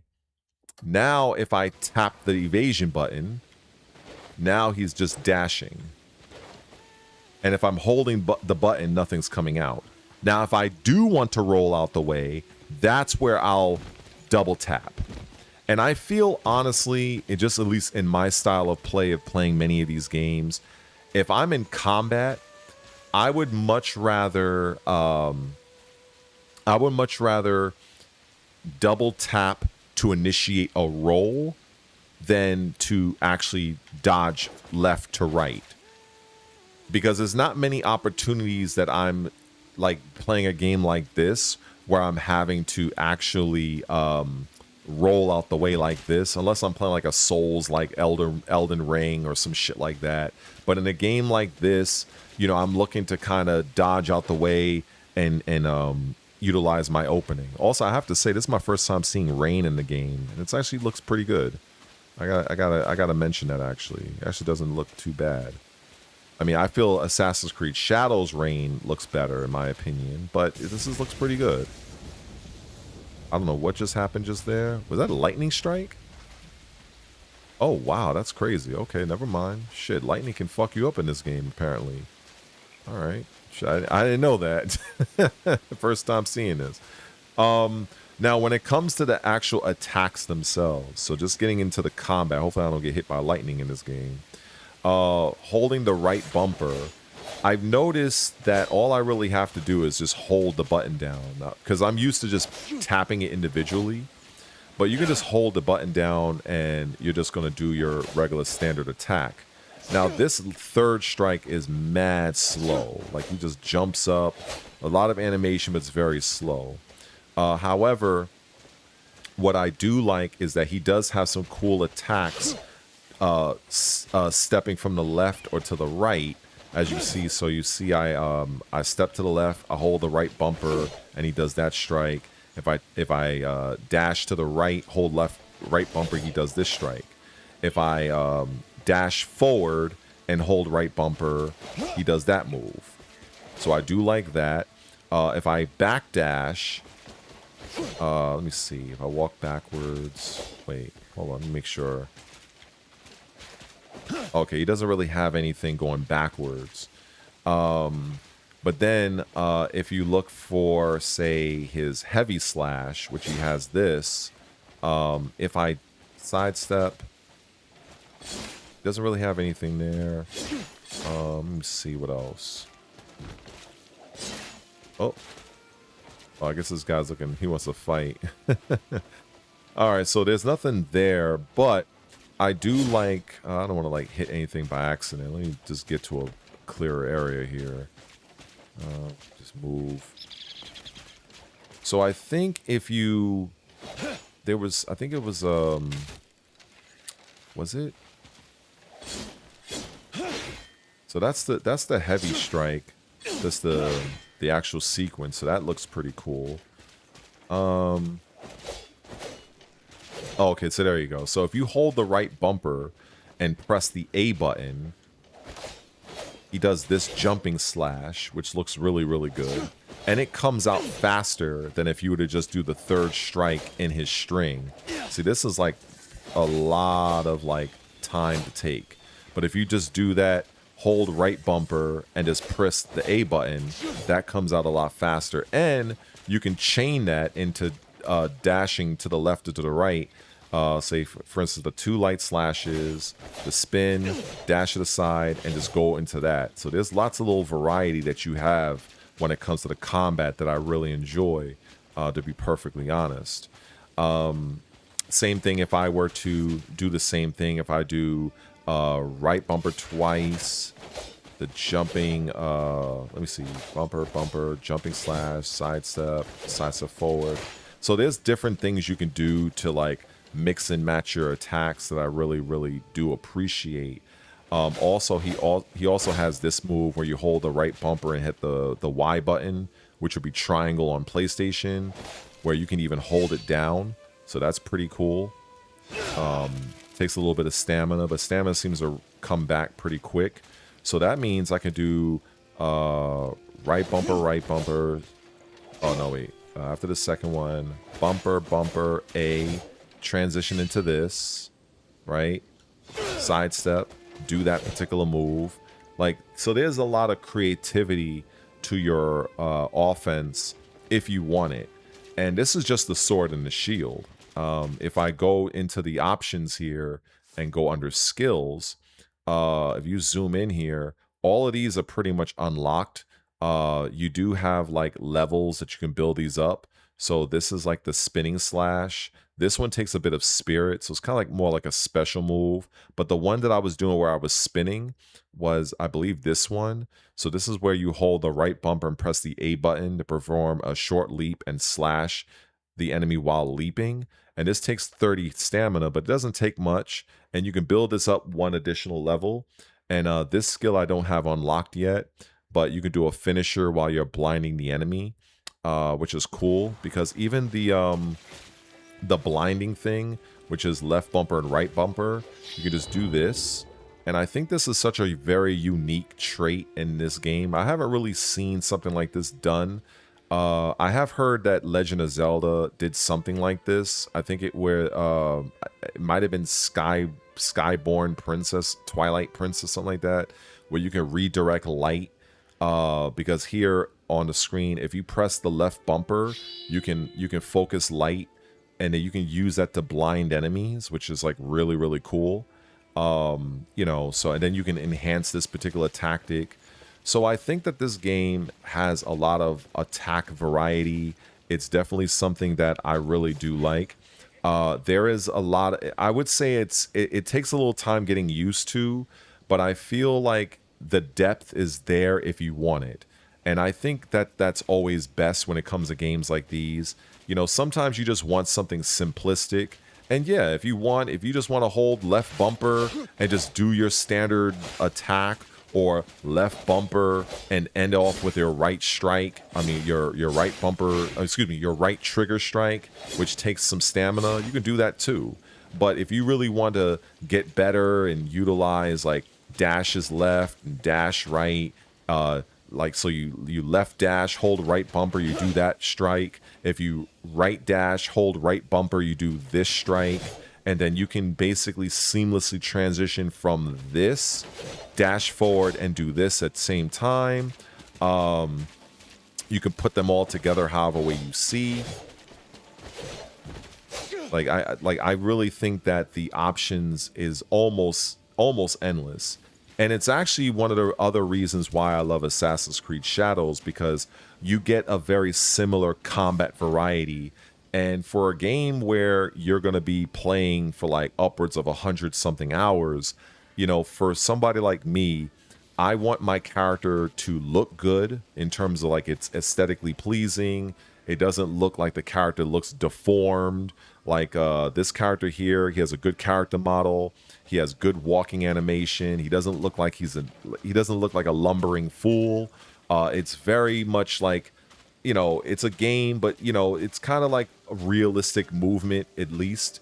The running animation is pretty good as well. I think this is really good running animation, if I have to say. The sprinting looks really good as well. Obviously, sprinting takes stamina, which I'm in support of. But the general run, you can do this however long you want, so that's pretty cool. So I like the character animation when it comes to just his general movement. I like, like I said, his walk is very indicative of a man that is an alpha male, a man of this time, a man that's out for revenge. He works. He walks with a purpose. So I definitely appreciate that. I respect that. I like how the items and weapons are adorned on him. I think this is something else that you can do. Let me see. I think did I have it? I think there's another option here where another setting. I think I may have turned it off, but let me just make sure I have not. It has something to do with the sheath. I think let me go into settings real quick. And is it gameplay? Yeah. Okay. Display sheath. Me personally, I rather have this as always show. So that way, what is he going to put his weapon into? So I like having the sheath displayed.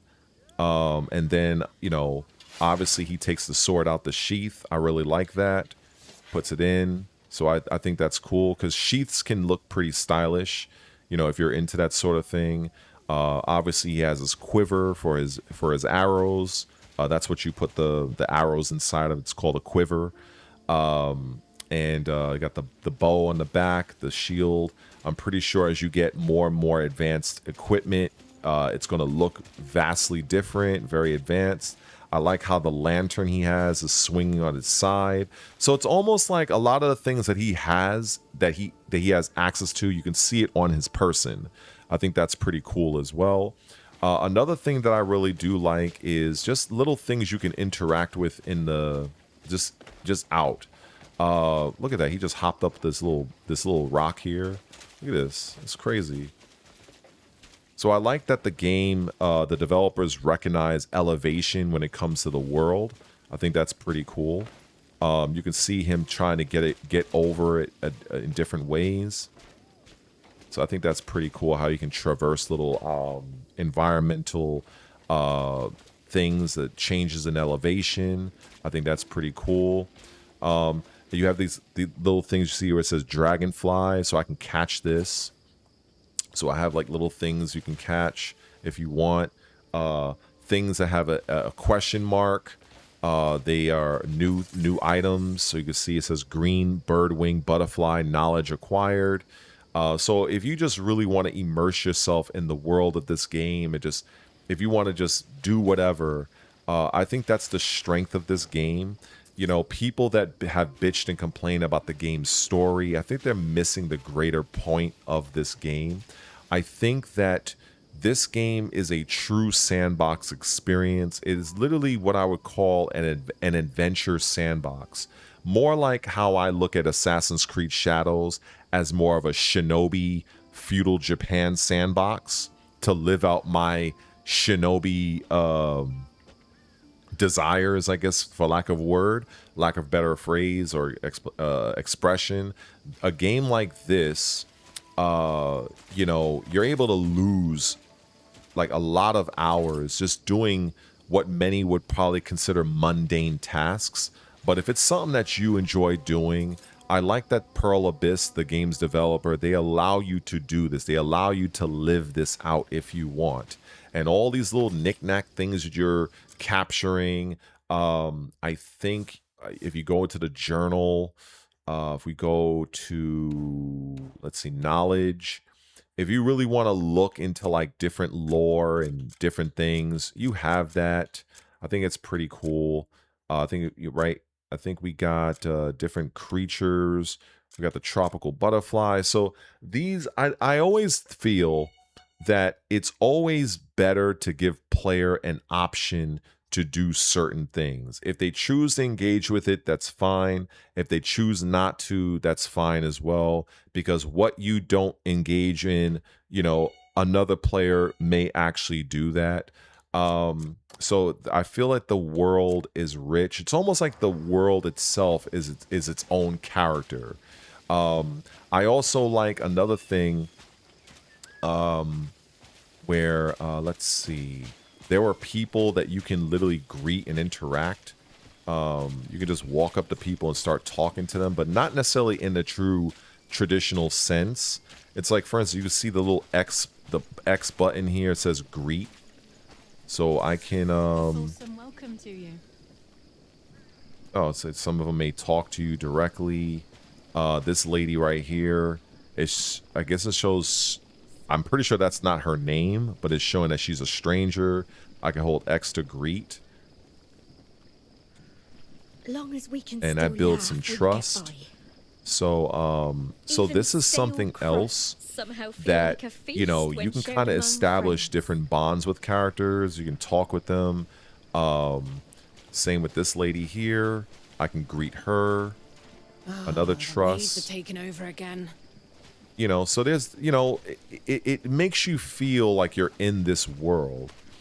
And, you know, I really appreciate that. You know what I'm saying? I really do. We can still laugh, we'll get by. I really do. You know, not everybody will appreciate stuff like that.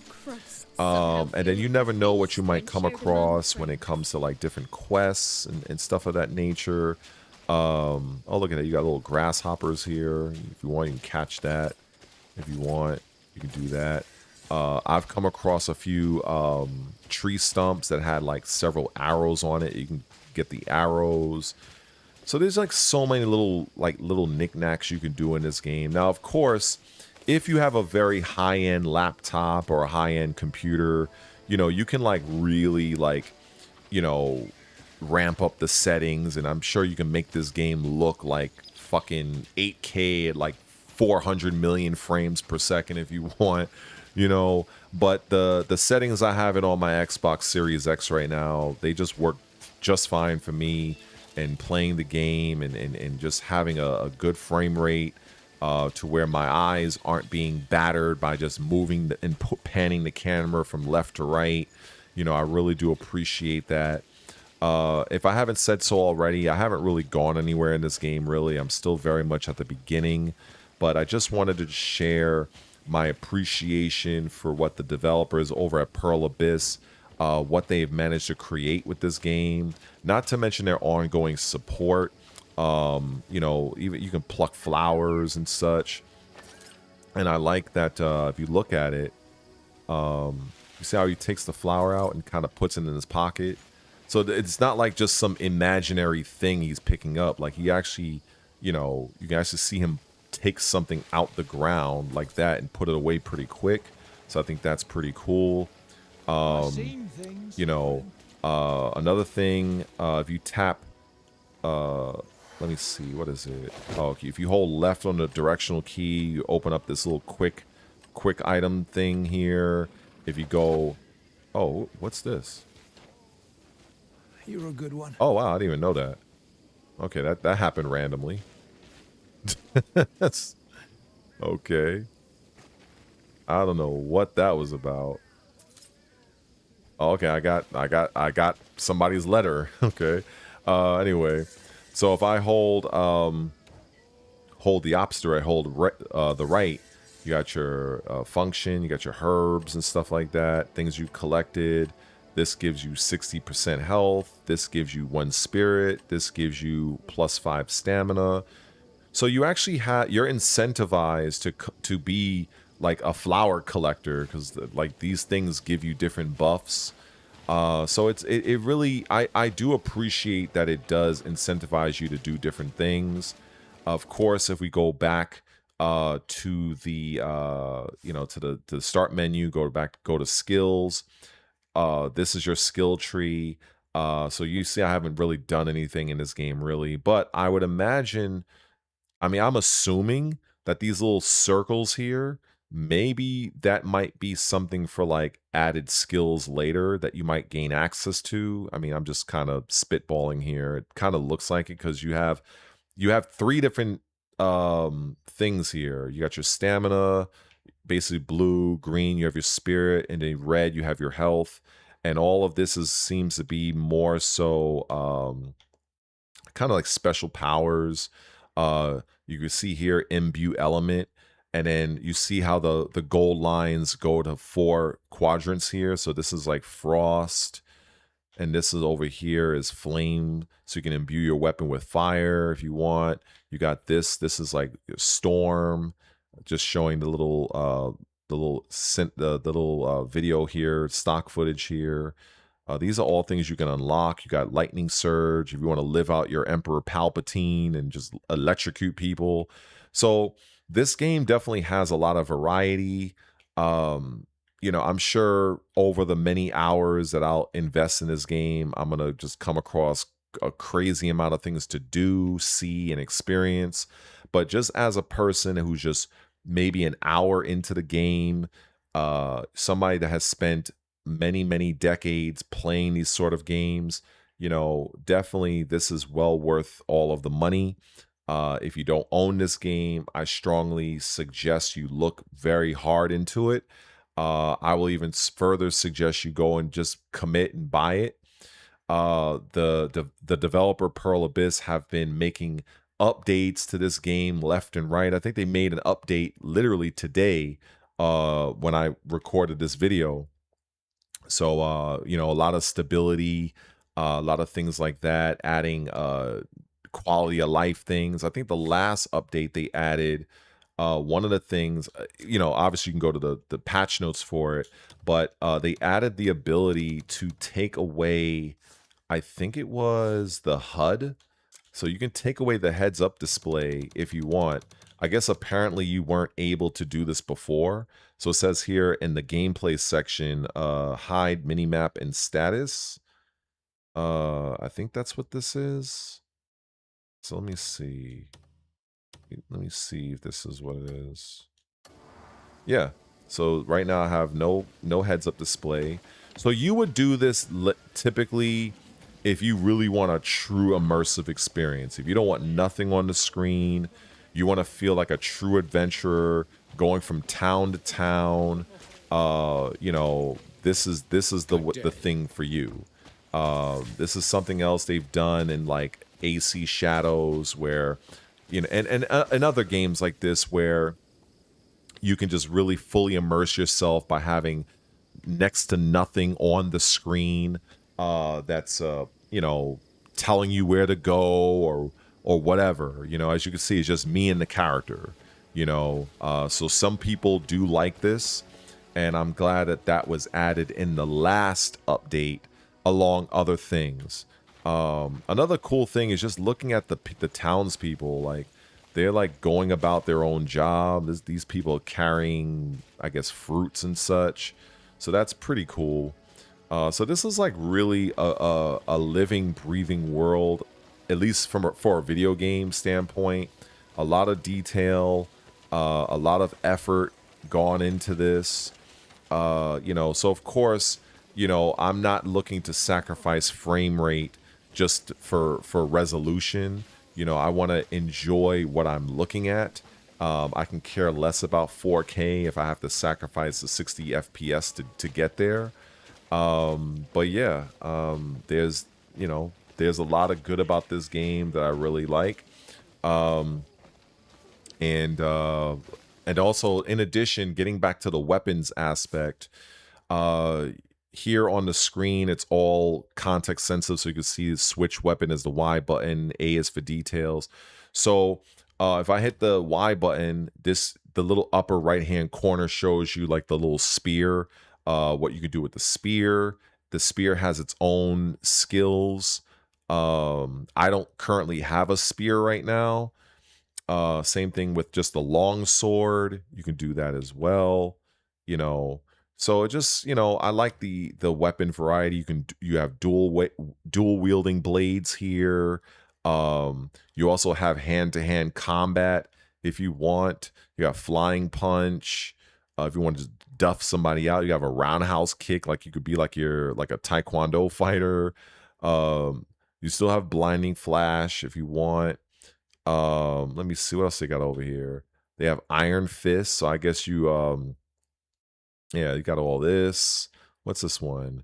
You have a shield dash if you have your shield handy. Tiger's Fury. This looks like something that Akira would do in Virtua Fighter, so you can do that. What else? Oh, up here, you have a clothesline, so you can duff somebody out with a clothesline. This is ridiculous. Here you have grappling. You can chuck somebody off a cliff if you want to. This is absolutely absurd. You have a body slam, literally a body slam. Like this is crazy. Let me see. You have a pump kick. That's crazy. So you have a lot of craziness that you can do. This is a drop kick right here, like if you're Shawn Michaels, and it shows you how far back I'm going. So you got that. Vault. This one I'm looking forward to getting because you could do this in Assassin's Creed Shadows with Now Wave specifically. You can attack the enemy, you can vault over behind them and follow up your assault. So I look forward to getting that.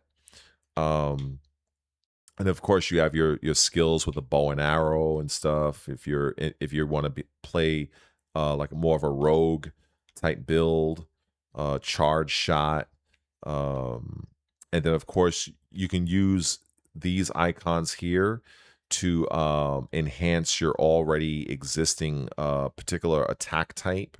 So, for instance, if we go back to the sword and shield, you know, I can invest up to 4 more times for this. That will increase the damage of my melee attack weapons and such. So there's like a ton of things you can do.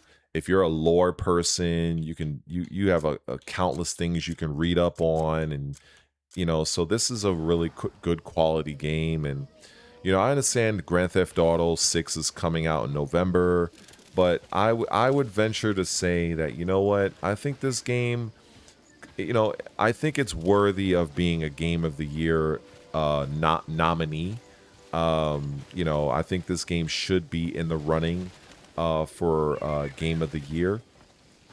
I don't feel that if you're looking at Game of the Year candidates, I think it would be absolutely crazy to leave this game off your list. But I can understand if you've never played it, that would make sense. But for me, you know, even with this little bit that I've been exploring, I can see myself like really losing it in playing this game a lot. And I mean, if that the fact that I've been yapping about it for as long as I have so far, I think it's indicative of that.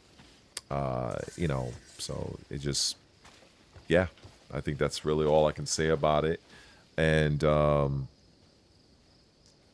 so yeah. This is Crimson Desert. This is by the creators of I think Black Desert. Pearl Abyss is the name of the company. I believe they're a Korean developer. So yeah, and I'm currently live right now as I'm recording this, but I will be uploading this segment to YouTube shortly after I conclude this live. And what I'll say right now is this game is very, very well done. There's a ton of detail in this game. I think people were expecting a Witcher 3 style story, which is why people probably criticizing it for saying it doesn't have story. I can't speak to that because I've literally only played it for an hour. But if we're just talking about world building, we're talking about the interactivity of characters. Like if I go up to this guy here and you see this is a wandering free sword, I can greet him if I wanted to. Think you can cross a free sword and walk Think you can free? cross a free sword Not a or chance. not a chance. Traders I Traitors deal I with deal with personally. personally. So yeah, so you can talk to people, you can engage, in conversation. I think maybe, if I'm not mistaken, I think you probably have emojis or something. You know, in those games where you have like little actions you can take, like maybe you can bow or something. I don't know if they have that. They probably do, for all I know. But yeah, this game has certain puzzles. This game has different traversal mechanics. This game has pets that you can grow. They have pets you can collect. They have dragons you can fly on top of. You can raise them from an egg. Uh, like there's a lot of crazy and wondrous things you can do in this game. And I don't know everything, but from what I can see here, it's very, very impressive. I'll greet this lady right here. I could So, spend days at the so we have jewelers. a noble, trust plus Not for my own 5, amusement, of course. you It's all know, part of my noble and duty. so yeah, you can just build that. You can build off of that alone. You can kind of work on building your trust with different factions, different characters. I would imagine if your trust is pretty high, Circumstances change. you might That be is able to the get nature of certain ruling. things. You might be able to buy things at lower prices. So I really do appreciate that. And I mentioned earlier that I really do appreciate the character animations of how he walks and how he runs and how he sprints. I think the animations are very well done. you know so I think that's pretty cool. And so yeah, I think there really isn't much else for me to say off the top of my head right now. Lots of little cool particle effects. You have like these little, you can see like little fireflies. You can even see them you can actually see them individually depending on how I move the camera. You can see it's not just a light. You can see that like they're actually like a bug. You can actually see it if I don't know how it looks on YouTube, but it's very, very impressive. Very impressive. And so yeah, over the course of time, I will be playing more of this game and just kind of diving deeper. I might start from scratch just to kind of start over and just kind of mentally just immerse myself in the world. And yeah, so I guess that's about it. So stay tuned for this to be uploaded, and hopefully if you're not currently subscribed to the channel, hopefully you'll do so. It's free to do so. Follow me over on my Twitch, and I think that's about it. So yeah.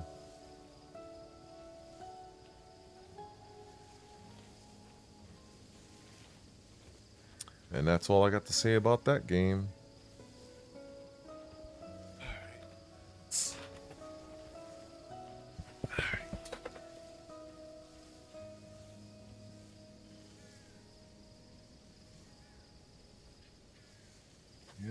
Yep.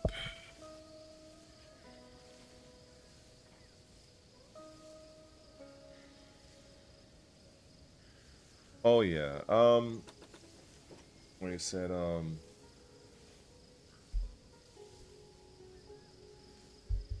When you say everyone is gone, I guess you're probably referring to the stream or whatever, or I'm assuming. Um, yeah, but I mean, I'm assuming, but I mean, I don't really expect many people to be in my streams. Like, I mean, hell, it just, I'm just not popular like that. That's what it is. I talk about things that many people don't want to talk about, or not that they don't want to talk about it, but the people that, like, for instance, the people that do want to talk about some of the things I mentioned, I'm not connected to those people in terms of like the algorithm, because there's many people that want to know about the gaming industry. There's people that want to know about different games. They want to know about you know, different things like that. But you know, sadly, the way the algorithm is for my channel right now, it's very hard to break out of that and get to those people. You know, so that's why I may have over 2,000 subs, but I only have maybe a couple of dozen people that really interacts with my stuff, and that's just how it goes. But yeah, this is really what I much rather do, is play my games, talk about them, talk about the things that's going on in the industry. I mean, look at this night sky. Look, this crazy. This is really wild. I mean, I'm looking at it on my TV, but I guess on YouTube it looks okay in Twitch. But this is like really, really impressive. You know, just looking at this and just the different particle effects, and just this is like very, very well done. I gotta admit, this is very well done. The sky, you can see the sun all the way in the distance there. I'm like aiming at the sun right here with the bow and arrow. So that's the sun right there. So that's pretty cool. Yeah. This is a very impressive game. Very impressive. I don't know what Elder Scrolls 6 is going to do. Well, given the history of Bethesda, it's going to be riddled with lots of bugs. It's going to have a lot of janky animation, usual Bethesda shit. I think if you're going to really compare the game on its merit, I think Crimson Desert destroys Elder Scrolls, but you know, Elder Scrolls is still Elder Scrolls. It has a powerful name. I think everybody is going to be, they're going to be hyped for Elder Scrolls. And, you know, I'm not saying Elder Scrolls is going to be bad. I love Elder Scrolls. But, you know, there's a certain level of detail that's in this game that I just do not, I will not expect from Elder Scrolls. I just won't. Just the particle effects and just you know, there's just so much things you can say about a game like this. You know, it's just really, really, really solid. Well done. And also the other thing to factor in is that Bethesda has shown time and time again that they really don't care about their games all that much, because it takes them forever to patch their games. They kind of put a game out and they just let mods do all the heavy lifting. I mean, I think everybody should know this by now. You know, like for instance, they did something with Starfield not too long. Well, it kind of was a little while ago, where they added maps, which is crazy. They added maps to Starfield, and they finally gave people a thing to traverse around the world. They made the game 60 frames per second finally, which is what they should have did from the very beginning. It took a while for them to get around and do that. And so, you know, what I say about Elder Scrolls 6, it's not that I'm saying the game is going to be trash. It's just when I look at this game right here, the attention to detail about with this game and what you're able to do, and also you get companions in this game. You get different. I think you get two different characters you can use, a male and a female, and they each have their own motivations, their own story, their own weapon and skills, and all kinds of stuff. So there's just so many things you can do in this game that, you know, as somebody who loves a great story like Witcher and Baldur's Gate and all that, I'm willing to kind of not like be like super like nitpicky about it, because in I think I've seen somebody sum this up very well in saying that this is an open world adventure game. It's a sandbox. It literally is a sandbox, and it's one of those games where, you know, if you wanted to, you can like literally just walk somewhere, hit record, and that can be your video. I've seen people do it in Assassin's Creed. I've seen people do it in other games where, like Ghost of Tsushima. Like, these games are so heavily detailed, and that just walking around the in-game world, it's a sight. It definitely is a sight to behold, and just kind of just see how things unfold. You might bump into a random character that might try to mug you, fight you, help you, give you a quest. You know, it really is something, you know. This is typically what I do with Assassin's Creed Shadows, you know, because this game is definitely much better well received than AC Shadows, because it didn't have as much controversy as that game did. But yeah, because I'm a lover of Shinobi and feudal Japan, you know, I've been playing that game more. But I definitely intend on playing Crimson Desert more in the future, in terms of like giving more attention to detail for this particular game. I think it's worth it. You know, the characters you can meet and things you can do, and I just think it's just really, really something. Really, really good quality detail. I guess the horse didn't like me. Yeah, so it's really, really something.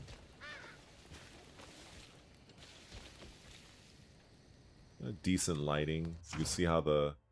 Oh, what's this now? Oh, wow, look at that. I'm glad they're doing this while I'm talking about it. I might have to add this to the video. Yeah, so the region you are in and the time of day affect the climate around you, which also influences your body temperature. Your body temperature falls. I might have to put a stream marker on this one. Hold up. So when your body temperature falls outside its ideal range, stamina will drain more quickly and recover more slowly. In extreme conditions, even harsher penalties may apply. So always be aware of your surroundings. Equipment and food that grant fire or ice resistance will help you endure the harshest climates. Wow. That is very impressive. I gotta admit, that's something I've not seen very often. Another game I will say that I haven't really dedicated much time to, which is very good, is Red Dead Redemption 2. That game has a lot of detail. I've watched countless streams on that. So it's not like I don't know about the game. I just haven't really... And I own the game, by the way. But, you know, seeing this, you know, where there's an actual purpose for you to wear heavier clothing in colder climates, I think that is really, really impressive. Really impressive.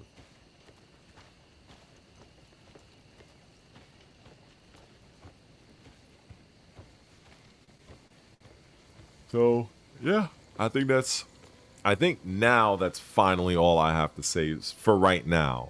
I will be back with more regarding this. Oh, I can sit down as well. Can I? Hold up. Oh, okay. You can just literally sit down. Oh, that's crazy. That's what's up. You can just sit down and chill and just enjoy nature. You know? That's wild. All right, so I will end that particular segment. I'll add that for later. I'll put a stream marker on that one. We'll just put that under my thoughts. And that's about it on that front. And yeah, so let me see. It's 9:30 right now. I've been yapping for about 5 hours. So I think, yeah, I think I might make myself something to eat, and maybe I'll pop back on later. But for right now, after I finish getting something to eat, I'm gonna go onto my Twitch and see all my stream markers. I've actually made a setting on my YouTube just now before I went live that unlists my stream on YouTube. I feel like if I'm gonna do a bunch of editing and upload certain parts, I might as well just do it that way. And if I want to put up the full stream, I can just download the VOD from Twitch and just upload it to YouTube if I want. Of course, yeah, I could just I can keep the stream public on YouTube, but maybe I'll just do that after I finish dicing everything up, however where I see fit. I see a lot of medium and larger content creators do that as well anyway. And that kind of goes in line with just simply, you know, if you don't have hardly anybody in your stream, just kind of fake it till you make it. You know, just act like you have a bunch of people, and make purposeful content in terms of you know, content that you have the intent on putting out beyond the live stream, and just kind of do it that way. So so yeah, with that being said, it's over 5 hours now. I guess I'm gonna head on out of here, and I guess that's about it. So I appreciate the lurkers and those that decided to pop by. Hopefully some of you subscribed. If not, then maybe I'll catch y'all on the flip side. As well as follow me over on my Twitch. If you want to go the extra mile, support your boy, select one of the channel memberships. My lowest is like $2. Oh, wait a second. I'm e-begging. I forgot. Oh, shit. I'm e-begging. I'm the new DSP. I'm the new Dark Side Phil. Oh, heaven forbid. But oh well. As I was saying, join one of my channel memberships. It's literally the lowest is like $2. Well, actually, it's only $1.30 for me because YouTube has to take their cut. And I do have other options, so that definitely helps a very small content creator and streamer like myself. Since I'm not Asmon Gold, I'm not Maximilian Dude, I'm not any of these larger creators that's making buku dollars doing this. So maybe one day I'll get there, one day. Just not today. Anyway, take care, peace, salute, enjoy the rest of y'all night.